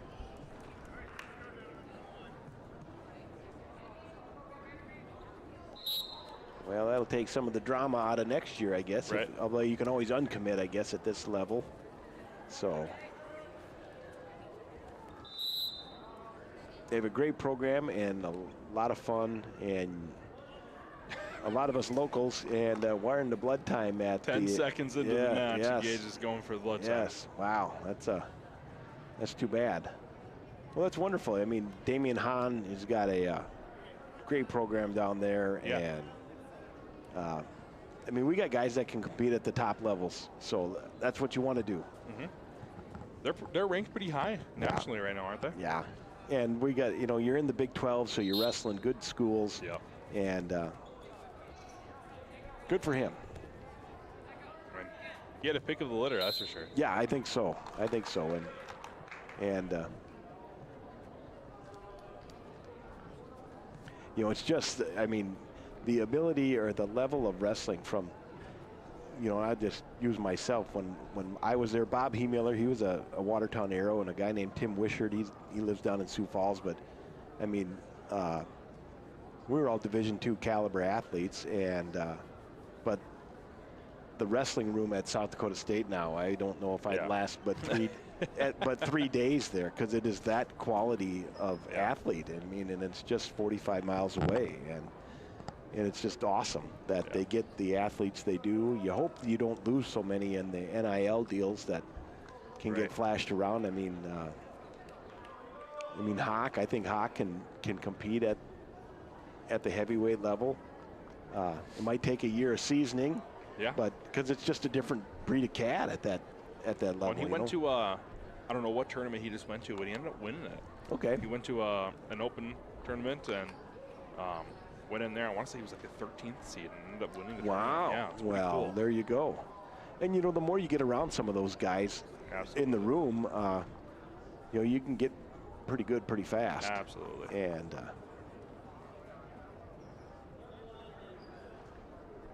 18 seconds into this match, we're on our second blood time. Well, it's just a tough situation when you hit a vein and it just likes to keep on rolling. So I had similar situation as a kid growing up, and saw an ear, nose, and throat guy out of Brookings, because they didn't have one here in Watertown. Of course, I was in Clear Lake, and I remember him sticking these charcoal toothpick things up my nose, and he goes, "It's gonna hurt," and he's barely touching it, and it just, oh my goodness, you're about ready to scream. Right. I gotta be honest with you, my eyes did water during when it was happening, but got it fixed. So, all right, let's get back to more important stuff here. Oh, look at That's a beautiful shot by Gage. Gage lifting it up, and just look for the combo, and there it was. Yep, just kept looking for it, the lift, and as soon as that head opened up with the arm angle, throw the half in, and he is just an impressive wrestler. Yep, and he always has been. Gangle was keeping an eye to make sure Gage stayed in bounds or athletes were in bounds, and we got a 4-point near fall and a little more time. So a little bit more blood time. These Aberdeen coaches are get pretty animated. I like it. On the mat a little bit. I like it.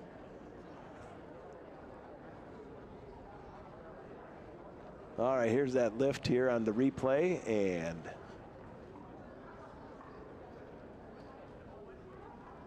and just with the turn right there and right in front of the old Arrow bench. So good work, Crammer crew.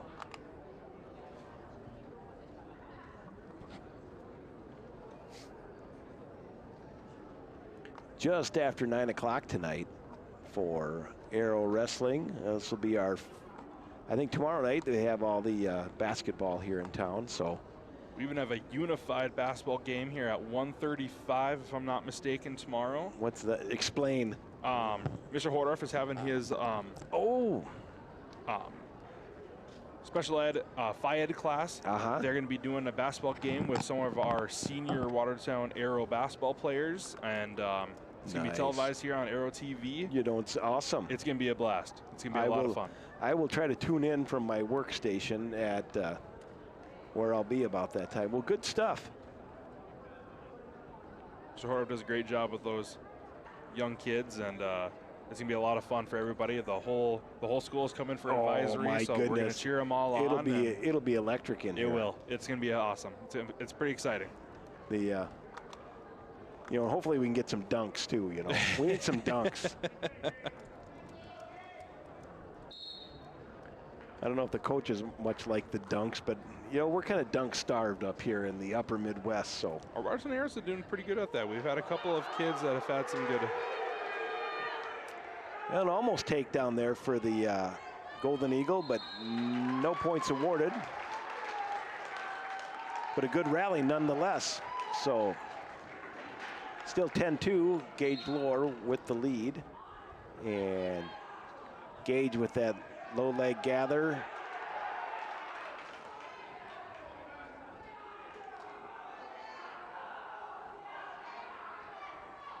And limp arm out for a single leg and takedown. So there's 3 more, 13-2. It's a very nice sweep single he has there. Yes, yep. Going from left to right, getting it outside, and being able to take control of that leg. And we're going to end this first period, 13-2. Lohr with the lead.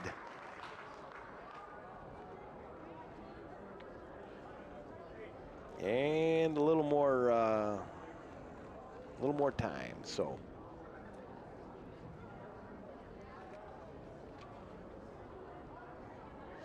was it no girl wrestling that you guys had at your school when you were in North Dakota, or was there? Or not when I was in school. It was just starting to take off the last year that I was a coach in Watford. So it would have been in 2021, 2022. Sure. That's when it was really starting to take off. You know, the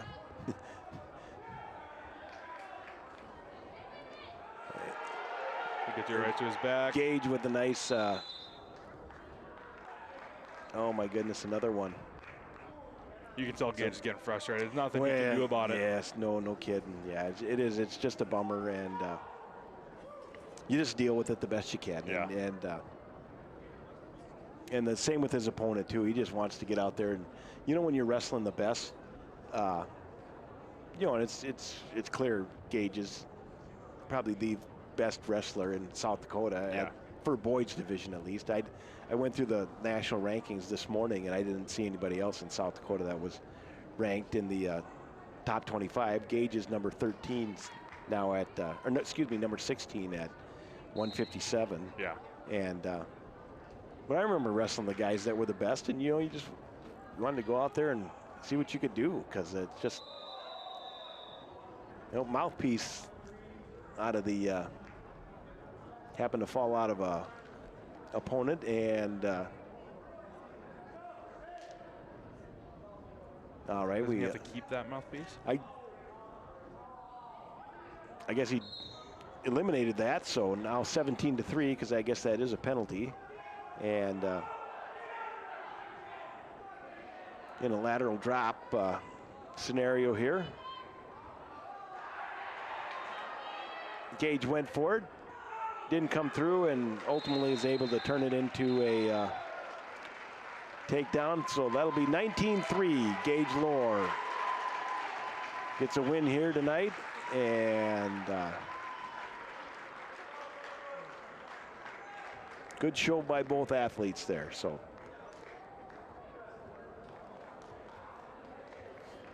that'll move the duel to 20-12. Now Arrows with the lead, and at 165. Take a look here. Pitkin for the Arrows, and is this Kaylor Swenson, do you think? I think it should be. For the Arrows, hopefully we can get an announcement. 2 ranked wrestlers in the state right here. Should be a good match. Marcus, I believe, sitting at 2. Yes. Be pretty fun to see Marcus go through that state tournament, get to that state championship, and have a match there. Slayton Jones of O'Gorman, he's a sophomore, is ranked #1. Now, Porter Hunsley of Pierre, now he got Marcus the last time they were out. Yes, so close one, but you know, that is a fact, you know, but that's good. You got to wrestle, and you got to get stretched out and see who your competition is, and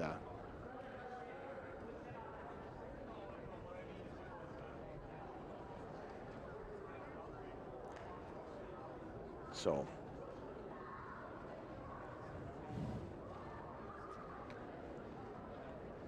I want to say it's Swenson. Okay, well, let's go with that. Kaylor Swenson, the sophomore from Aberdeen, and Pitkin, the Arrow. Now, do you remember Swenson from football at all? Was he? You recall his name? I don't remember.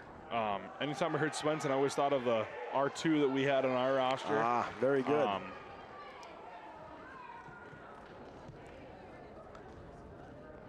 Okay, yes, Ridley Waldo. And again, now this Waldo, he is ranked #3 at 157, so he has moved up a weight class, or he is at 165 at least for this match. So moved him away from Gage. Or just slid a different athlete in there. So this is a #2 ranked guy versus #3 ranked guy. So this will be a good one. He almost looks bigger than Marcus, doesn't he? Well,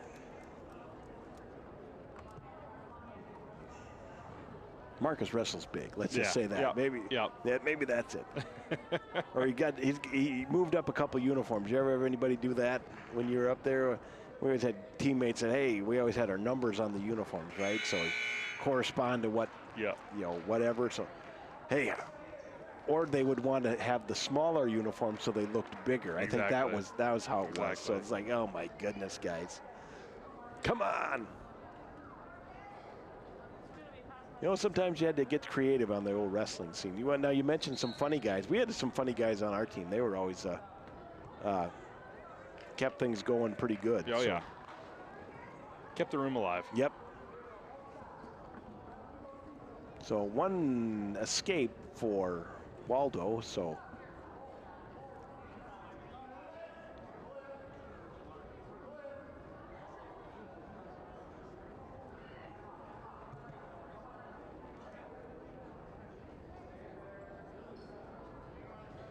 Got some wrist control going here. I'd like to see Marcus take a shot here while he's getting some pressure in.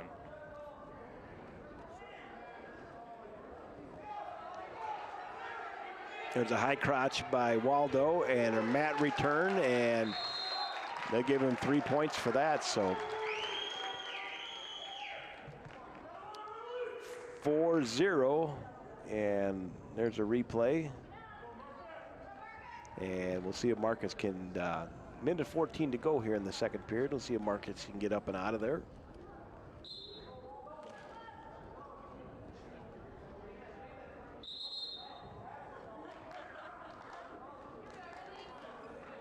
potentially dangerous on the feed with the old crossbody end. So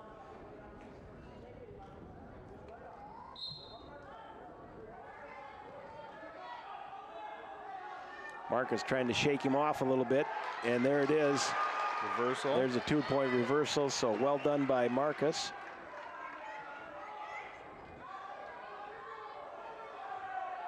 And Marcus will let him go, so 5-2.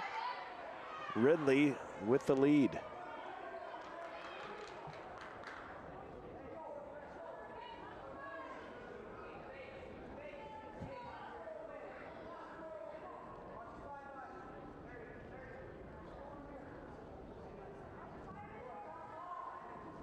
Collar tie by each athlete, and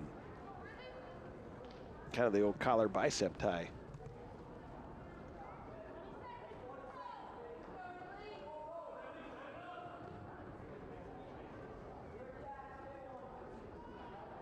Yeah, neither guy really engaging a whole lot right now. I don't know if we're getting a mini rest before the third period or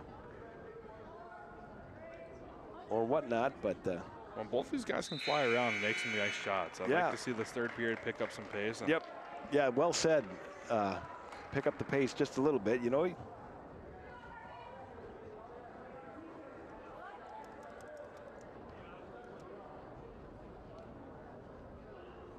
All right. Marcus was able to get a 2-point reversal the last time he was on the bottom, so. And nice escape here, now 5-3. All right.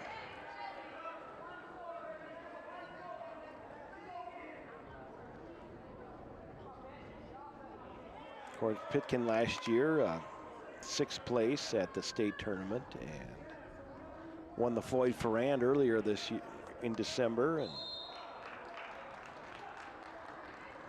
already a little bit more action on Marcus. He's driving in. Yep.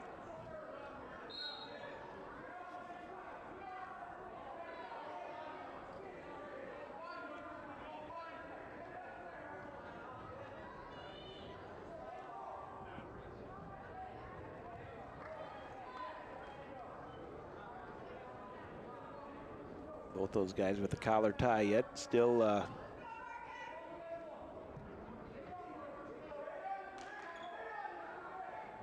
now under a minute, so.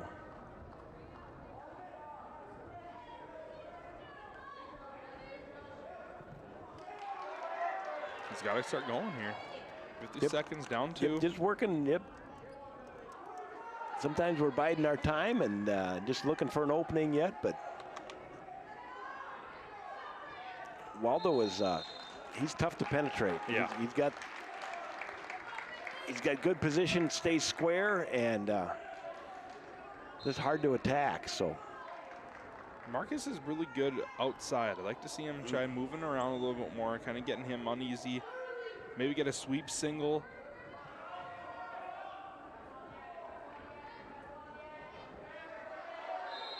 There we go, a little stalling here. Yep, there's one.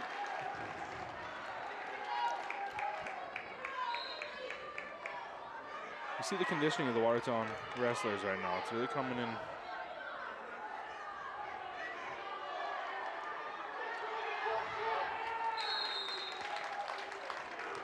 Well, kind of an inside carry try by Waldo. Everybody goes off the mat, so if you're going to score one, this would be the time to do it. Yep. So Marcus has got to look for something here. Oh, and he did. Went for it. Yep. He went for a mini toss and a little bit of a slip, but hey, a good wrestling match there by a couple of really good wrestlers. So it goes 8-3 Waldo, and that'll move the match 20-15. Arrow still with the lead, but good effort by both those guys. Yep.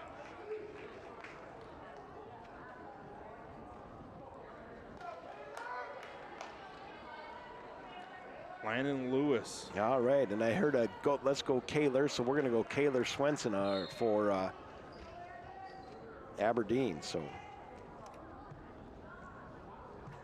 again, Kaler 14-11 on the year. Honorable mention at 175, and Landon Lewis ranked number 7 at 175 with again, a ton of matches this year, so.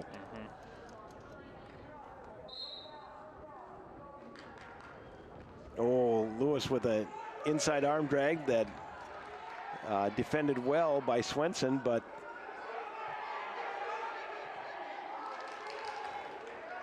good recovery Nice there by scramble Swenson. here. Yes, excellent scramble. And Louis can peek his head out here. Okay, stalemate. I guess they just called it a stalemate. So, and we might get a little injury time. Somebody might have got kicked in the bicep pretty good there. I like that move by Louis, though. He got him moving, Yes. got him on the outside, just wasn't able to connect with that ankle.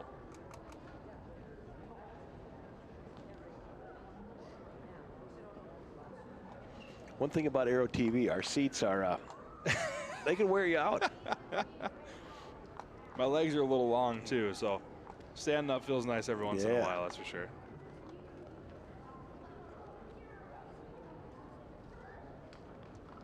If I'm Louis, I'm going back to that move. You had it right there. You just wasn't able to connect with that ankle. Yep, I like the bounce right off the bat too, where he kind of attacked, looked light on his feet, on the balls, Absolutely. on the toes a little bit, and kind of get a little momentum back here on the Aero side. Yep. You know, the crowd wants to cheer, and we just haven't. It hasn't quite popped yet. Well, just not yet, you know. And here we go. All right, everybody's all right. So, still 0-0. Oh, there's that drag again. Swenson had a nice counter on that. Mm-hmm. Yes, he did. Yep. He kind of re-dragged our drag, so. Louis got double unders.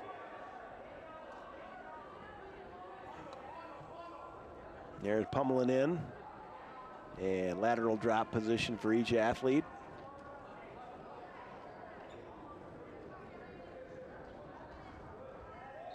It's like an arm drive, pass an arm drive. Yep. Pass an arm drag.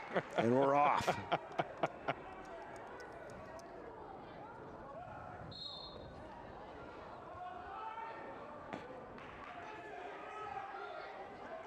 Yeah, Swenson, he's got a, you can tell he's got a low center of gravity on him there too. Yep. You know, he's going to have the heavy hips and whatnot, so.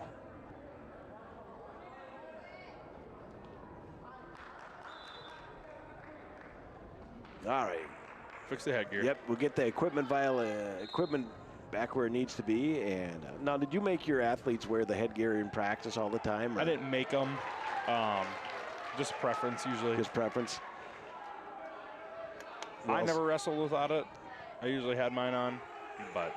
Me too. So Swenson able to score a takedown, and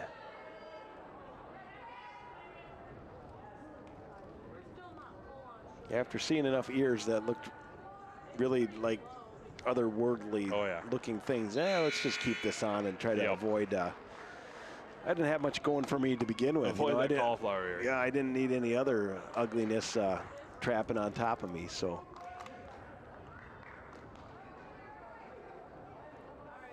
All right. Swenson's down, and Lewis going with the optional start on top and gives him the release. So 4-0 now. I'd like to see Louis' energy here. He's flying around. Get a counter. Deep shot there, and with the inside fireman's carry. And he's got a chicken wing tight right now. Kaler jumps out to a 7-0 lead, and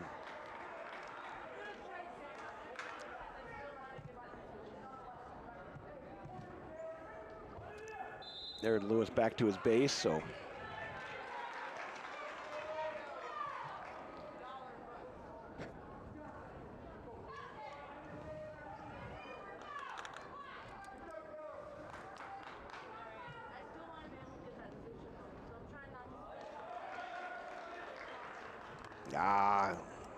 a little bit of a long non-whistle there. I thought that we were up quick. That was a good move by us. And we're right. We did it again though. We did it again though. So.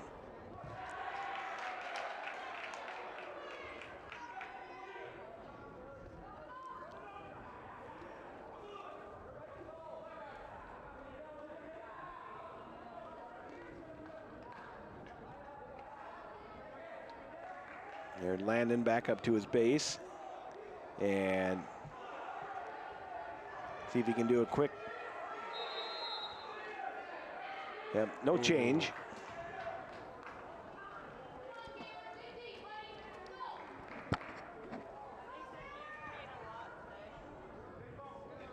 .70, minute left in the second. Louis firing off that referee stand. Yes, he is. Looks good coming out of there and gets rewarded with a 1 escape. Now let's see if he can't rally up a takedown and kind of get back in this match. So, oh, a big headlock. Oh, but no points yet. And Swenson able to money out of that thing and got rewarded with a 3-point takedown. Wow. He had it. That was a beautiful lock, and Swenson able to just defend it and turn it into his own takedown. Yeah. So that was perfectly timed too. Oh boy, that was nice. But nevertheless, it is 10-1, and Swenson got a mini blood time here. So.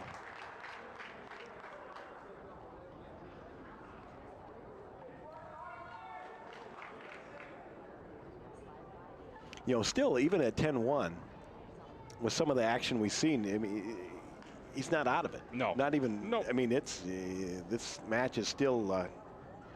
It's alive and well. Oh, yeah, yeah. Still got a whole nother period of wrestling here. Agreed. And, all right, we're going to get back into it. Maybe these got a quick blow there as well, when so you can get a little red cell blood reoxygenated, and let's see what we can do here. So. Just short time. Again.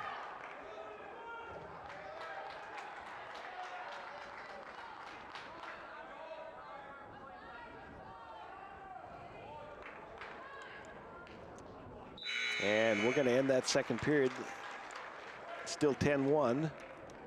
And we're going both up, so.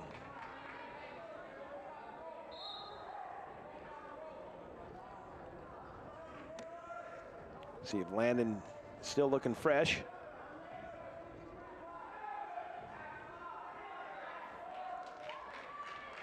I'd like to see Landon go back to that arm pass, see if he can connect on that ankle. Hip down hard. Oh, Got 3 for Louis. 3 point, 3 points. Minute so 30 left. That'll move this 10-4. And Louis is going to let him go. Coach is saying you got to let him go further, but there he finally does, and now it's 11-4, and both the guys off the match. So 1:15 to go. Little life into Louis here. Yep.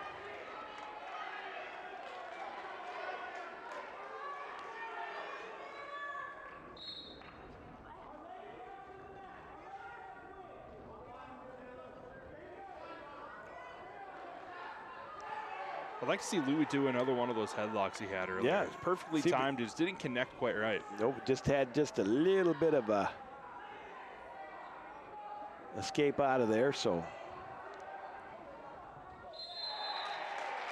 Everybody's out of bounds there, so good action though. I was about ready to call a little bit of a stalling, and then he kind of finished at the edge of the map there. Yep.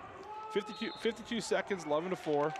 Yep, gave the referee something to think about, and then I guess kind of took that thought away there when you rally. Oh, that was a thud. Landon with a frontal shot there, just trying to get something going. Louis, he's got what he wants. He's got the underhook on the other side. Backs out of it. 30 seconds left.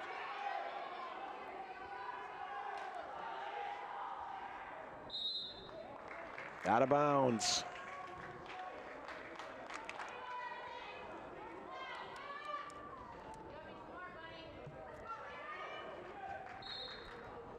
Look for a little toss here. Him and Gage talked about his lat drop earlier, so let me see if this happens right here. He's got it set up.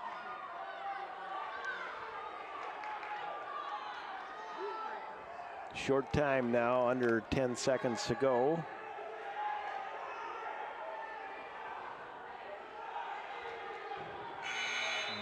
And no further points scored, so 11-4. Swenson gets the win over Landon Lewis. So we're going to move on to 190. Score didn't really represent what the match kind of was right there for me. No, that was a good one. That was one of the better matches of this. Yep, of the evening. Yep, of the evening. Yep. All right, Kate Kemper. Yep. At 190, and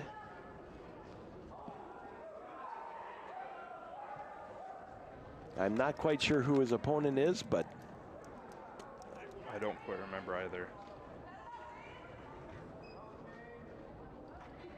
hopefully. Tim. Yes, Graydon Tim.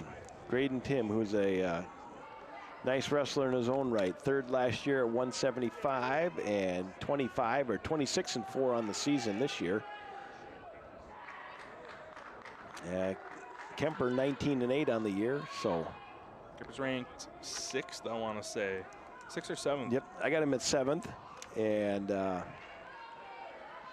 Tim wasn't listed in the rankings, but I think that's probably an oversight. So probably in between weights, trying to figure out where he's going to be at. Might have been, yeah. So he's certainly returning state place winner. He's probably a third. Yes, yeah. He's not far from the top right there. So he did score takedown in that first minute. So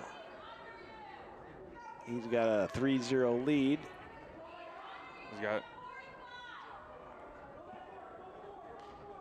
He's trying to get that arm bar out.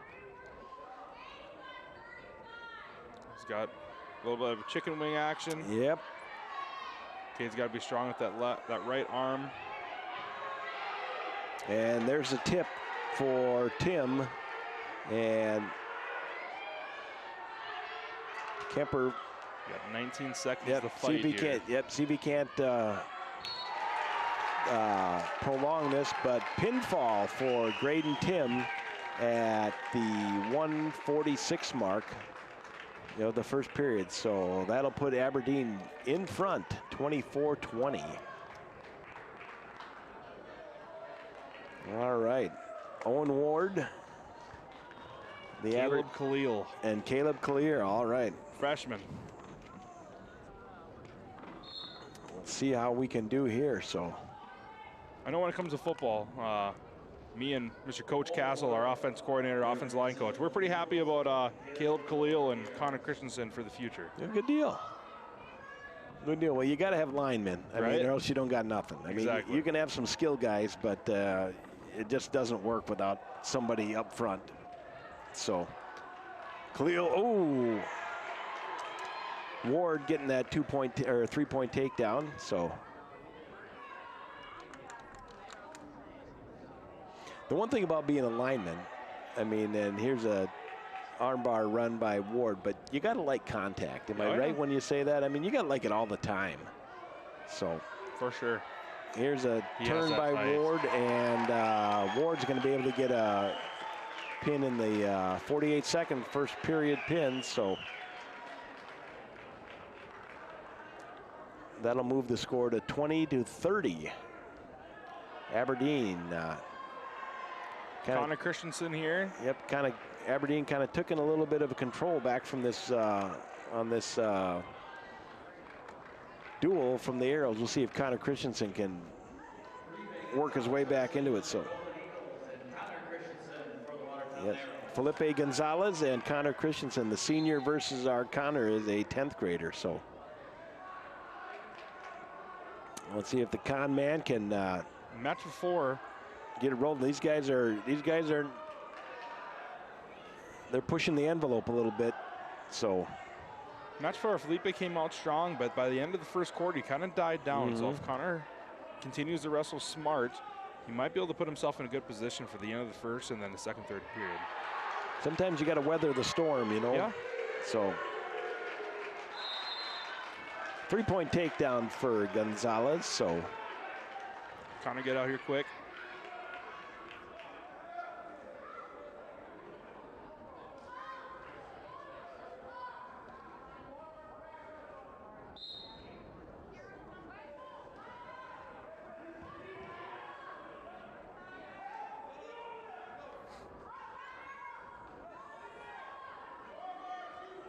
work his way up here.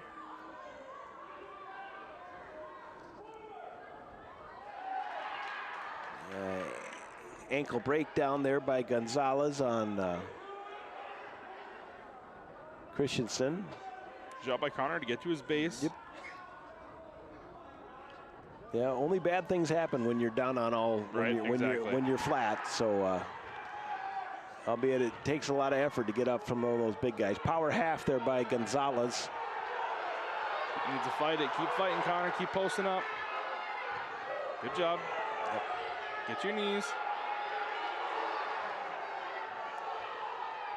And Gonzalez getting a little high there with the He needs to with the stand half. up right here. He's almost out himself already. And Gonzalez with the recovery and no points scored. So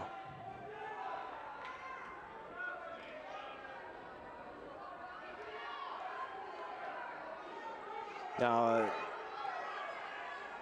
Gonzalez had that inside ankle trap pretty good, so it's hard to get anything going when that's seized up right there. So I was waiting for the arm tuck and roll. we're waiting on that one yet, so it's coming. All right, just 3-0 though after one, and Kahn's going both up. I think that's a good choice for Connor. Yep, I would agree. I would agree.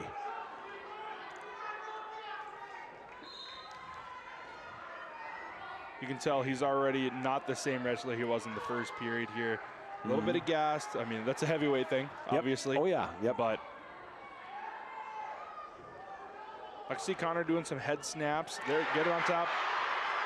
Yep, little stumble there by Gonzalez, and Kahn jumped right on top of there, trying to get a spin drill around him.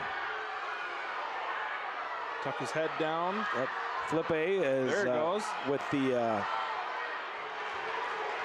and there's a 3-point takedown right there. So we're all even.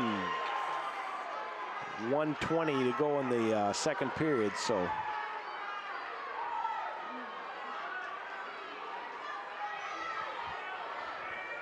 we'll see. Here's where you got to be careful, though. You don't want to get too eager. Nope. When you're doing a pinning combination on another heavyweight, that roly-poly action gets going fast. Yep. And you can get, I mean, big guys can bait you, too. I mean, they're crafty fellers. Connor's on the move here with the pinning combination. Connor's got that power half Keep going. driving. And the tip. He's got him moving. There's a tip. There it There's is. the tip. He's got the tip. him. There it is. Big win for the Arrows right there. That's huge. Oh, yeah. Showing a little grit, showing a little emotion there for Connor Christian. Well done. That is a huge win for the Arrows.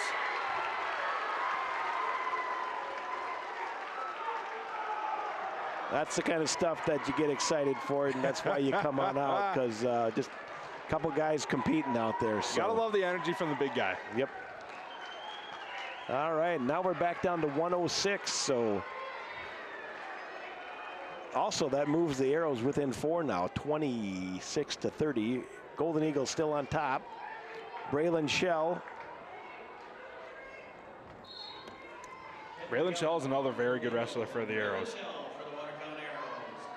All right. Braylon with a pinning combination right from the jump. Oh my goodness. He's got the bow and arrow. It's, oh, bring him in, do it again. Got a 3-point takedown and settle in a little bit, getting a little antsy. Yep. Braylon right in front of the Arrow bench there. There it is. There's a nice near side cradle. Of course, Braylon's got 4 near fall, all geared up. Telling the Watertown Arrow bench to back up a little bit, get a little excited. Assistant referee. Bam,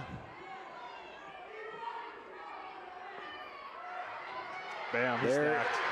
And there's a pin. So 54 seconds into this first period. Braylon Shell, just like that, back-to-back falls for the darts. Comes down to this match here. Here we are, 32-30. I believe this is Jonah Anderson. All right. Jonah Anderson ranked 5th in the state, I believe. I had him at 8th. 8th.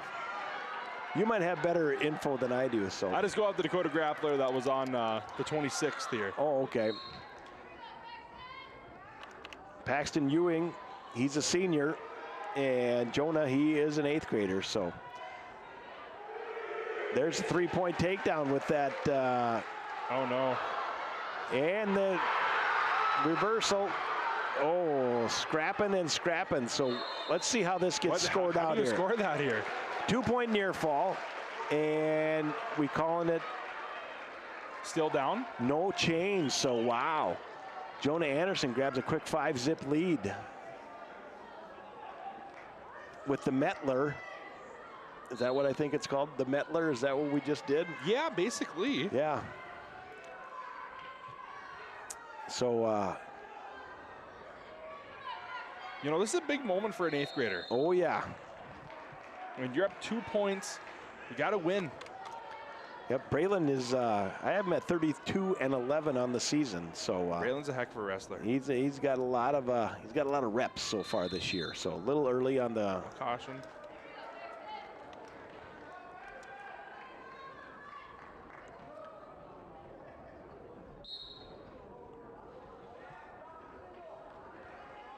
Gillen for Aberdeen, he's up to his feet, and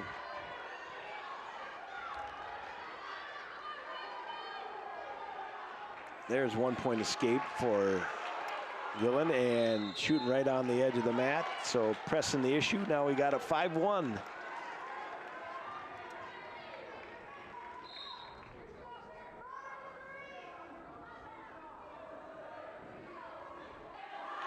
Ooh, nice single leg gather there by nice sweep Gillen. single. Yep.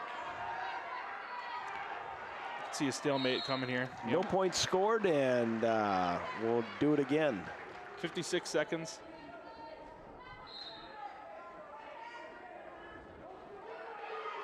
Another shot by Gillen.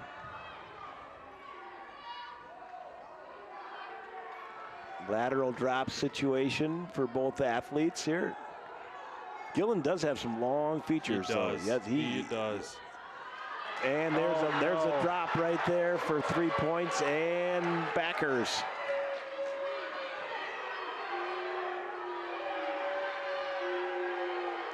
$26 seconds to keep fighting. And Braylon's got a deep.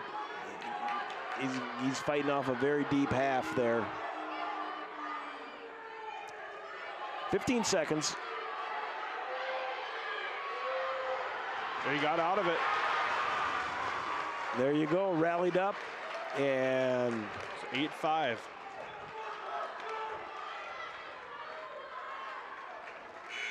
Tell you what, Carter, that's a busy first period. 8-5. It is very busy first period. That's good stuff right there. So,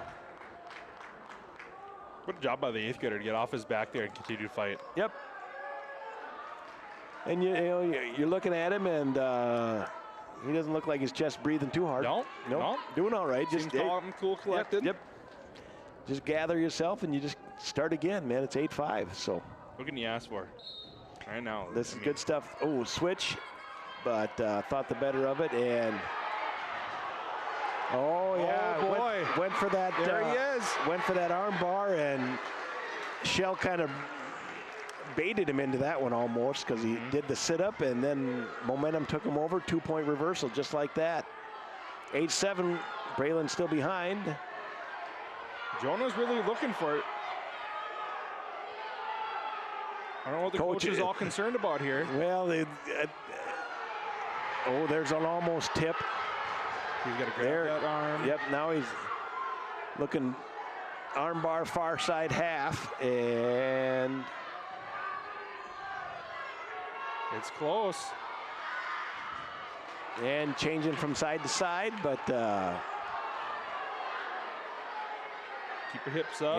Yep, Braylon don't want to be laying on the hip, but he's throwing in a leg almost, and now he's got a half Nelson on, a deep one, and I don't mean maybe, that is a deep half Nelson he's got on. Let's see if he can get some scoring out of it.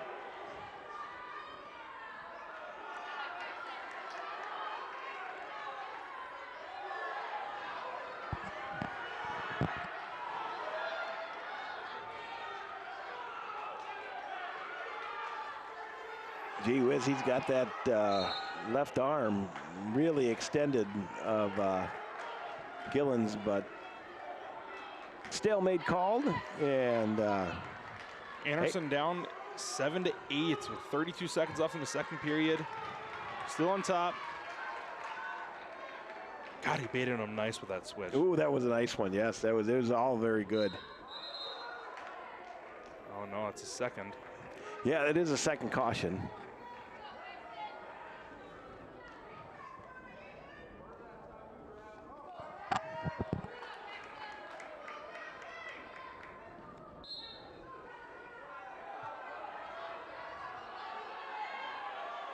Got a claw. Looking for get a boot in. Yep. Almost points, and Braylon fouls behind. He's getting a little high and stuck the boots in and flattened out. For an 8th grader, I think Jonah's doing a very good job here. Oh, he's pretty solid. He doesn't get out of position No. too much. He's pretty solid, and he looks like he belongs out there, Yep. you know. All right. What can you ask for? 8-7 going into third period. It's a 2-point match. Winner wins it. I can dig it. 9:42 on a Thursday afternoon. That's right. All right, Aberdeen wrestler says, hey, let's go both up. So that's what we're doing. And we'll see who can get something going on the feet.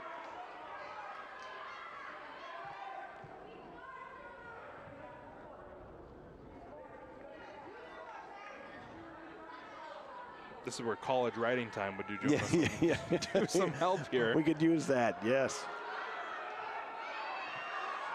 Jonah kind of in on a mini shot. We're going to get a pretty quick stalemate, I think, here. No, we're not. Oh, that's three. Jonah picked up a 3 spot on that takedown. He's seized the lead back at 9. And he's got back points here. And he's going to get back points he's here. got backers. He's got 4 in the back pocket. So look at the 8th grader. Look at this. He could sit here. Oh boy. And yep. Yeah, you had to call that. It was You had to, but it sucks that it had to be called. It was getting a little bit of a bounce on the elbow or Yep. bounce on the arm there. You see Coach Welch pointing to the head, telling him to be smart, young wrestler, don't want to do anything silly to put himself in a bad spot here. 14-8. So Jonah's put 9 in a row on the board after being down 8-5 in that first period. Yep. So he's a tough wrestler on top.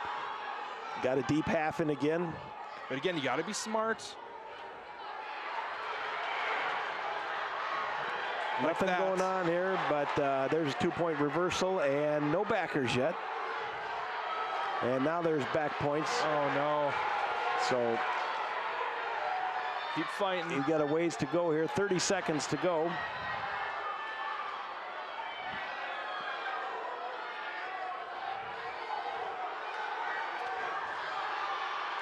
So the Aberdeen wrestler right now, he's got 4.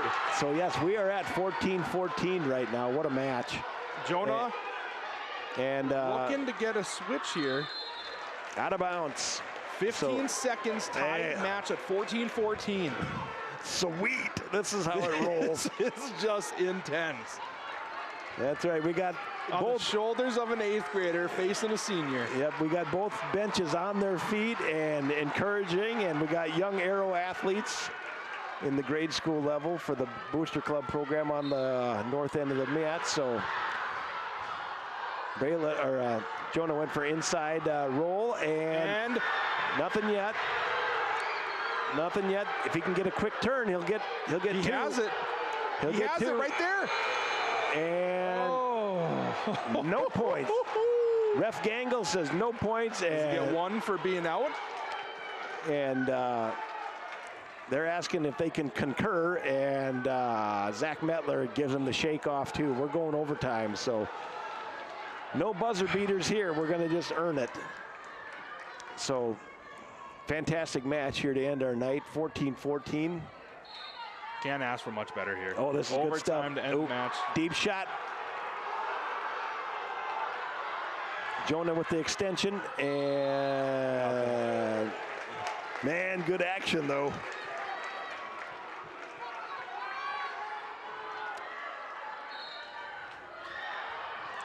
No. Went for a shot and was unable to get it, and that'll be a three-point takedown for the Golden Eagle, and in overtime.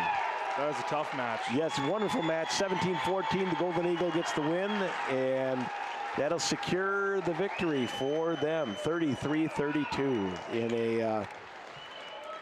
a fun barn burner match. So, a lot of good stuff here happening tonight. We saw, 7 state champs putting their best effort out there. Again, it's unfortunately our only second and only wrestling match here for our Arrows. And anyway, just great competition. Hey, absolutely. Thanks for coming up here, Carter. Hey, thanks for having me. It was a blast. Oh, good times. And yeah, maybe next year. I see some other Arrow TV talent.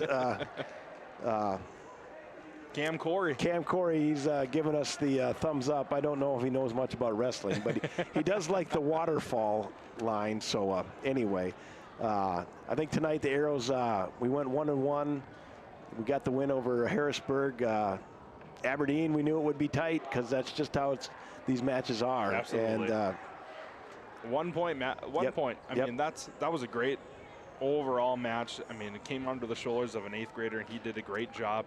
Competed all the way through. It was pretty fun to watch everybody come together. I mean, you look over at Watertown, and you're missing Cutler Svensson, who is a highly ranked wrestler. Yep. You never know how everything goes at that point. I mean, it'd be fun to see these guys go again at state duels. Oh, for sure. Yeah, and I'm looking at our coaching staff down here now, and they're talking. They're telling the guys, I think, keep your head off your chest. There's nothing to be ashamed of right here tonight. You got to be happy with the way they fought. Oh yeah, it was good stuff. And now we're, it's almost the final, not necessarily the final sprint to the end yet, but you're moving in that direction. Yeah. So. Yep. Aberdeen gets 2 wins here tonight over Harrisburg and Watertown. Harrisburg goes to home 0-2, and I think our next action is. For Arrow TV is at least tomorrow night, at least 1:15 or 1:30 for 1:35 for the 1:35 unified basketball game. So tune in for that, everybody. I think we're going to sign it off here, 9:49 tonight. Thanks for tuning in. Have a great evening.